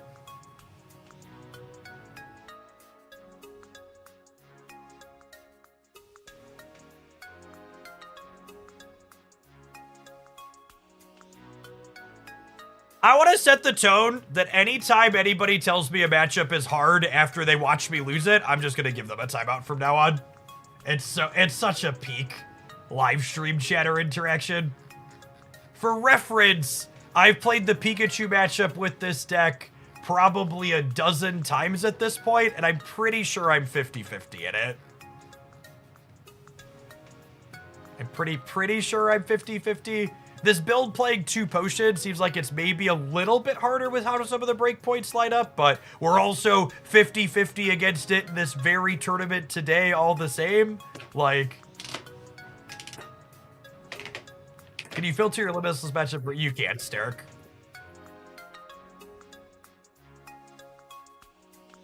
Yeah, I genuinely, like, I don't think this deck has any free wins at the pairings table outside of Gyarados, and most of your games against, like, Pikachu, Celebi, and others are really, really close.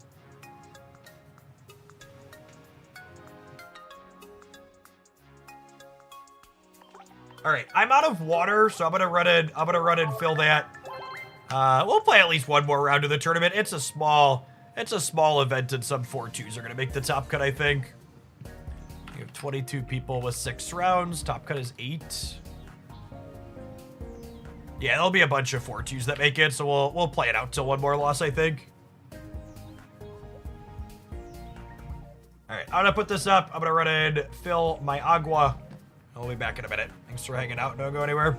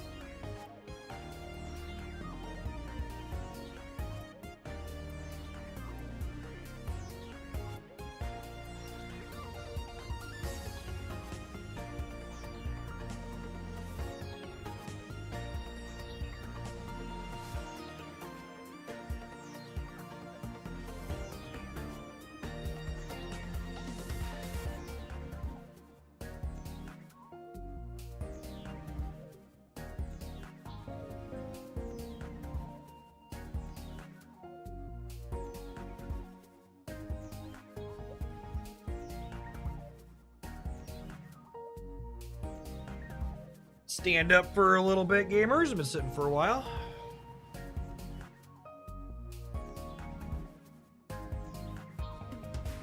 Some of my advanced mix in the nice ice shaker.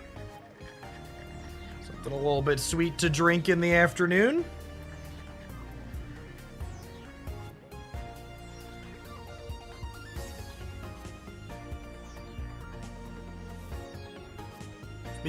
Speaking of the coin flips, we shared this one earlier.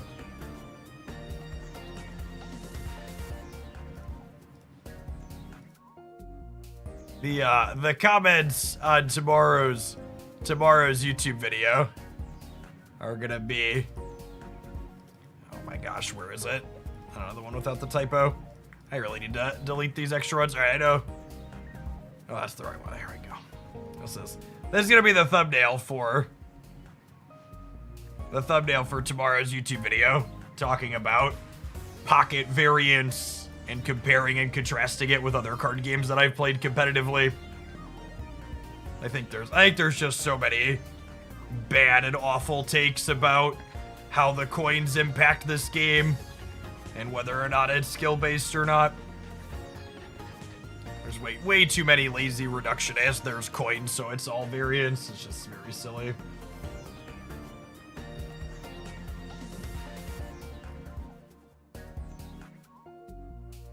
"20 minutes left, but only one match outstanding, so we'll hop in a game, but Hopefully our next round will be up here shortly.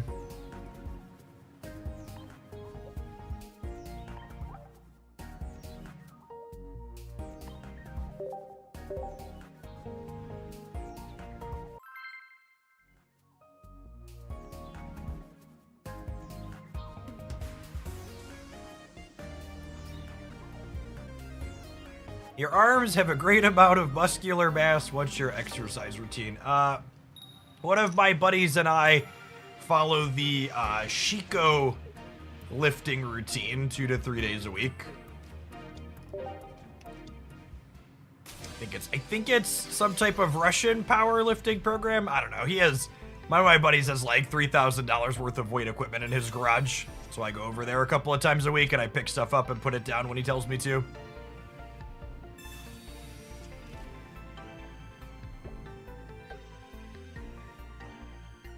There's a fancy spreadsheet you put all your maxes in once you calculate them, and it tells you what to lift for the routines every day.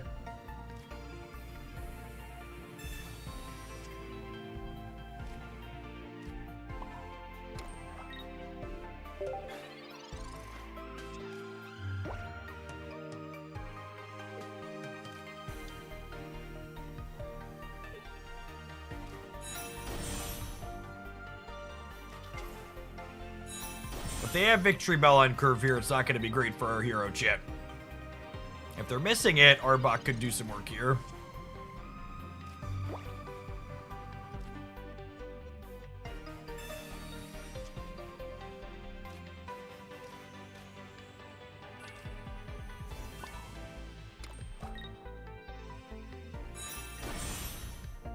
I will say I expect this card to still be a menace after the new expansion releases. It's so strong. Might even be a big menace in a world with Rocky Helmet. What are the Dina website trading leaks? Do we know, like, how you're gonna acquire stuff?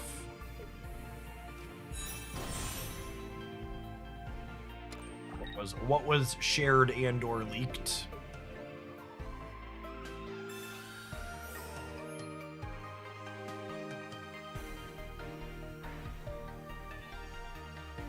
Are they clearing my Eevee? My poor Eevee.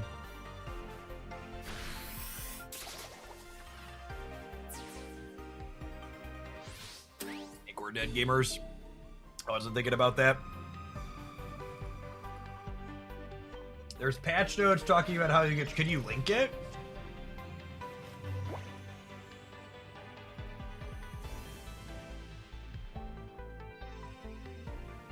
This doesn't say anything about trading features. I saw that. If that's what we're talking about, that doesn't have any details. Trade tokens are required to trade cards. You obtain them. Trade tokens and obtain items by consuming cards with a rarity of 3 diamond or higher or completing event missions. Oh, you're gonna have to destroy extras in order to trade.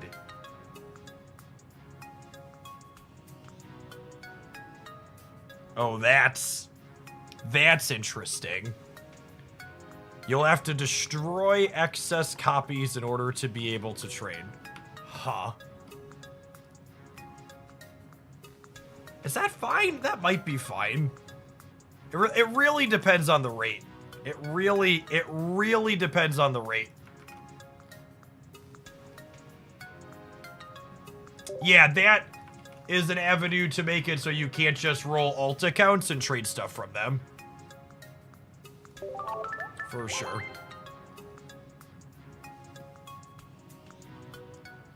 All right, we're just all repeat matchups today. We've got a Charizard opponent again.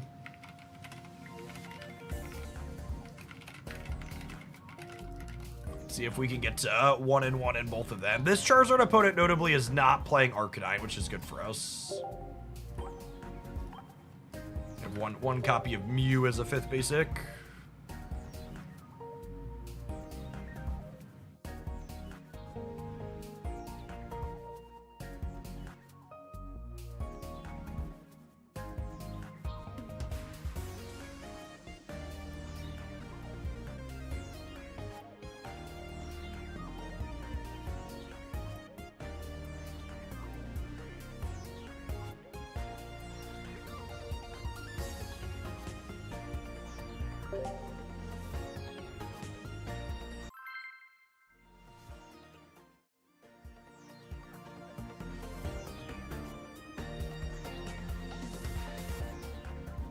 All right, that's it.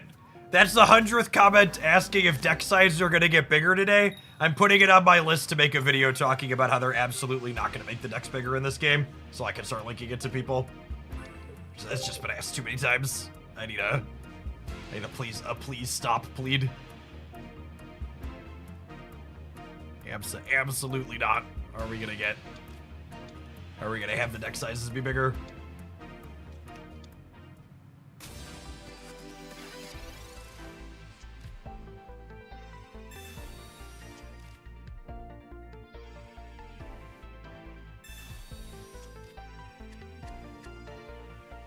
Opponent has 1 leaf, 2 X speed, 2 potion, and a Sabrina. 1 Geo as well. Yep. I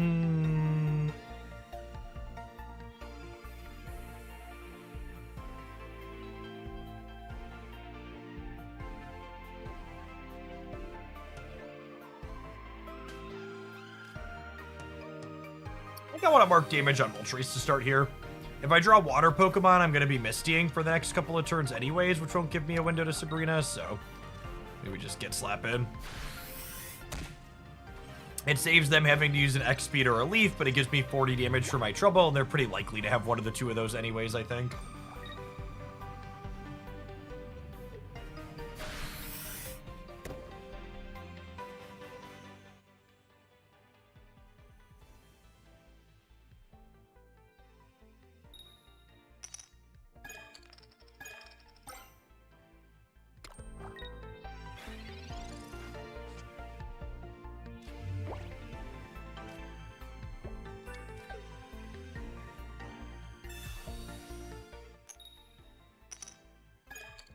That's fine. We didn't really need that Misty Heads anyways.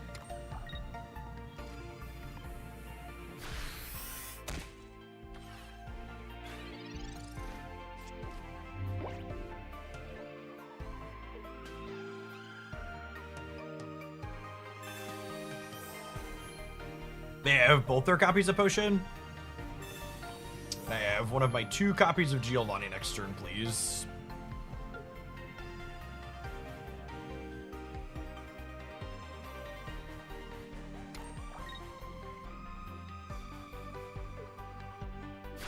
No Charmeleon still is great for us. If we top deck Giovanni, I think we get pretty close to a can't lose situation. But if we brick on Geo next turn and they find Charmeleon, we could be in a little bit of trouble.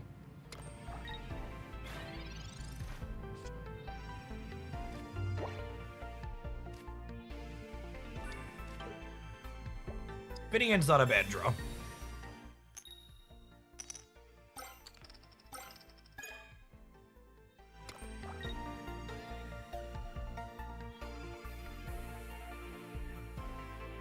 I think I want to crack with Starmie this turn, so that way they can't get this out of Lumineon range by retreating it next turn. All hail the Drowned God. Yep, something like that.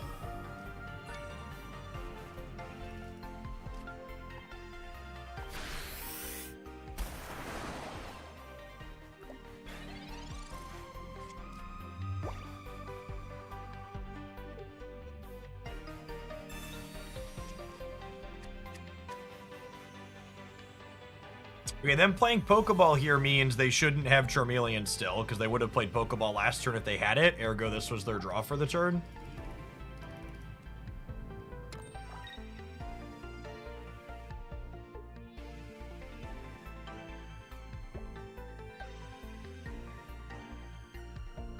They're out of potions at this point.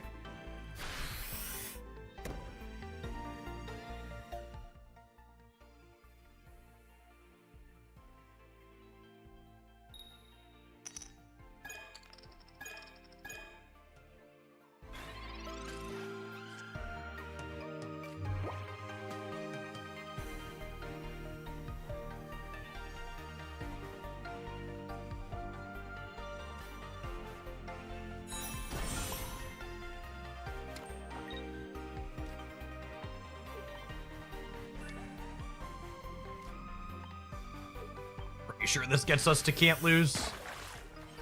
Because they're both through both their potions. They top deck Charmeleon. We still clear that. And then the Lumineon clears the Moltres the following turn.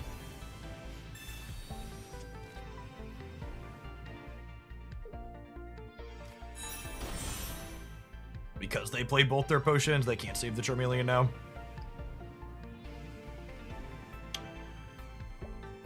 They also can't clear the Lumineon this turn, so they can't prevent us from clearing the Moltres the following turn.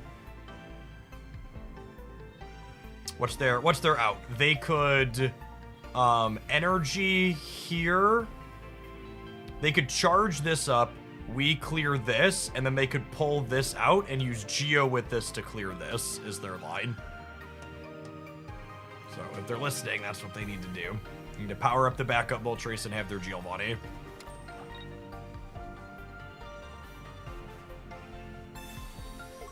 I believe energy on Charmeleon falls under bold strategy, Cotton.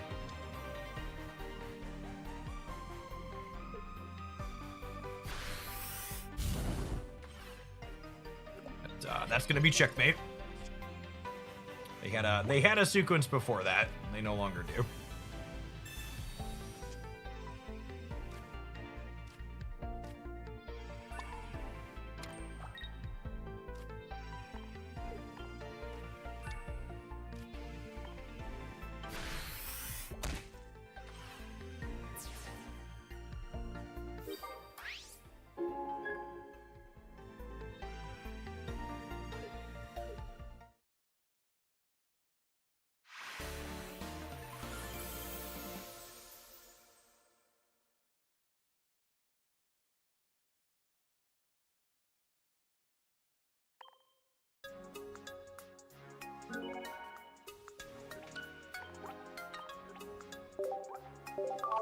By the way, if you enjoy watching tournaments or want to play in one yourself, you should make sure to check out the Hoaglandia Spraggles Open coming up this Saturday.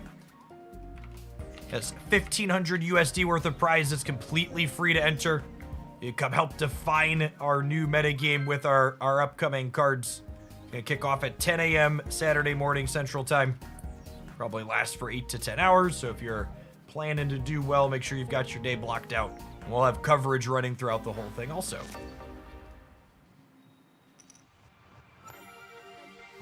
Okay, they have first energy advantage. This hand's okay. We have both of our stage ones, just need to fish up some basics. It is a one-day event, yes. Two-day events tend to be pretty difficult for me to play personally as a parent, so I wanted to make sure that my event was one day to help accommodate that for other people.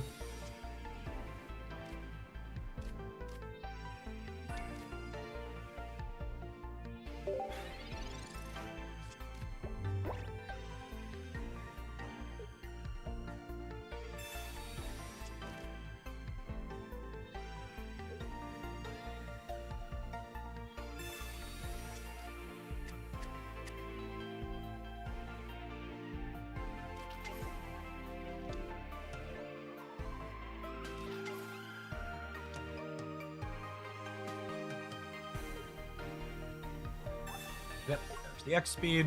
Super important in the opponent's deck to let them shuffle around these Charmander starts so they can get Moltres up.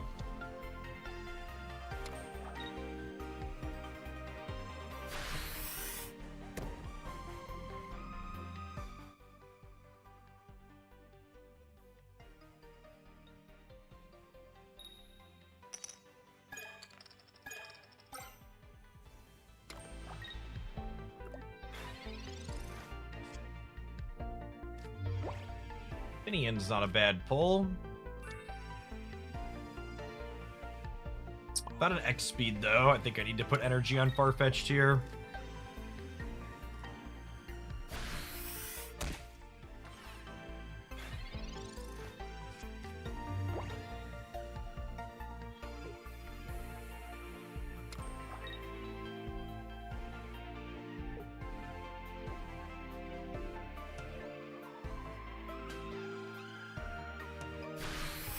No Charmeleon here, I think means we put our energy on Staryu next turn, so that way we can threaten Starmie if they put an energy on Moltres and Cook the Duck.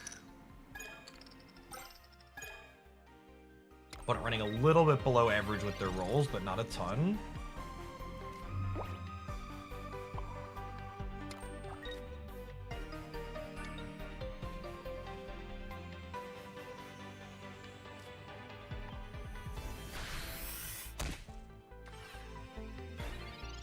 If they don't have Charmeleon this turn, they're going to be in a pretty bad way. Because we get to clear the Moltres out.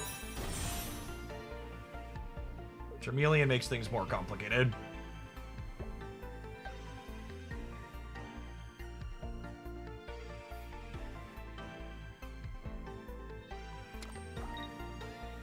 They're doing that, though. Okay.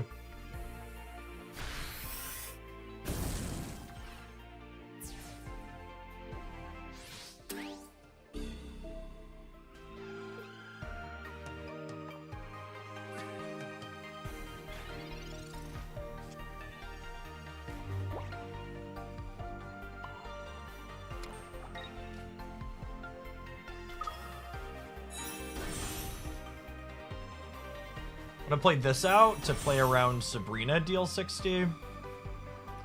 We clear the Moltres. If they have Charizard, we're in kind of a mid spot.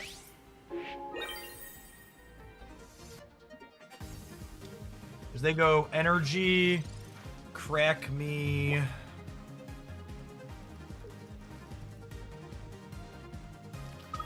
Yeah, they go Energy, Crack Me, and then I can do 50 into 120.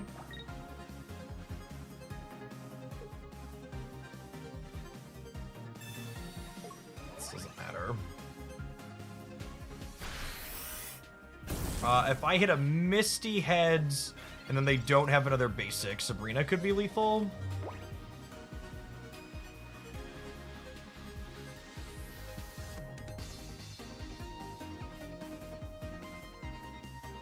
Oh, this does matter, because if they hadn't had the Giovanni, I guess the XP would still get me. Sabrinaing this up and hitting it would have been nice.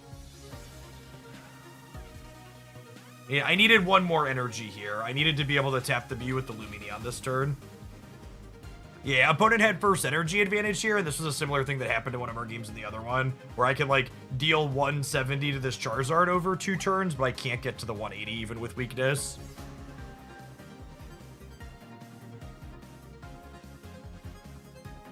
I don't think it matters.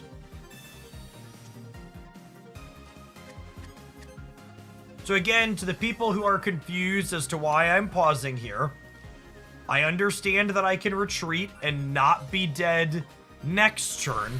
I am trying to think multiple turns in advance and figure out how do I construct a game-winning line.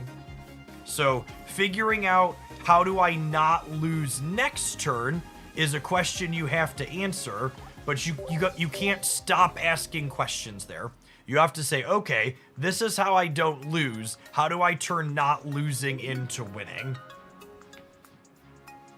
And I didn't have permutations that allow me to not lose 2 turns in a row or win over those 2 turns.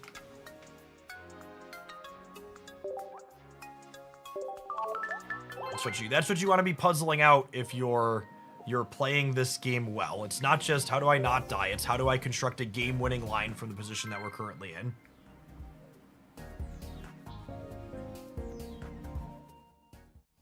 All right, first energy advantage, star you into star me, please.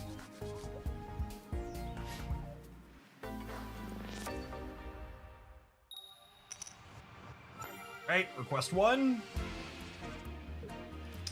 I love it. I love it when the shuffler takes requests. It's my favorite.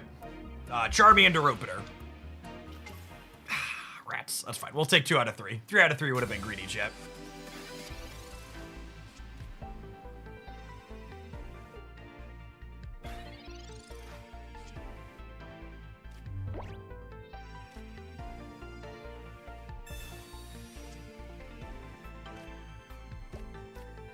The Sabrina here is actually potentially really good, because it means if they put out just a Charmander next turn, we get to clean it.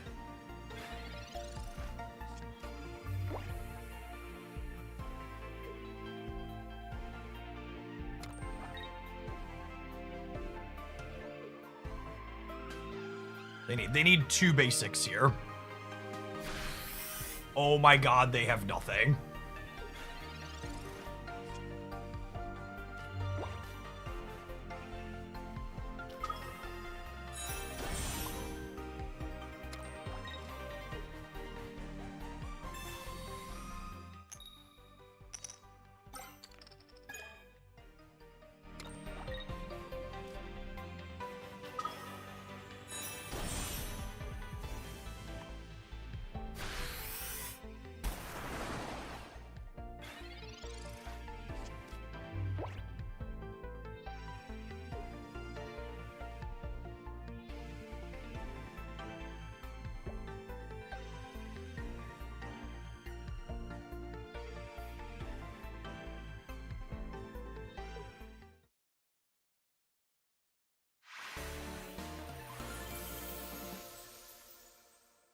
All right, 2 and 2. 2 and 2.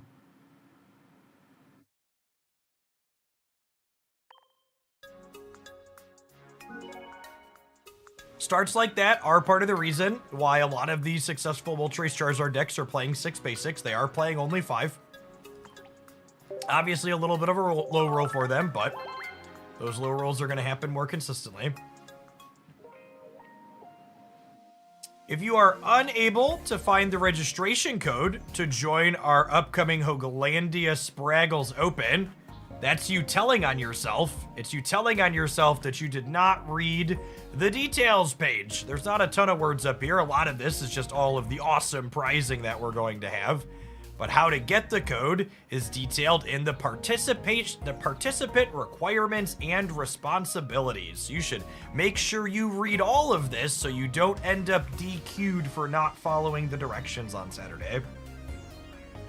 I want to make it very clear. We are not going to give grace to people that don't read the details on Saturday and can't follow instructions. If you're not checked in and you don't have your deck list submitted when it hits 11 o'clock, you're going to get dropped and the event's going to start without you. If we call you for a feature match and you're not in the Discord server or you can't show up and share your screen, I don't care if you're 6-0, you're going to be dropped because that's what the rules say. Our goal is to have this event run smoothly and cleanly for everyone. Make sure you read the syllabus. We're not going to handhold people that can't do us the courtesy of following the directions and make the entire event run worse for everyone else because of them.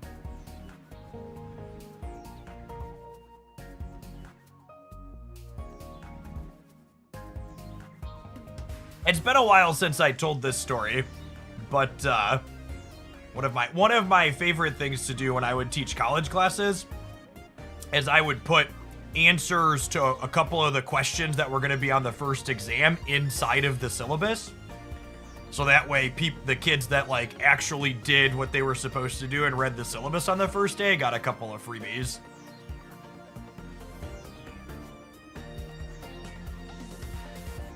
Good little reward people for following what they're supposed to do.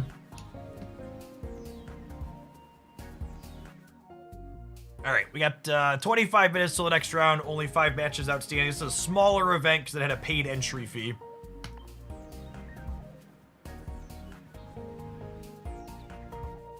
How would you screen share on mobile? Reading the participant requirements tells you how you could screen share on mobile, my dear gamer. Check them out if you're going to play.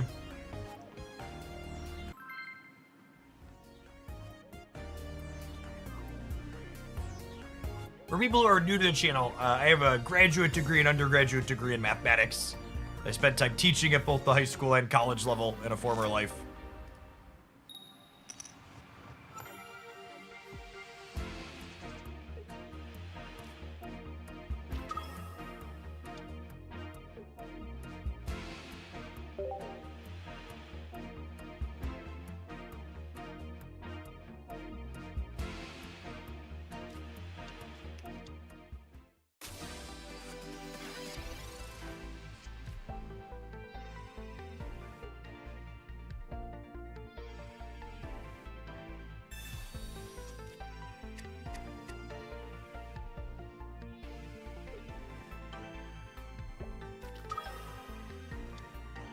I mean, if you're someone who's like a first responder or someone that has to be on call over the weekend for some reason, you'll just have to gamble that if you're going to be in a feature match. Again, I understand responsibilities are happen and other things are more important than playing games, but we're going to clearly lay out the expectations of what we have for our tournament goers to start.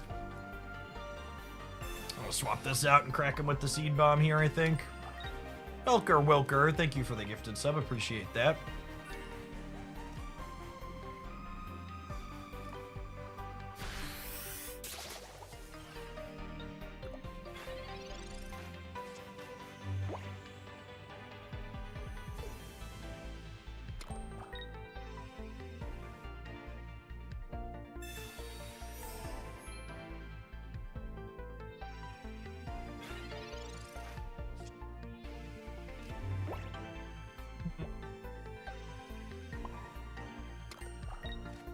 motion stops us from clearing with the heads here. This situation, one of the reasons why you frequently see me play one baby Executor alongside my EX ones, it's just so important that you have an Executor ASAP. And in the games where your other ones are buried, you want to just evolve and get cracking.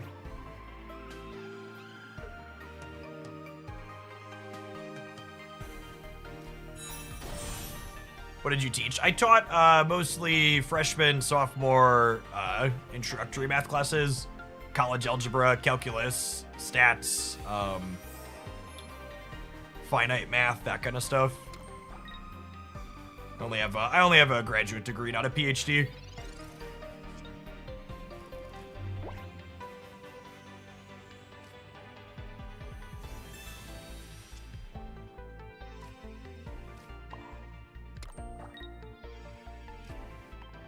Well, we've got some full art trainers in our hands. It's, superior. Celebi is about to chew us up, most likely, though. I suppose our Mew could high roll them back.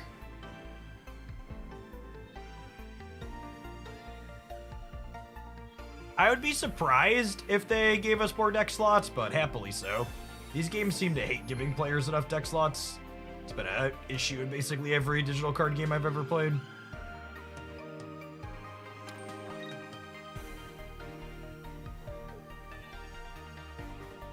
Math major, huh? What's your favorite number?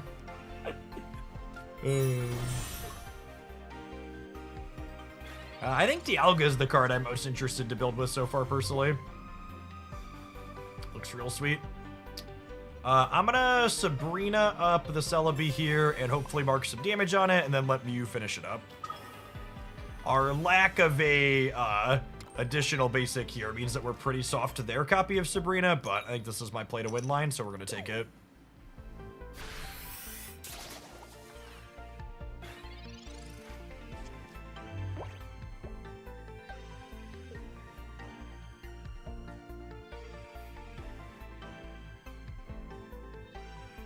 I think the one thing that surprises me is that a lot of these games don't sell deck slots. Like I would pay money for deck slots in Pocket and Snap. Yeah, they're gone. We'll let them flip their 8 coins here, but unless they super low roll, we're donezo.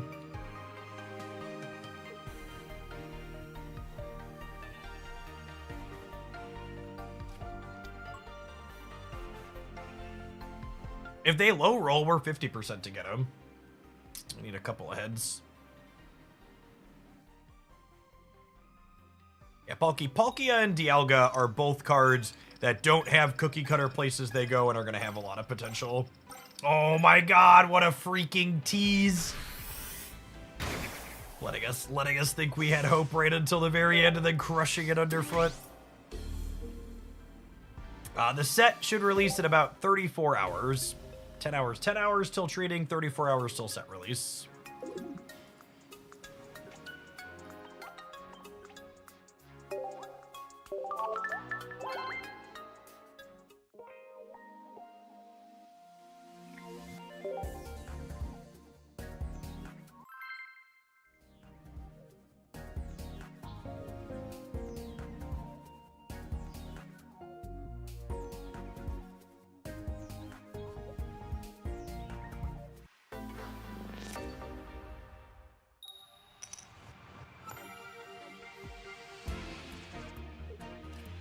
Yes, you can hold exactly 2 free and premium packs.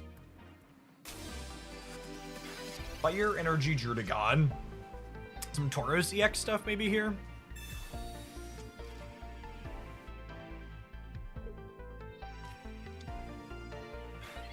Three-color Dragonite. Okay, gamer, I see you. I thought the set was dropping tonight at reset. You thought wrong. Any other questions?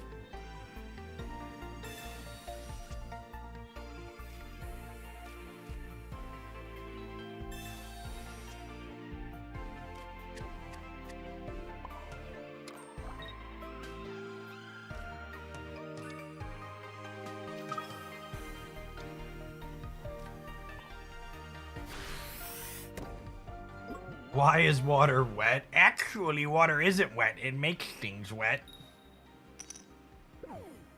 Are saved up hourglasses getting wiped when the new set comes? Absolutely not.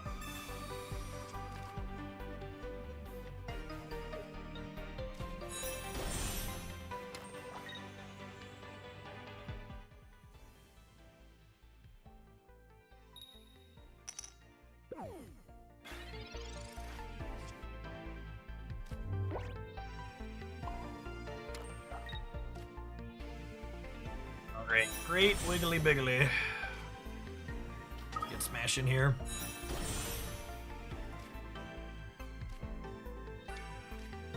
You feel like we need more tools so you don't brick on your draw. Welcome to Card Games Gamer. Enjoy your stay.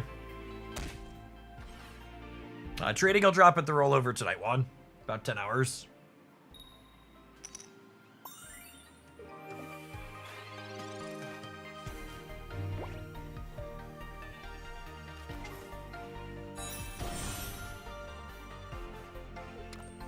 I have no idea where the paranoia that they're going to wipe out in-game currency without warning comes from. YouTube clickbait is almost always the answer to questions like that.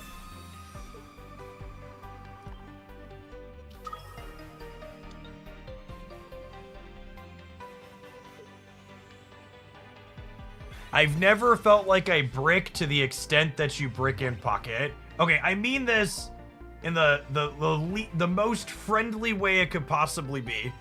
But like, Pocket is unironically one of the most consistent card games you can touch because the deck sizes are so small and you see so much of them per game. Like, it's real strange to me to hear that you think Pocket's the... That's some big anecdotal feels for sure. I don't know, maybe I'm just like completely scarred by playing Magic the Gathering for 3 decades, but like... Most card games are way more bricky than the experience you get in Pocket, my anecdotal.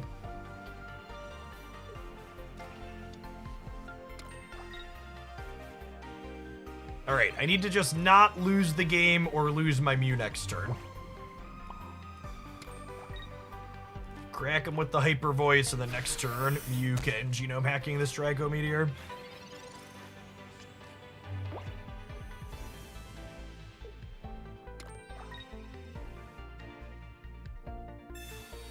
Why did you put up Mew to retreat instead of putting the egg up to crack right away? Because if the egg hits the Drudagon, it means that it dies to 3 Draco Meteors as opposed to needing 4.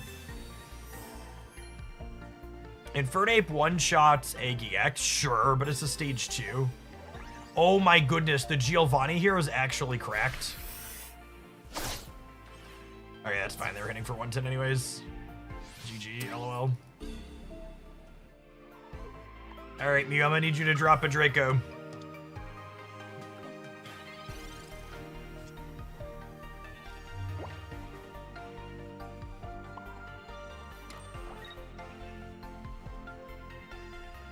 I don't understand why Dialga powering up normal type cards is good. What's the best way to explain it? So, I've played a lot of decks with Tauros and Mew in them. And you often have to make a decision early in your Tauros Mew deck, for fuck's sake, which of the two you want to go in on powering up. And Dialga kind of lets you delay where you're putting your energies at, right? If you put your first 2 energies on Dialga, you don't have to commit to just Mew or just Tauros early. It's just Dragonite things, really. All right, I just needed to not put 2 here or 3 here. All right, coolio. I literally can't lose, right? There's no permutation that lets them live here.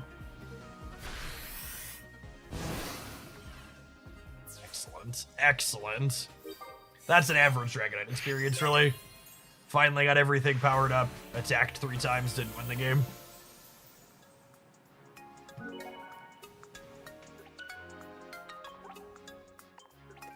Draco Meteor is the most memed attack in Pocket. 100,000% that is the case.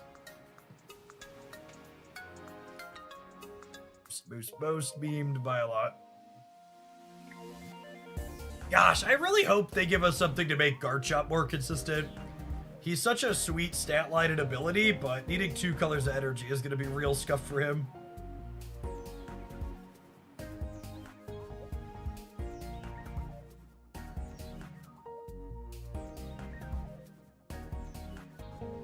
most, if not all the games I lose, it's because of a bricked hand. Truly, if you think that's the case, you're not good enough to understand the mistakes you're making, or your decks are built poorly.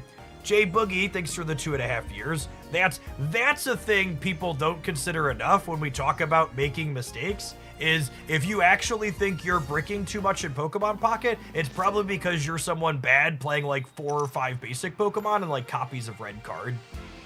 Like, if you build your decks better, you will brick less frequently.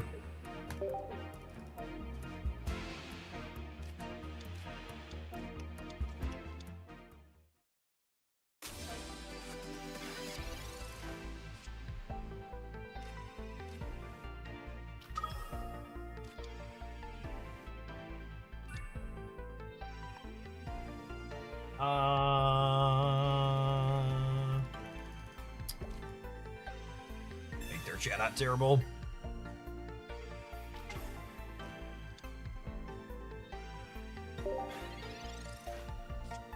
It's possible just the unluckiest person ever exists. True.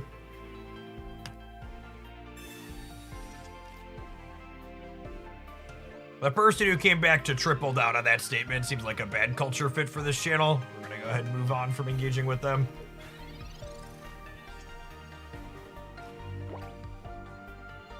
It's none of my executes here.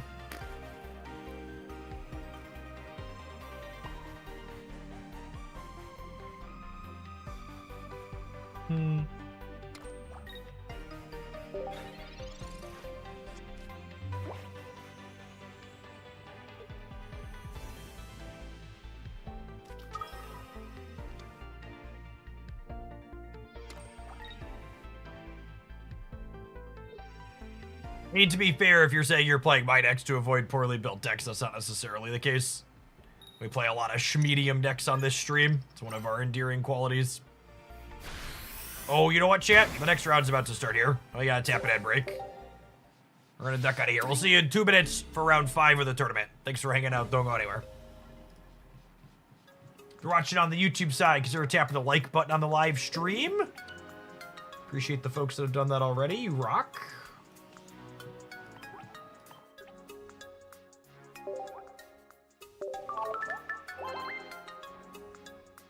6 rounds of Swiss, which is why we're playing out with 2 losses, because a bunch of 4-2s should make the top cut.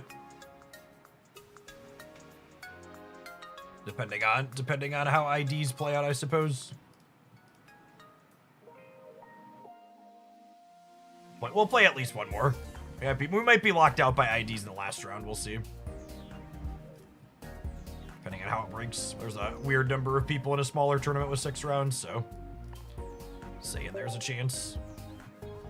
Oh my goodness, we got a bye. I think that's good for my tiebreakers. All right, I guess we're gonna look now. Now we're gonna look.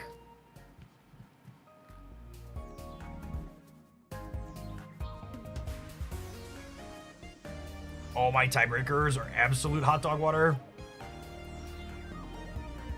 We're 3-2 with the bye. So there'll be Dr. Poke Dad, thanks for the prime. All of the things in the Wall of Shame are things that actual living, breathing human beings wrote into my chat at various points before they were banned. So let's assume the pair down wins. There will be 4 people at 4-1 and better. And then all of those people... Wait, I'm gonna wait for the ad to finish so we can walk through tiebreaker math, so to help people understand how tournaments work for people that haven't experienced Swiss before. So there's a lot of people that aren't familiar. This will come as a shock to you, chat. But believe it or not, when I was a tournament grinder, I was the one people came to for tiebreaker math. Okay, so this tournament has 6 rounds of Swiss. And there will be a cut to top 8 after 6 rounds of Swiss. Peter, thank you for the 19 months.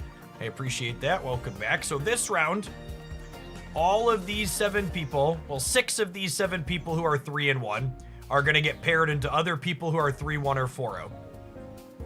and then one of them's gonna get pared down. So if we assume the pair down wins, there will be 4 people at 4-1 or better. All 4 of those people at 4-1 or better after this round will be able to intentionally draw in the last round to guarantee making the top cut. Now, how many 2-2s are there? We've got 1, 2, 3, 4, 5, 6, 7, 8.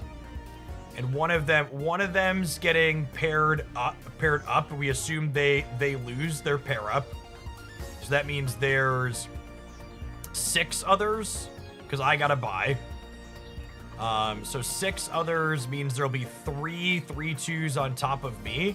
So yeah, so we should be able to play and win, because there'll be 3 3-2s plus me, so 4 3-2s. Is that right? That's a really weird number. Oh no, the people that lost up top will also be 3-2. So there'll be 4 3-2s plus the 3 that lost up here will be 3-2. So that's 7 3-2s, which means all the 4-2s should make the cut. Because there'll be 7 of them playing, 4 of them win theoretically, and then those are the 4 for the other 4 slots. Okay, cool. So the way this works out, we're still live for top cut. If we go 4 and 2 next rounds, the bye is actually really good for us. I don't think the tiebreakers are going to matter at all. I think it's going to be a relatively clean 4 people. Will be 4 1-1 or 5-0-1, and then we'll have 4 4-2s. How do you intentionally draw in pocket? If the tournament structure allows you to, you could just call a judge and say we want to draw the match, and then you both get 1 point.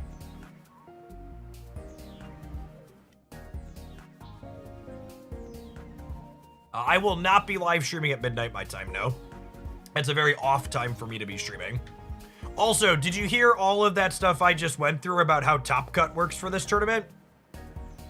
That being kind of convoluted and annoying to have to calculate and figure out is exactly why my tournament is structured on Saturday with Spraggles, so tiebreakers don't matter. So all ties are worth 0 points in this tournament. And after 7 rounds of Swiss, regardless of how many players we have, everyone who won 6 or more matches makes the single elimination top cut. So our plan is the top cut, how many rounds of top cut we have will scale based on how many people we have. And then the bracket gets squared in the first round by handing out buys to people that are at the top. So there's an incentive to go 7-0 because you can get a buy in the first round of single elim if you go 7-0. So we'll do a clean, how many people are registered so far? I think we had like 750 when I checked yesterday. I'm plugging in a little bit today. We pick up some more. Yeah, 775. I imagine we'll pick up a bunch of registrations in the last couple of days. Another thing to keep in mind, if you're someone that ends up signing up late and like it fills, they'll do a wait list. And in my experience, somewhere between like 25% and 40% of the people that sign up for these free tournaments don't actually check in and play. So like of this 775, I assume we currently have like 400-ish people playing. Out of curiosity, what if everyone in the Swiss goes 5-2 or worse? That's not possible, Gendy, for the number of people we're going to have.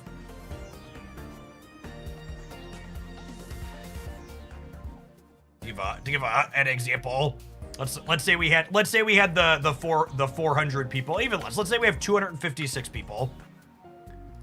Oh, do you have to enter a top cut? I can just make up a number. I'll just make up 32. So after 7 rounds of 256 players, there would be 14 people at 6-1 and 2 people at 7-0. So in order to not have people at that amount of, even with 64 people, we would have, as long as we have like 64 people, we would have like 4 people. That would be a shorter top cut. I imagine we'll probably have somewhere between 5 and 7 rounds of single elim, which is a longer amount of single elim if the tournament fills up, but I think it's nice for having less rounds of Swiss. 10 rounds. 10 rounds of Swiss is a lot of Swiss.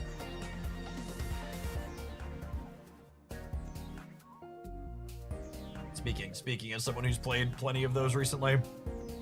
Oh, and also one other thing. And I'm hoping to do more of these in the future if we get these and regularly have prizes. One other incentive, because I like to encourage people to play that want to play. At the end of the tournament, we're going to pick 4 people who went 5-2 to get some pricing. So if you're someone that takes your second loss early, you're mathematically eliminated for top cut, but you want to keep playing and have a chance to snag a door prize, I like to try and give those out to more than just the top 8 places or whatever. So if you're someone that wants to enjoy your day and play a bunch of tournament rounds, you get to, obviously not every 5-2 is going to get them. I've got 4 of them to give out. And hopefully if these are a success, I can round up more prizes and give out more down further, but I want to give people some incentive to keep playing if they're having fun. I want to try their deck out and are eliminated for the tippy top.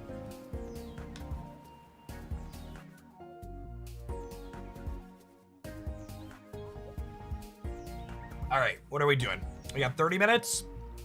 Let's play some more random queue, huh?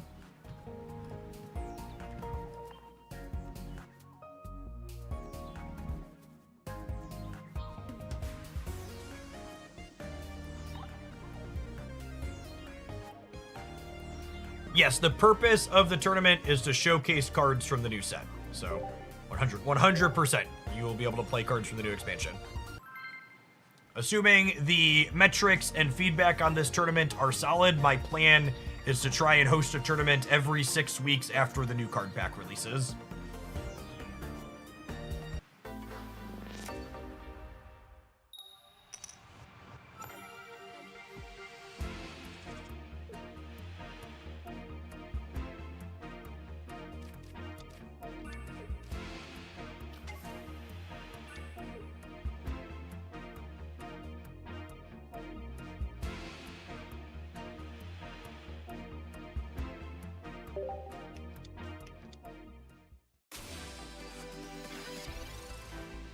That one's just not even worth dignifying with the response, Fuzi. We'll just ban them and move on with our lives.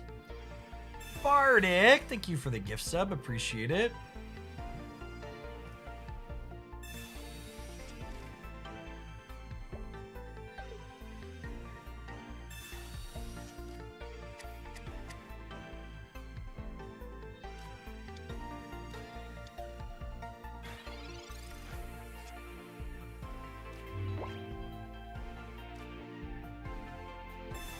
Drudagon's a solid pickup here because it means that we get to insulate against a copy of Sabrina a little bit. Can't evolve yet. Am I switching the Tauros out? I think I'm switching the Tauros out.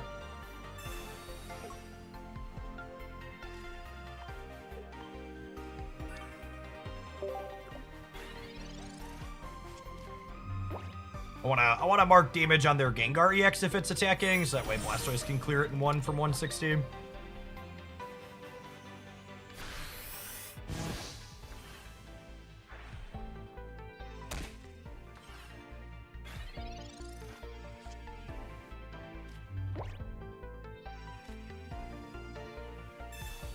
Oh my goodness, I didn't even think about Gallade with the silly auto energy. That's gonna be so embarrassing for so many people. God, there's gotta be quality of life features coming to the deck editor with this new set, right, Copium? Assuredly, we wouldn't get more new cards with 0 quality of life improvements, right? Right, gamers? Assuredly, the quality of life improvements are coming, right?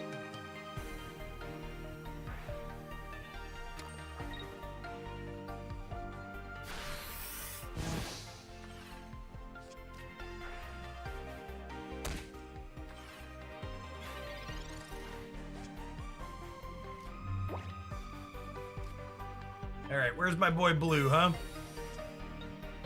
I would like 1 giant Toy-Tool, please.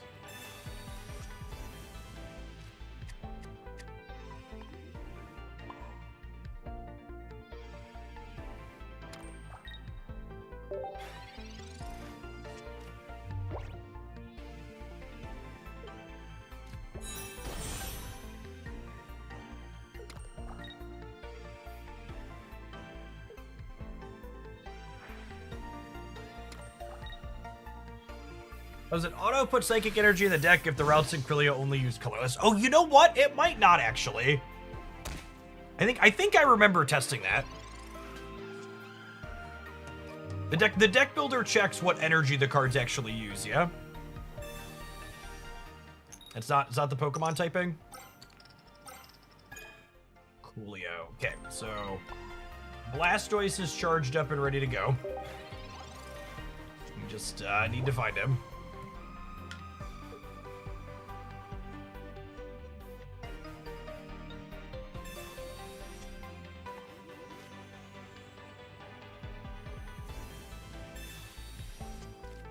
My opponent's got their whole deck.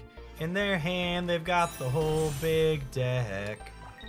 In their hand, do do do do do do do do do do do do do do. All right, 40% to draw my boy Blue here.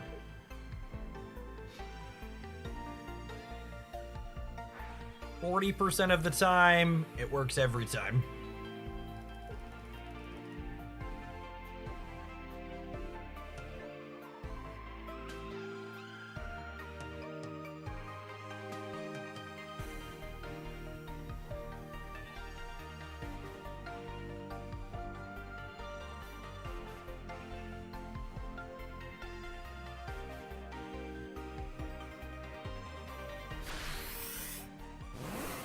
Alright, Blastoise to me. To me! To me, Blastoise!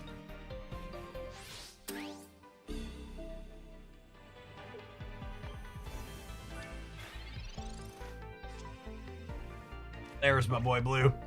There's my boy Blue. So anyways, I started blasting. My 2-star flared Blastoise, gamers. Palkia's gonna make Blastoise tier 1. You heard it here first. Heard it here first, gamers.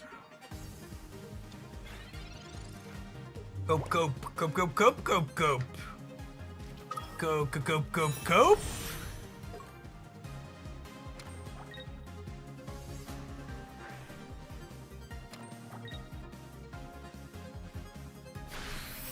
No potion? No problem.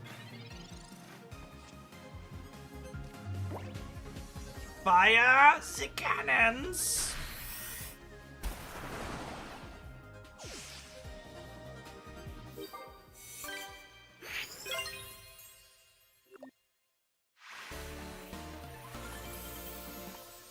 I think I have like probably 24 decks alone just around Palkia and Dialga to work on when this set drops. Here's to hoping we have another solid 6 weeks of building sweet decks. How does one overcome a setup Blastoise? Kill it before it happens.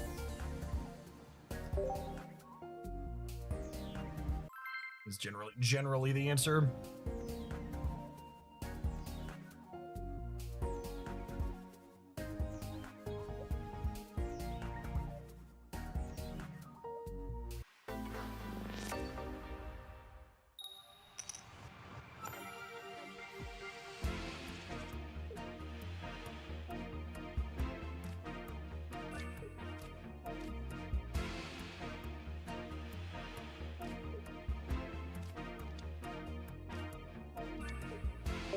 It could be right to lead Squirtle, but it's probably a little aggro.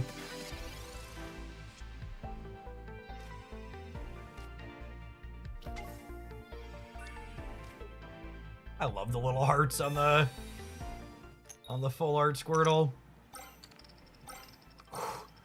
Whoo, my lady, my lady. My honey pie, sugar baby.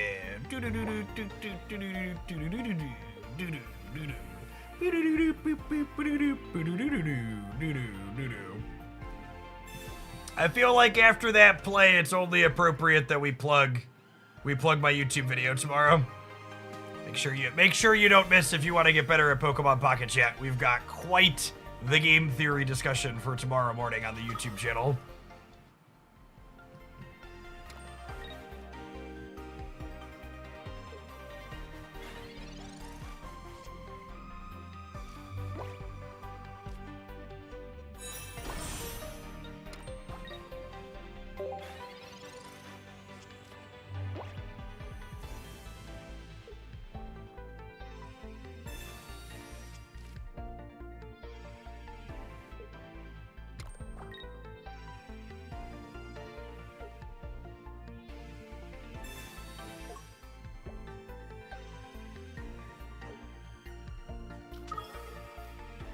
Please knock out my Drudagon.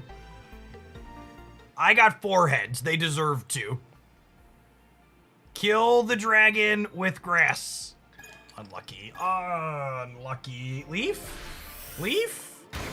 Leaf? Leaf?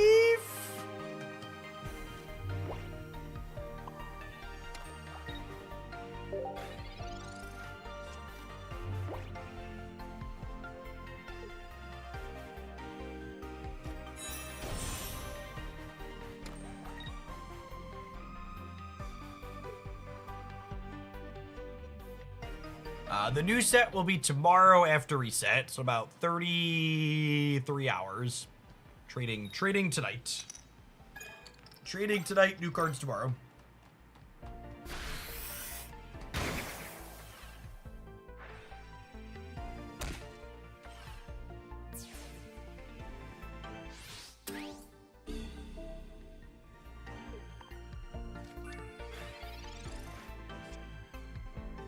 There's my big man.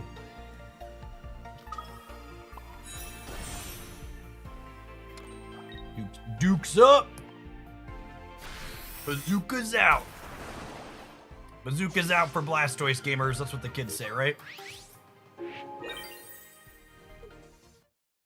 Bazooka's out.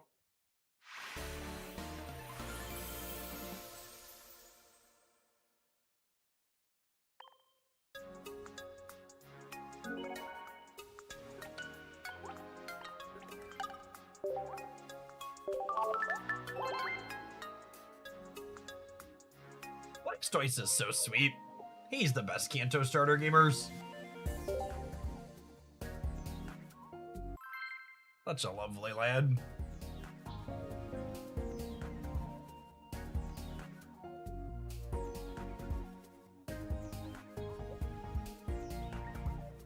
The kids do not say that. Well, what do they know anyways?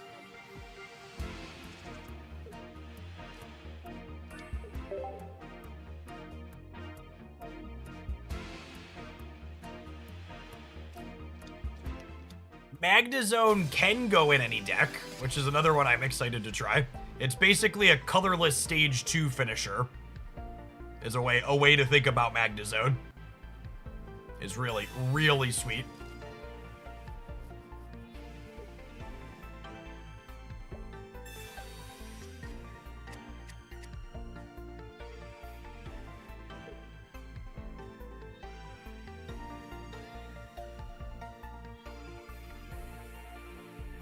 Do you think we'll get our first Pokemon over 200 HP? I think they're going to give us our first Pokemon over 200 HP, and it's going to be weak to fire as a tease and still die to Charizard.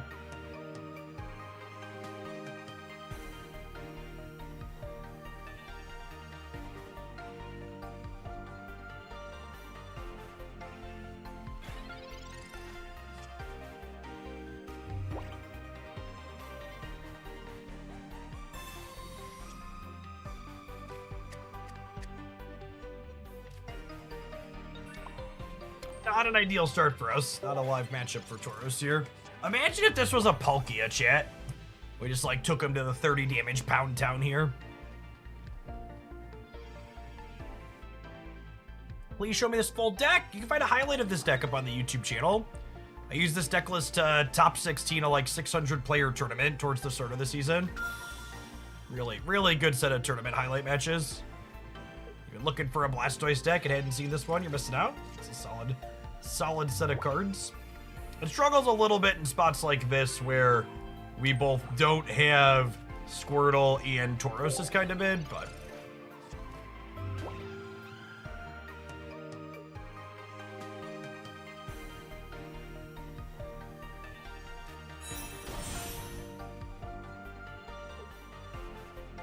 in some games, there's a concept of combining types/colors to counter your weakness. You think strategy like that could be fun and interesting in Pocket? I don't know. I think weaknesses on... I think people often overstate how important weaknesses on cards are. A lot of times, those types of weaknesses are really balancing mechanics more so than hard counters. Like, for example, for example, a lot of the time I feel like, one, we're dead to Florges. A lot of the time I feel like the Pikachu matchup's very close for like my Starmie deck. Usually depends on first energy advantage, despite like them having a weakness type advantage.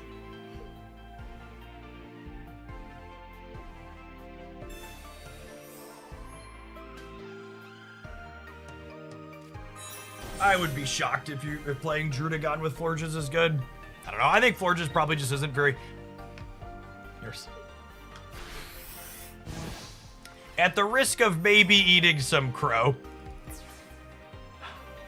I think a lot of the stage 2s that were leaked today for Pokemon Pocket's next set potentially read like Florges to me, unfortunately. They are cards that are really good when you evolve into them quickly, but also like stage 2s are inconsistent, and the games where you don't hit them on curve, they're not that stellar. Things like Garchomp and Togekiss, like, yeah, they're sweet when you put your second energy on them right away and you crack for like 100 or ramp up to 120. But in the games where like your energies don't line up or your evolutions don't line up and you like aren't hitting that point until like turn 4 or 5, it's like, well, by turn 4 or 5, there were other better things you could have been doing, right? Yeah, and Fernape's a lot like that too. Where like, okay, 2 energy 140, that's incredible, but also like, it's a stage 2, and the amount of time you're going to get to like put your second energy on this card and attack with it is going to be few and far between because of how the consistency of these things end up looking. All right, I need to run to the restroom. Tap and add while I step away. If we have time, there's only one match outstanding in the tournament. We're going to be playing for top 8 in the next round with our Starmie deck. If we have time in between, we'll play some more Blastoise when I get back. Thanks for hanging out. Don't go anywhere, gamers.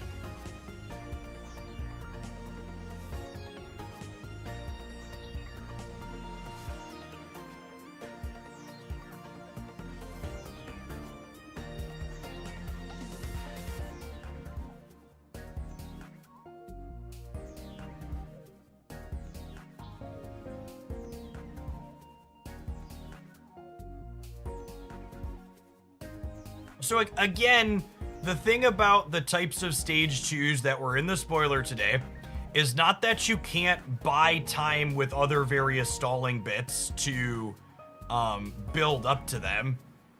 It's that the value that you get from stalling to build to them isn't great, right? Like, take Blastoise for example, right? Like it's kind of like, this is kind of like a really good example. Like, Blastoise is like kind of solid in terms of how much damage he deals. Clearing 100 for 3 is not bad. He even attacks for 40 for 2 in a pinch, but he just like doesn't come together consistently enough, so he's not a top tier deck. But like, his upside is that in the games where you stall for him, you could build him up to 5 energies and then he drops a really big hit, right? So the problem isn't that you can't stall for something like Garchomp or Togekiss. The problem is that in the games where you have to stall to get them, by the time you stall to get to them, they're not hitting as hard as a lot of the other options are. Like, why do you stall to make Togekiss happen when you could just like build up a Mewtwo and blast with that, right? And in addition to blasting with it when it gets big, you can also hit for 50 with it in the early game, and it's only one card. Nicker, thanks for the super chat. Appreciate that. Appreciate the support.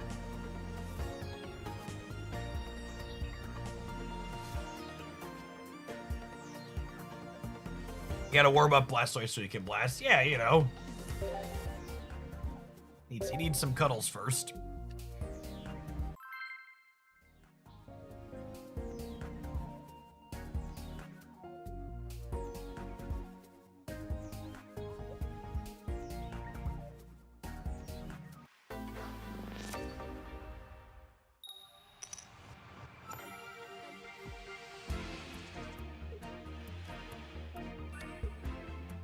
Sweet. So this is one of those instances where if you are interested in getting only a basic, you want to research before you Pokeball, because researching before I Pokeball makes it more likely that Pokeball fishes up Squirtle.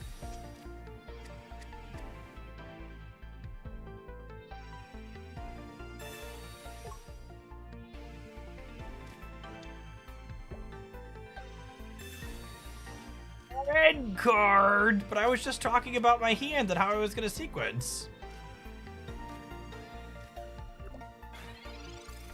Wait, did they just forget to use their X speed? Average red card gamer, really?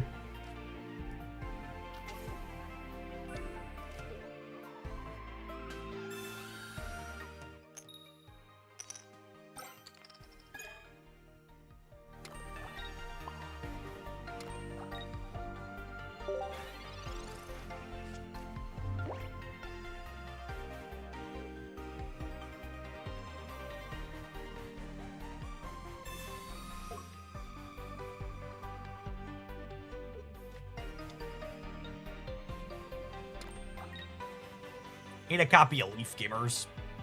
Need a copy of Leaf followed by a copy of Blastoise here.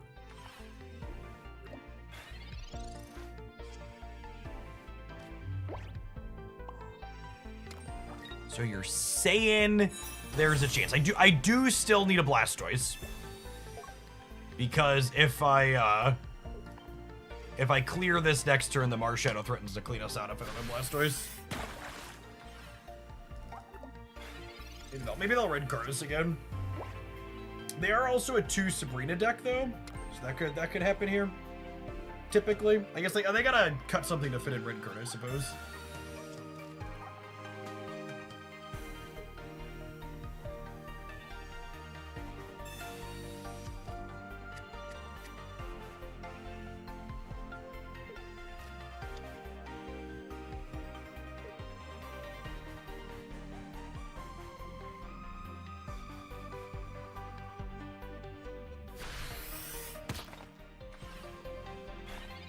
All right, 4 out of 14. Easy game. Easiest game I ever played, chat. There's my boy Blue.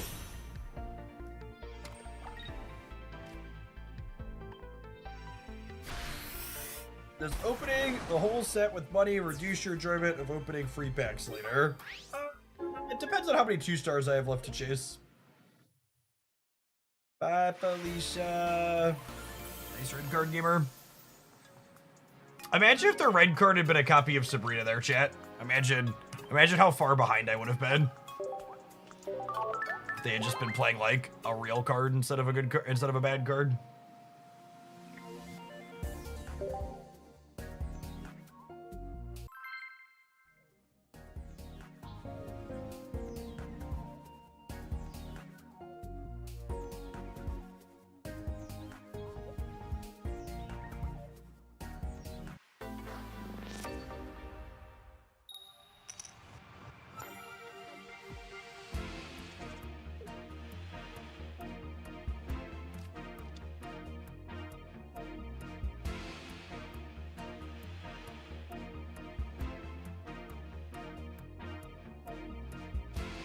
All right, I would like Twitch chat to maybe sell me on something. Can anybody make me a compelling argument for why or where the spoiled Gallade would be better than Machamp? I'm willing to be sold. Someone sell me.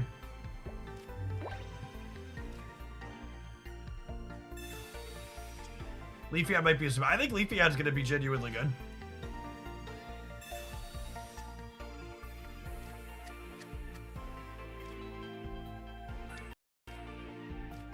Mewtwo EX. No, Mewtwo EX is Machamp's better because Machamp survives the side drive and Gallade does not. Gallade's better when going first. Sure, I'd buy that for $1. It's better when going first. But that comes down to the whole discussion on, do you have your stage 2 on curve still, right?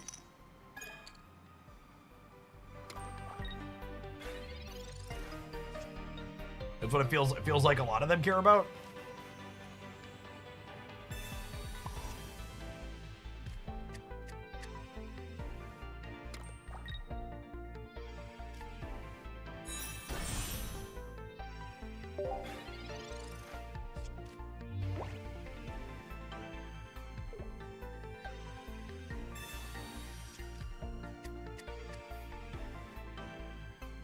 Does Gardevoir attack for 1 psychic energy? Does Gardevoir attack for 1 psychic energy? It does, doesn't it? Okay, so the actual answer, I've sold myself. You could play Gardevoir in your mono fighting Gallade deck because they both evolve from Krylia, and Gardevoir puts psychic energy on itself. Okay, we've cooked. All right, I figured it out. The card's not just useless. That's the answer. The answer is Gardevoir's. Is she 2 psychic? If she's 2 psychic, it's probably trash because then she has to be up for 2 turns. I actually don't know. I don't play with this card. I don't play Mewtwo. Is it 2? It's 2 psychic. Ooh, it's probably cooked. Probably not good enough.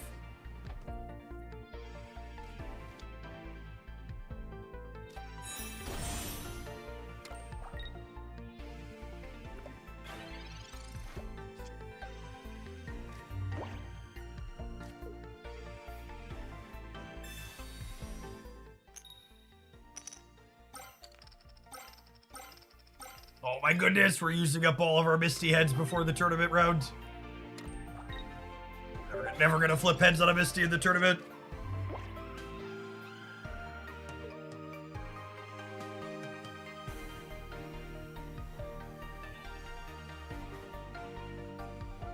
All right, this person was cooked, but my tournament match just paired, so. We've got our 3rd matchup against the exact same 20 cards of Pikachu. We're currently 1-1 against it. We are currently 11th, and we will make top 8 if we win this, I believe. We'll be 4-2.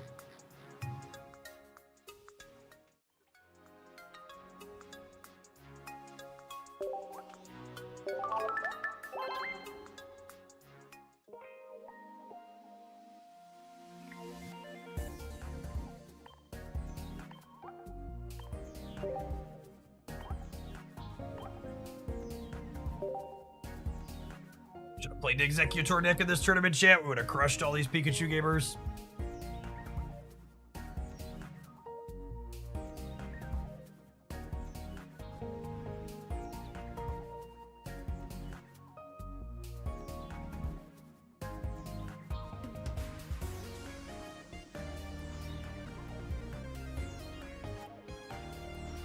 Oh my goodness.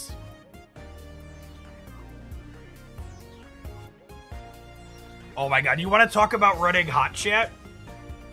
Because we have the worst tiebreakers of the people who are 3-2.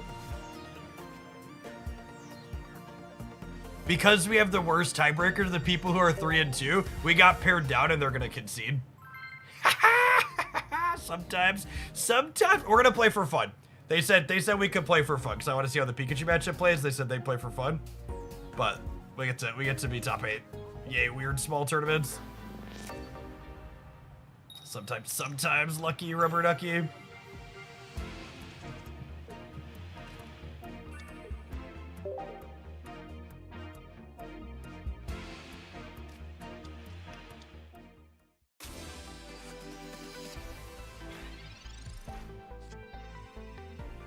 The Star U lead as well is not what we're looking for sure. Hopefully we can find another one.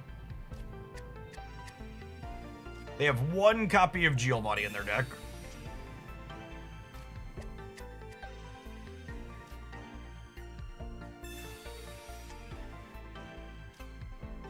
For reference to shout them out, the opponent we're playing against is actually the person who runs a lot of these tournaments that I've been playing in, including this one today. Thoughts on Drudigan with Rocky Helmet? I'd be surprised if you want that effect twice on him, but I bet it'll be sweet on other things like Executor. Executor EX with Rocky Helmet sounds like a monster.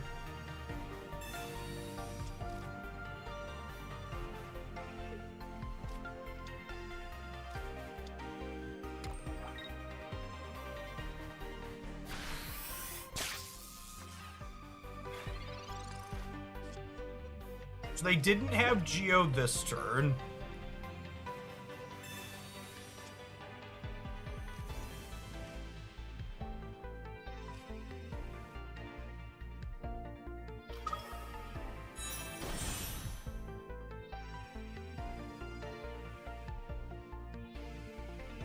I'm definitely retreating. There's just a question of where do I put my energy?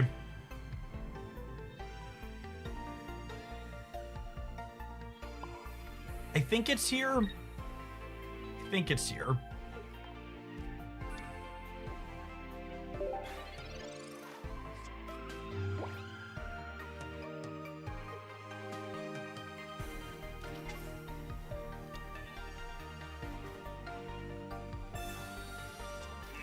I should have played the other Fitting It out.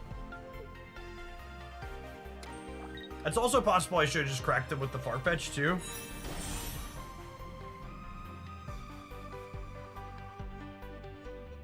Yeah, I messed this up. Oh, that's interesting. Okay. I guess the Pikachu clears us either way. Is their thought process here?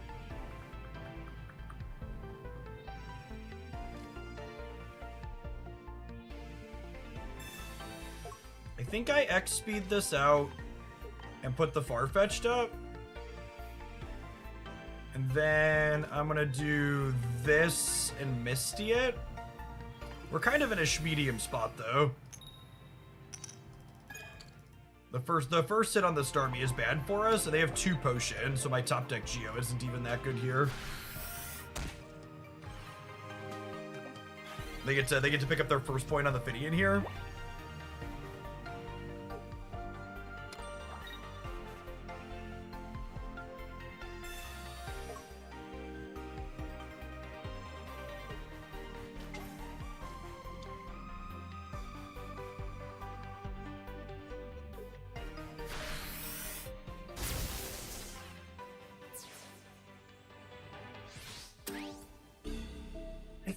I think that's checkmate.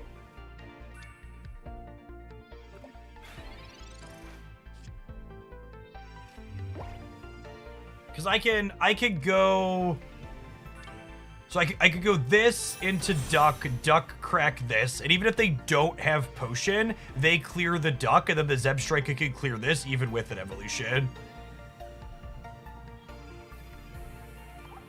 Yeah. That's checkmate from here.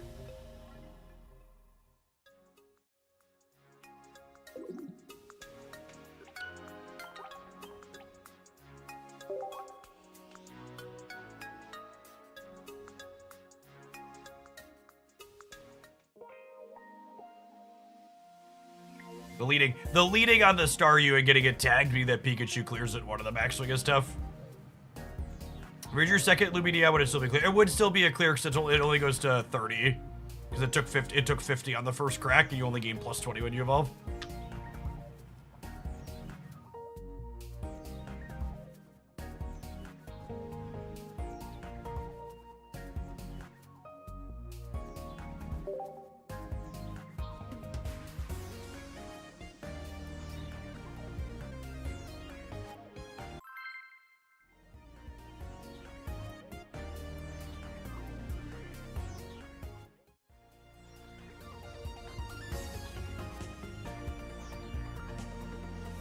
Let's see if we can avoid opening Star U, huh? Missing first energy advantage. Not opening Star U at least though, so we got that going for us. I wonder if I'm supposed to open Fidian to have the free retreat cost actually. This might actually be a mistake.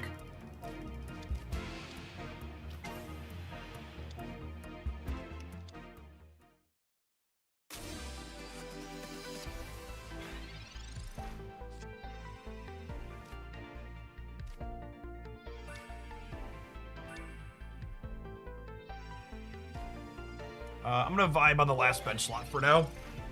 At least for a turn. Azazel, thank you for the 23 months.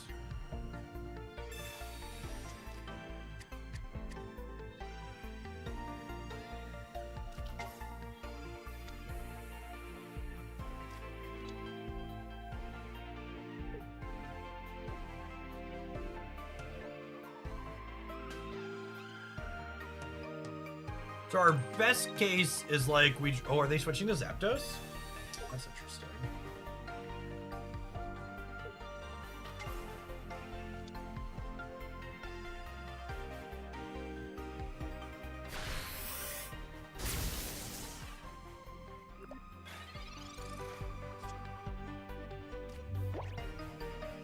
This is technically not a tournament round for those that are just joining us.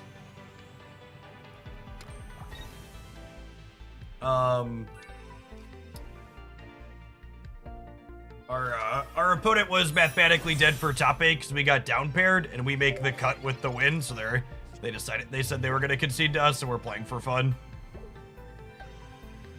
So all in all, a good round to get some bad variants out of the way. Good couple of games.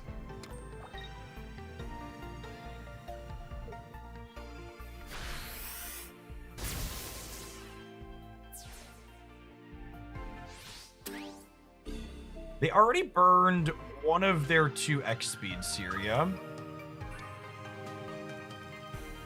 We're probably gonna need a Misty hit to win this game because they had first energy advantage.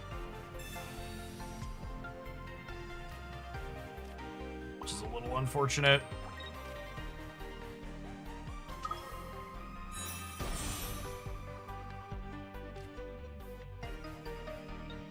There is not another basic that's not weak to lightning that fills the same role Farfetch does in other matchups, Ken.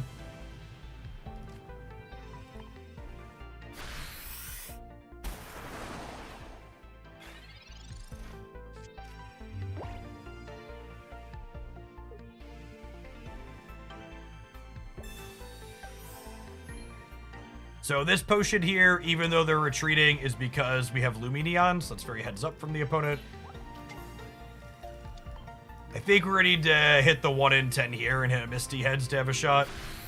So they already have a knockout point. Even if we hit it, we actually just die to the Zebstrike all the same, yeah?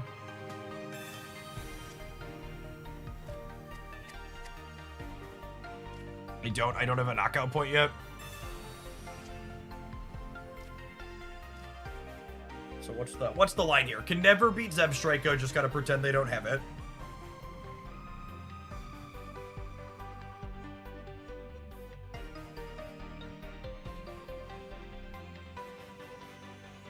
I think the play to win line is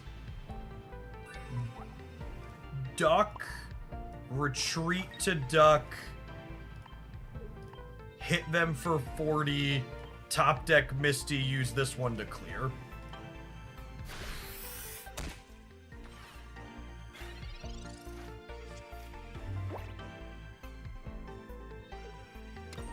We're dead at any point if they've got the Zebra. Yeah, GG.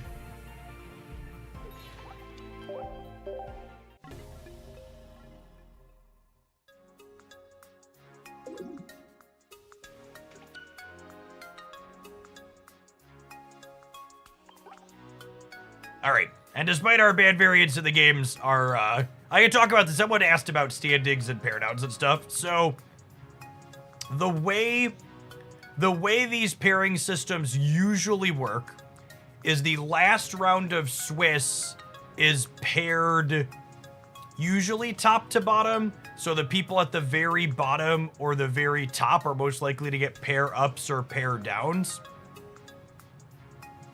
So because we were the worst rated 3-2, we got paired down into someone who was 2-3. So even if they beat us in the tournament round, they couldn't make the top cut. Because they just wouldn't have enough match points. So we played around for fun where they ran us down. But we got the tournament round and get to play single elim for at least one more.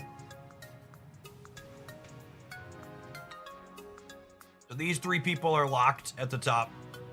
And then there were what? 1, 2, 3, 4, 5, 6, 7, 8 of us. So we'll make it, and then the four winners of these other ones will make it. We obligated to say get over here when we use serious. I think that's serious. I think that's up to you.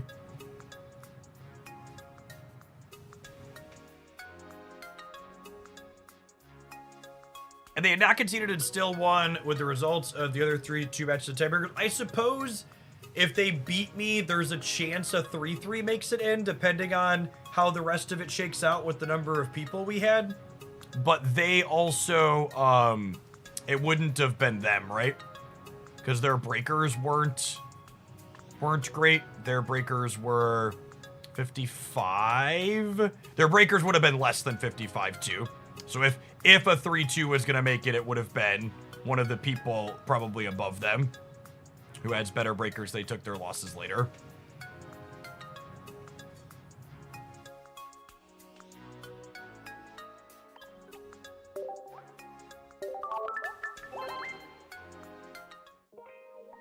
Yeah, I assume the update will go live, the trading will go live tonight at the rollover, and then the new card packs will go live tomorrow.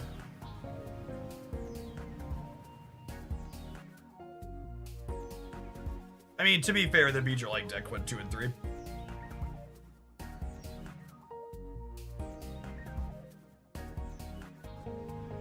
Bunch of Celebi friends at the top. That matchup's not too terrible for us. Pikachu's close. Honestly, this deck just has like all close matchups. The Gyarados one's probably the best for us, and even with Starmie, that one still tends to be pretty close. There's 4 matches still outstanding. You can play some Blastoise. A Pokemon cannot have more than 1 tool on it. No, that's the restriction. Rollover happens in about 9 hours. So about 33 hours till we get a new set. 9 hours until trading.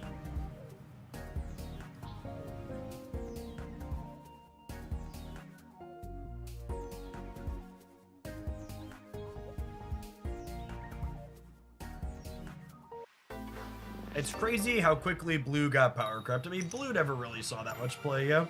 But I am a little surprised that they gave us a tool that mostly takes it out back real quick. Yeah, Blue never really had a moment. There was a one-up in some of the Mewtwo decks, I guess, for the mirror. Weevil Greninja. I feel like you'd have to sell me on Weevil Greninja being better than Executor Greninja, but yeah, maybe.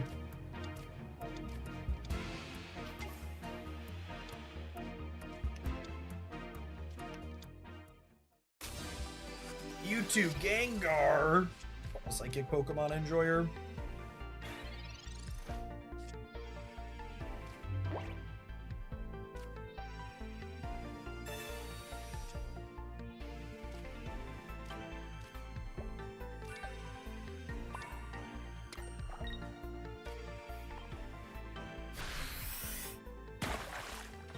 World where we're supposed to power up Tauros to start. I have War Turtle on deck though, which makes it appealing.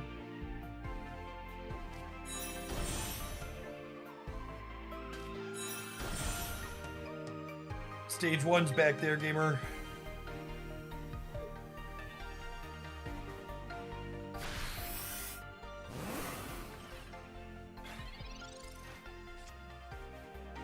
This Link Demente should let you Prime sub using mobile.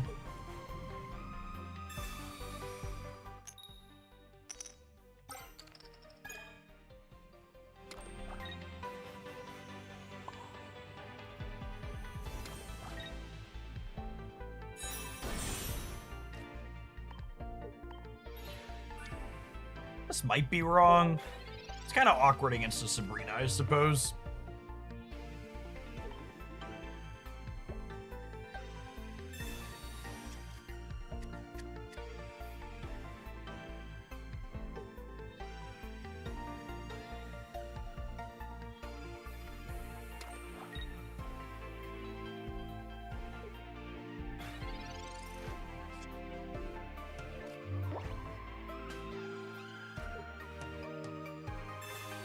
We put the second energy on Tauros here just so it's there to threaten, and then we'll build War Turtle from there. War Turtle.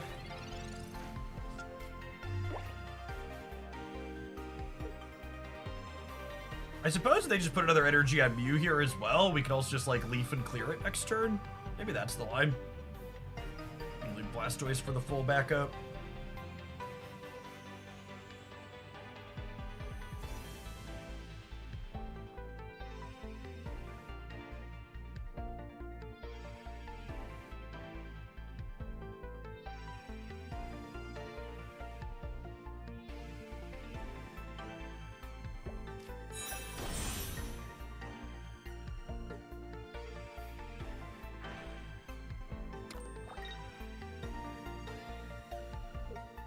It's really interesting to me how many people think the deck size being small is problematic. It just means you have to actually make hard choices. It's okay that the decks are small.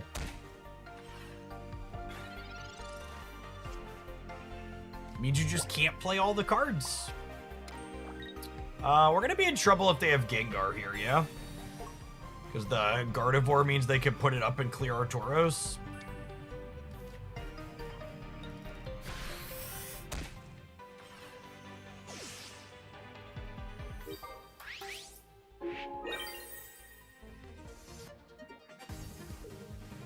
TCG Live is right over there. Yeah, there was someone earlier that just like asked for a minute, do you think they'll ever get 60 cards and 6 prizes in this game? I was like, absolutely not.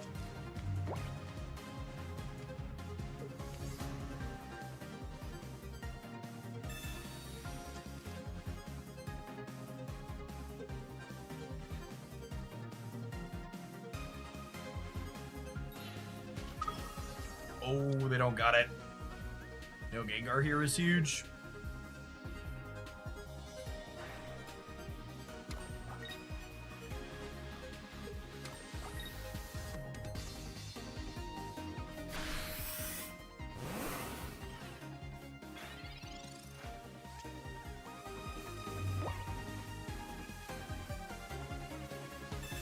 I think I'm gonna believe in the Blastoise, Straw Gamers.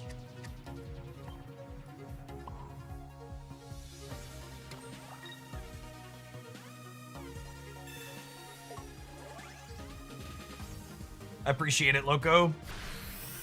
Oh, let's get you a sword to go with that shield. Been around for a minute.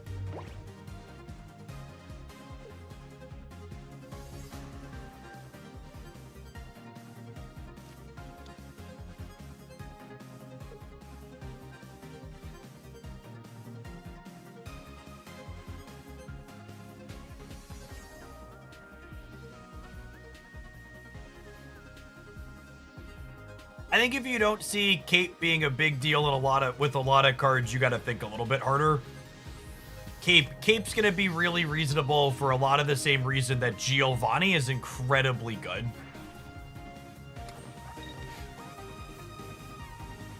A lot of the things in this game are so incredibly tightly balanced.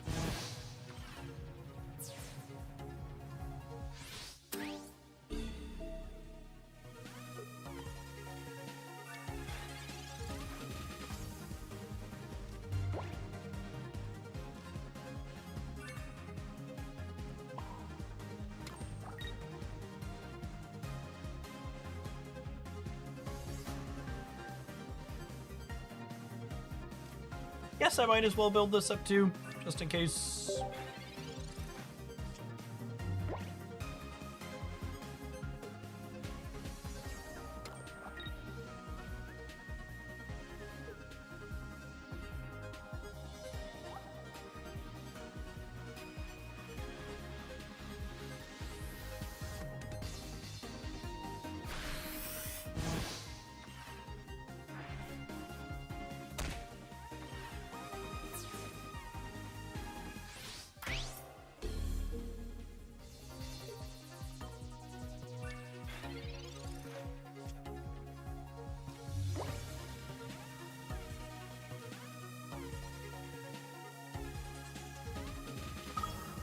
believe, chat.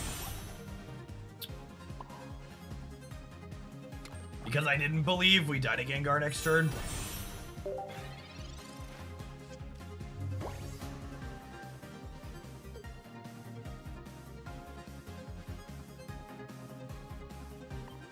He's gotta be coming, right?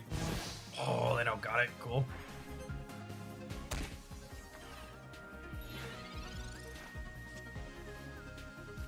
Giant Cape looks like the strongest of any of the cards spoil. I think Dialga and Palkia are both real good Pokemon pocket cards.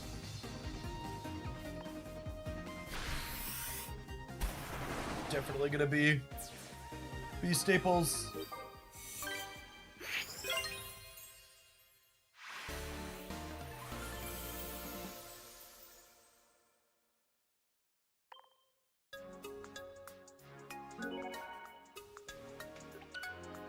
No, you can put tools on any of your Pokemon, even the bench ones, if it's like paper Pokemon, and there's no reason to assume it's not.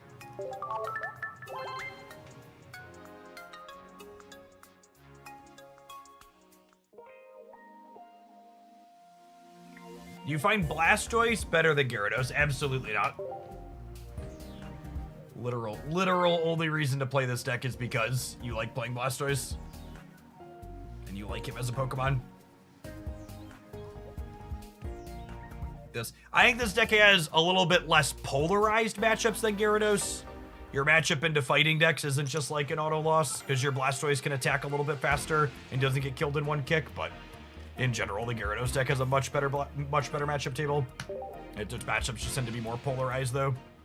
It wins by a lot or loses by a lot.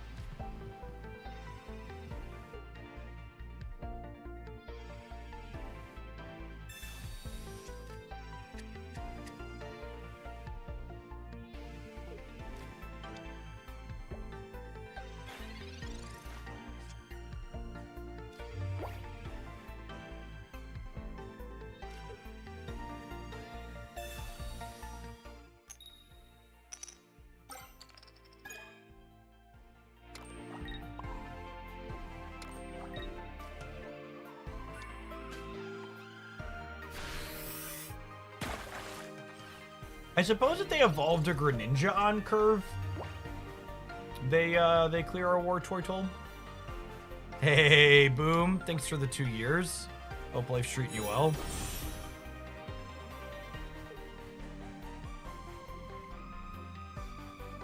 I think people will be running 2 Mew EX with a set drops. Maybe. I think that card. I think Mew's really good with Dialga.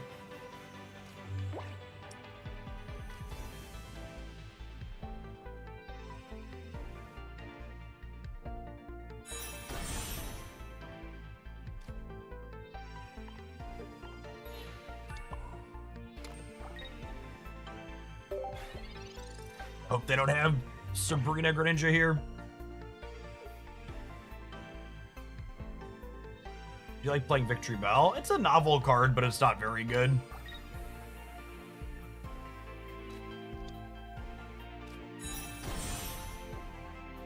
Honey.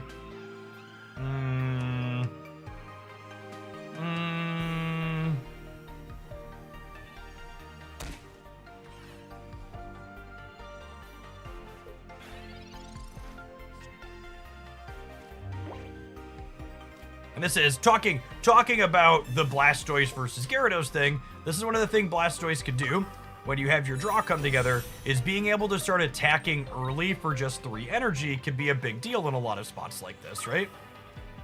You need to beat level 8 for the Dice Streams promo. Having that flexibility to start punching sooner has value.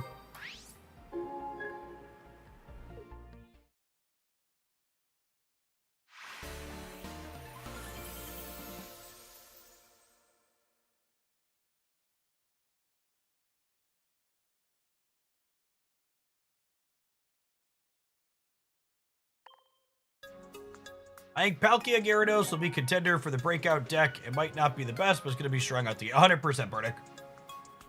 Palkia Gyarados will be one of the decks to beat going into the tournament for sure. What Pokemon do you think pairs best with Executor right now? I like Tauros and Mew with Executor. Wiggly X ain't bad either, but Tauros and Mew are my two favorites, like in terms of competitiveness.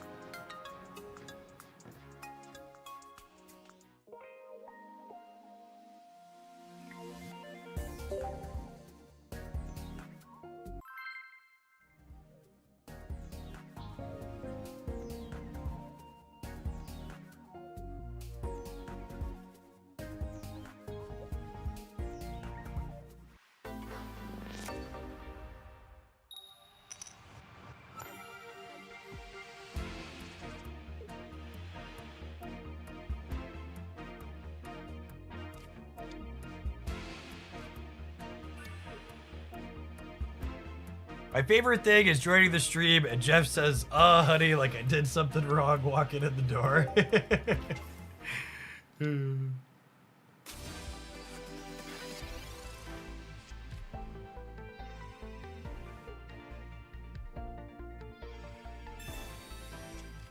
The number of people confused and underrating Palkia is a stark reminder at how much cards like Farfetch'd are greatly underappreciated and undervalued by the greater Pokemon Pocket community.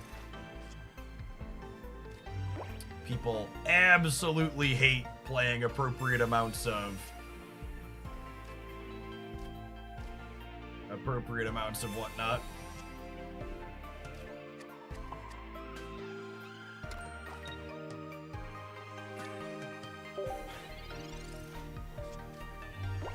Appropriate amounts of efficient pressure.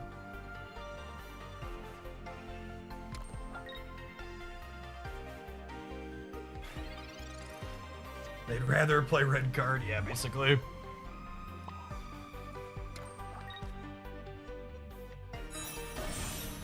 Our lack of leaf here is a little sad.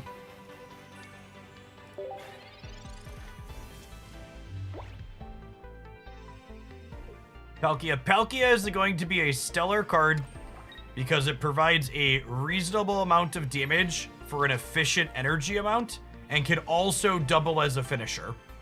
So its finishing attack is not necessarily amazing, but it's the fact that it does a little bit of column A and a little bit of column B that makes it really good.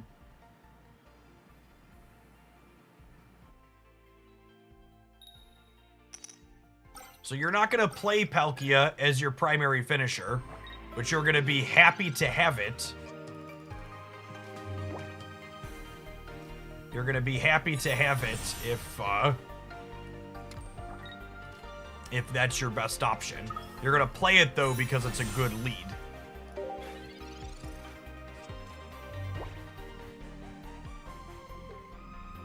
Palkia and Dialga, I think, are the two most interesting cards we've had spoiled so far, as far as building around.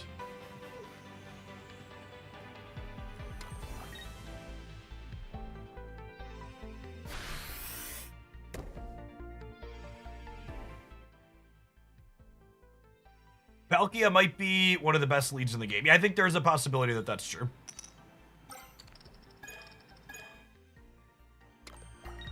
Alright, so the game plan here is 5 Energy Blastoise clears Charizard in 1.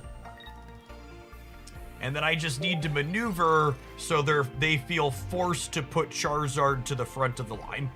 So we're going to build the Tauros from here so the Tauros can pressure the Moltres, and then they have to move it, Charizard to clean it out. Wow, they're playing the Volcarona build? Volcarona! I think that actually cooks us, chat. Alright, well, now I hope we draw Leaf, we just put Blastoise up and hope to clean him out. But if they have Charizard, we're actually dead because they have Volcarona. Because I can't just sit on the Blastoise. Freaking yikes.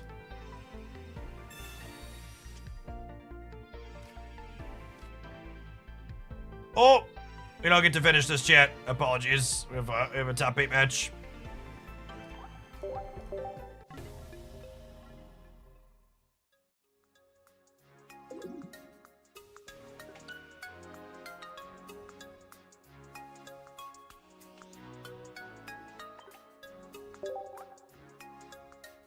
Oh, I forgot to click thank you. Sorry, opponent.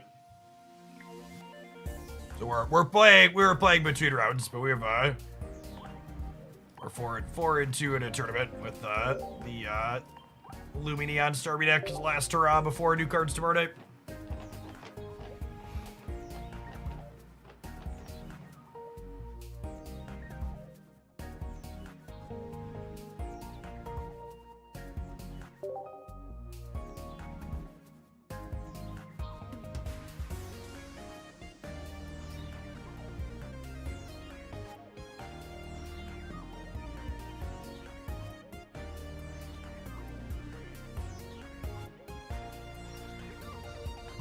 My opponent is here. Waiting for them to tell me they are searching. We are playing against Celebi Executor with one Snivy and then the superior line.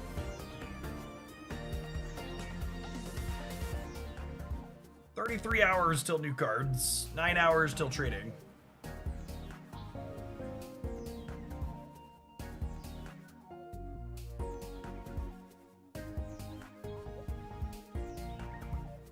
I think the fighting shells need to be rethought with Lucario. Most notably, Lucario probably makes Hitmonchan be the optimal 1 energy attacker in those decks. Is a big difference.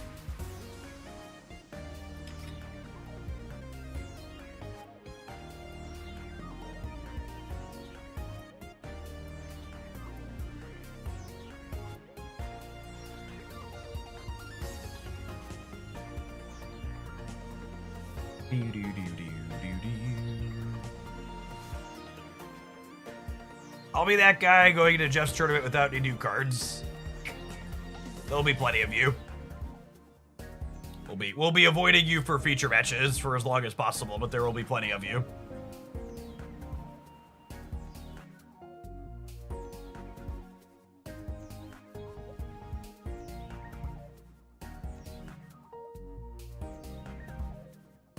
If you're wanting to dodge feature matches, showing up with stock Mewtwo or Gyarados from the previous formats is going to be a good way to do that.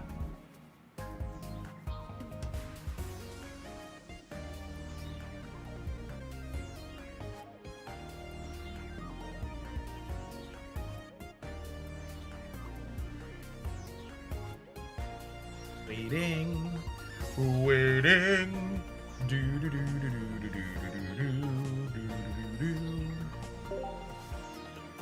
Alright, as always, there'll be a little bit less paying attention to chat during the tournament rounds. Please behave or the mods will bonk you. Opponent's got 2 Erica, 1 Sabrina, 2 X speed for utility cards, no potions, no Giovanni, noteworthy things to call out. This one's interesting because them having first evolution advantage is really good for their execute deck. Whether or not they hit heads on their Executor could easily make or break the game. My Kingdom did not have to lead on freaking Staryu one time. I think we've led on Staryu in like over half the games we've played today, which is just like incredibly unlucky.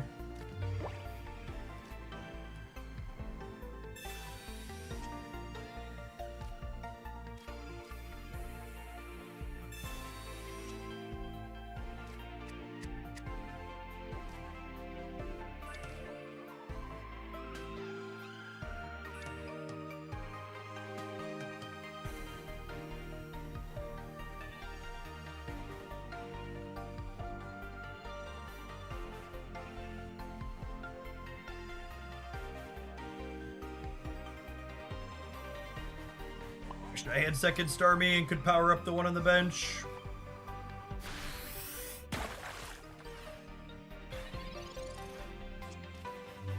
Miss energy, and then if they have Executor into a flip is everything.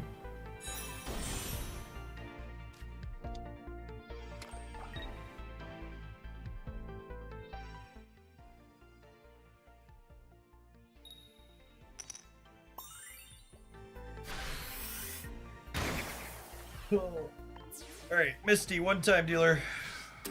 Misty, one-time dealer. Actually just the best card in Pokemon Pocket. It's not particularly close.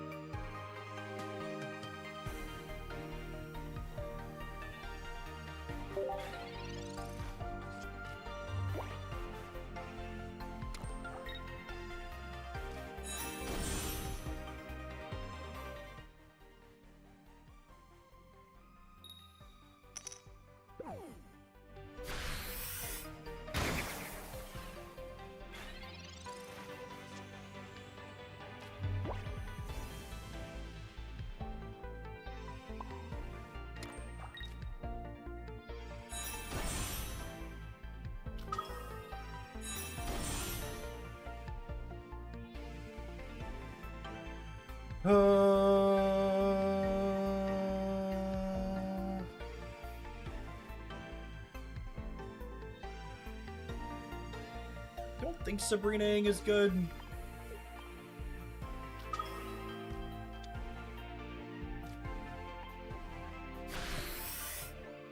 Now, noteworthy here that Giovanni clears the Executor through a copy of Erica, which is nice.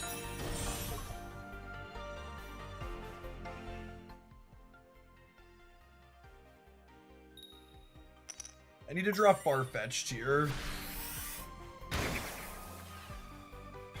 Let me clear this without giving up the Starmie.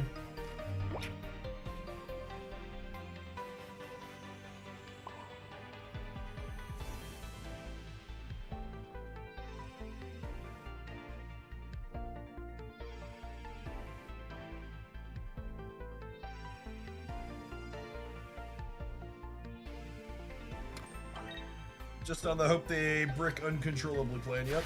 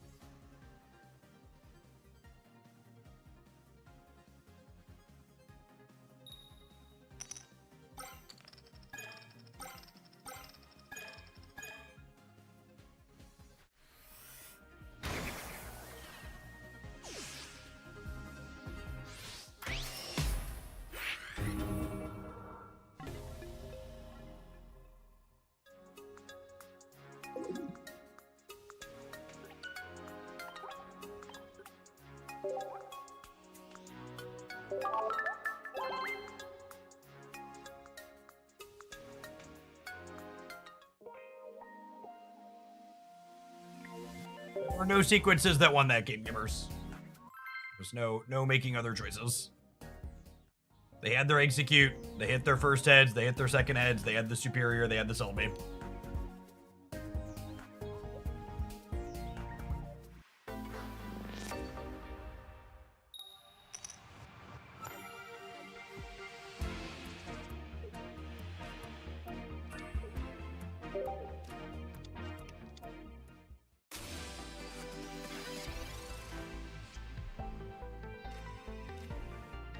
Is tomorrow the new expansion? Technically.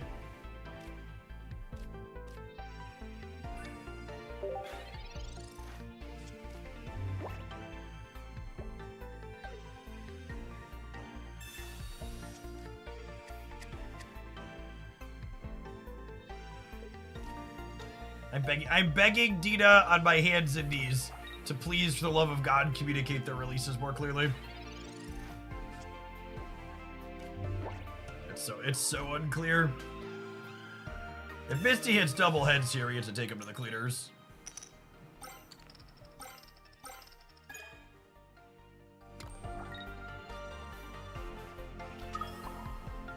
It'll do, pig. It'll do.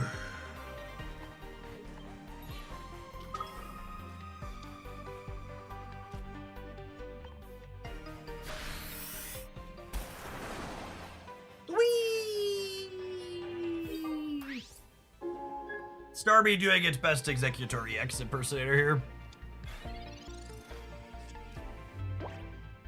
Misty finally paying rent something, shoot. They can hit running heads on the Executor. One pair of heads deserves another, yes. Swing and a miss. 0 copies of Giovanni for the opponent. Don't gotta worry about that one.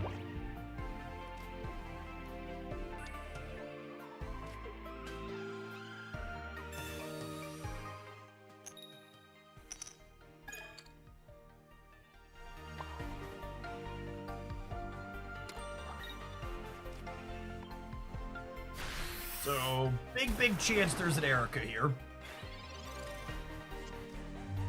Could even be 2 of them.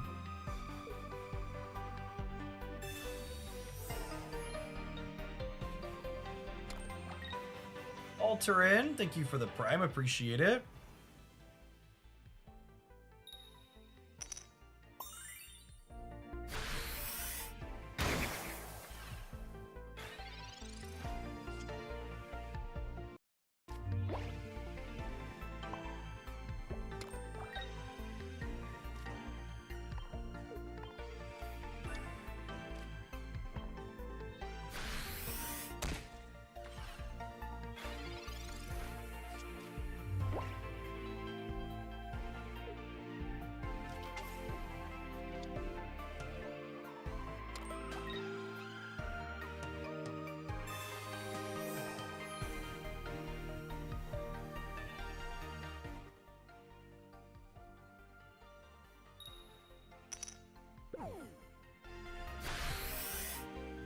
Bean, thank you for the primer.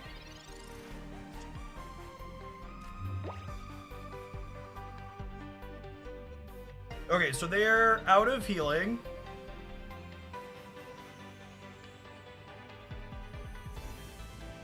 They're out of healing, which means if I crack them with the Starmie, it's checkmate, yeah? Because they missed on this knockout?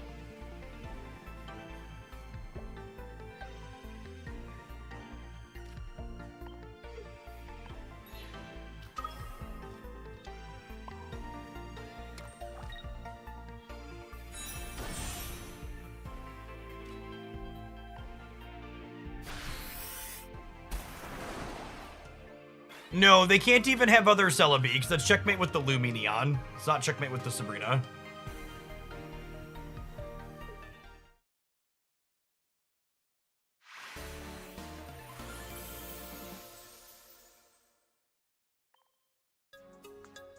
Alright, called shot for the last game. Farfetch, Giovanni, Scramble, and Egg on turn 1. That's what we're looking for. Game of the 3rd. Would like a fast set of scrambled eggs, please, Duckaroo.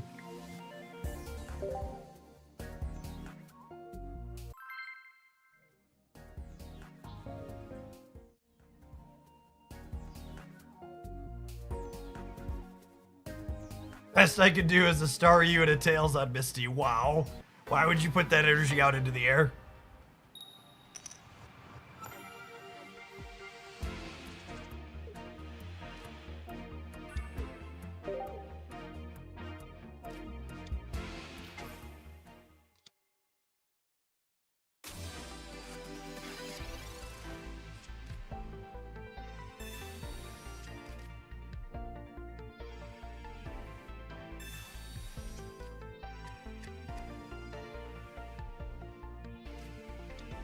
%40 to be a baby star.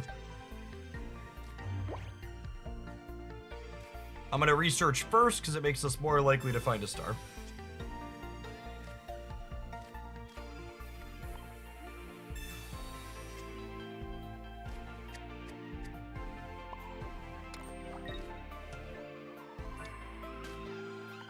We're missing a star. Maybe they'll be missing an executor.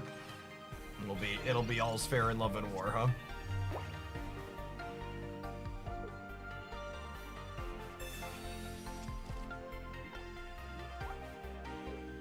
Narrator. All was not fair.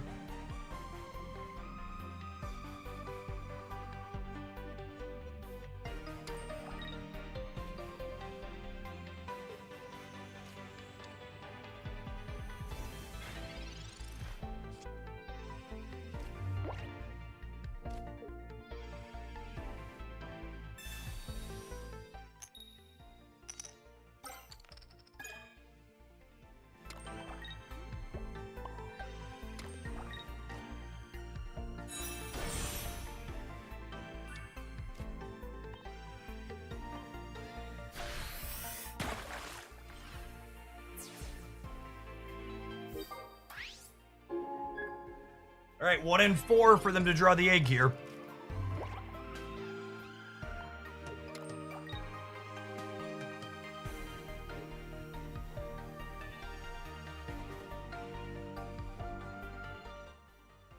Come on, average variance, average variance, average variance.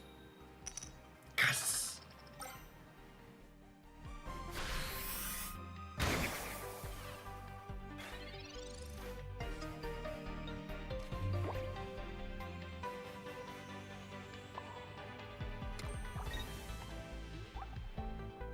If we keep bricking on Staryu, we might still be in trouble.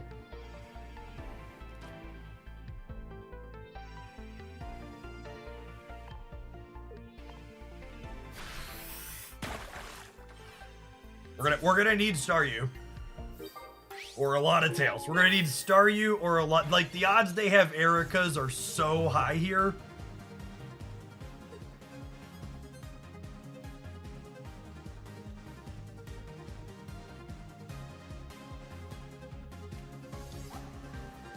One Pokeball, one research, 2 Staryus.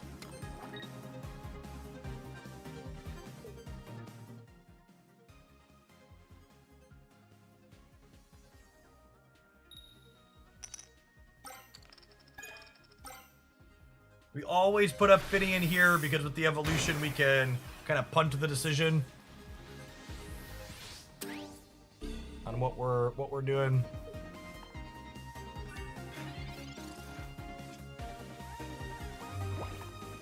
%66% of the time it works every time.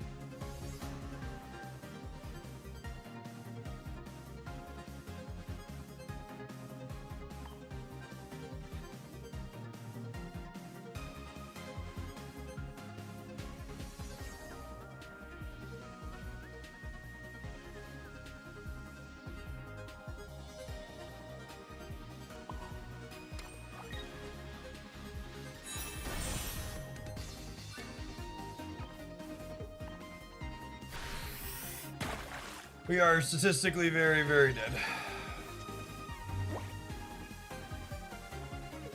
Even if they brick on their coins, they have Erika's. Yep. This is the out, but...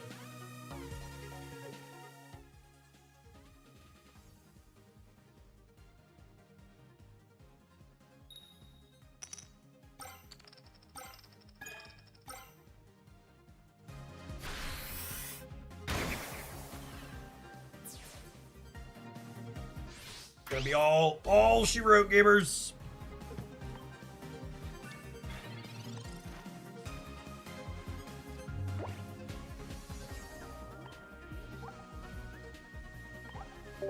Alright, good luck in the top 4.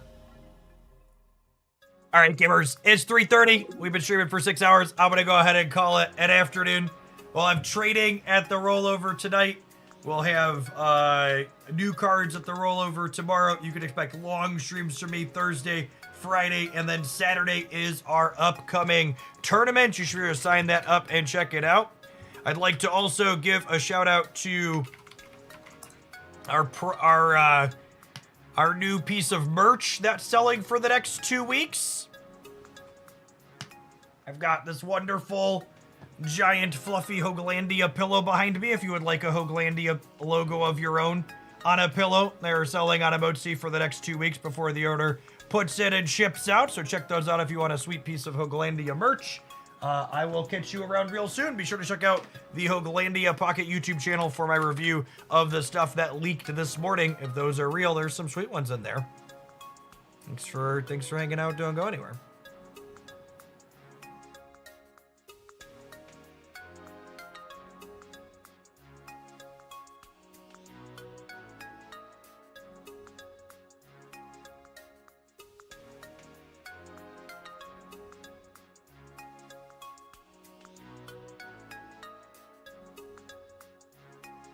Sorry, I missed what was going on the YouTube side. We're just gonna ban that idiot. So long, bud. Peace, folks.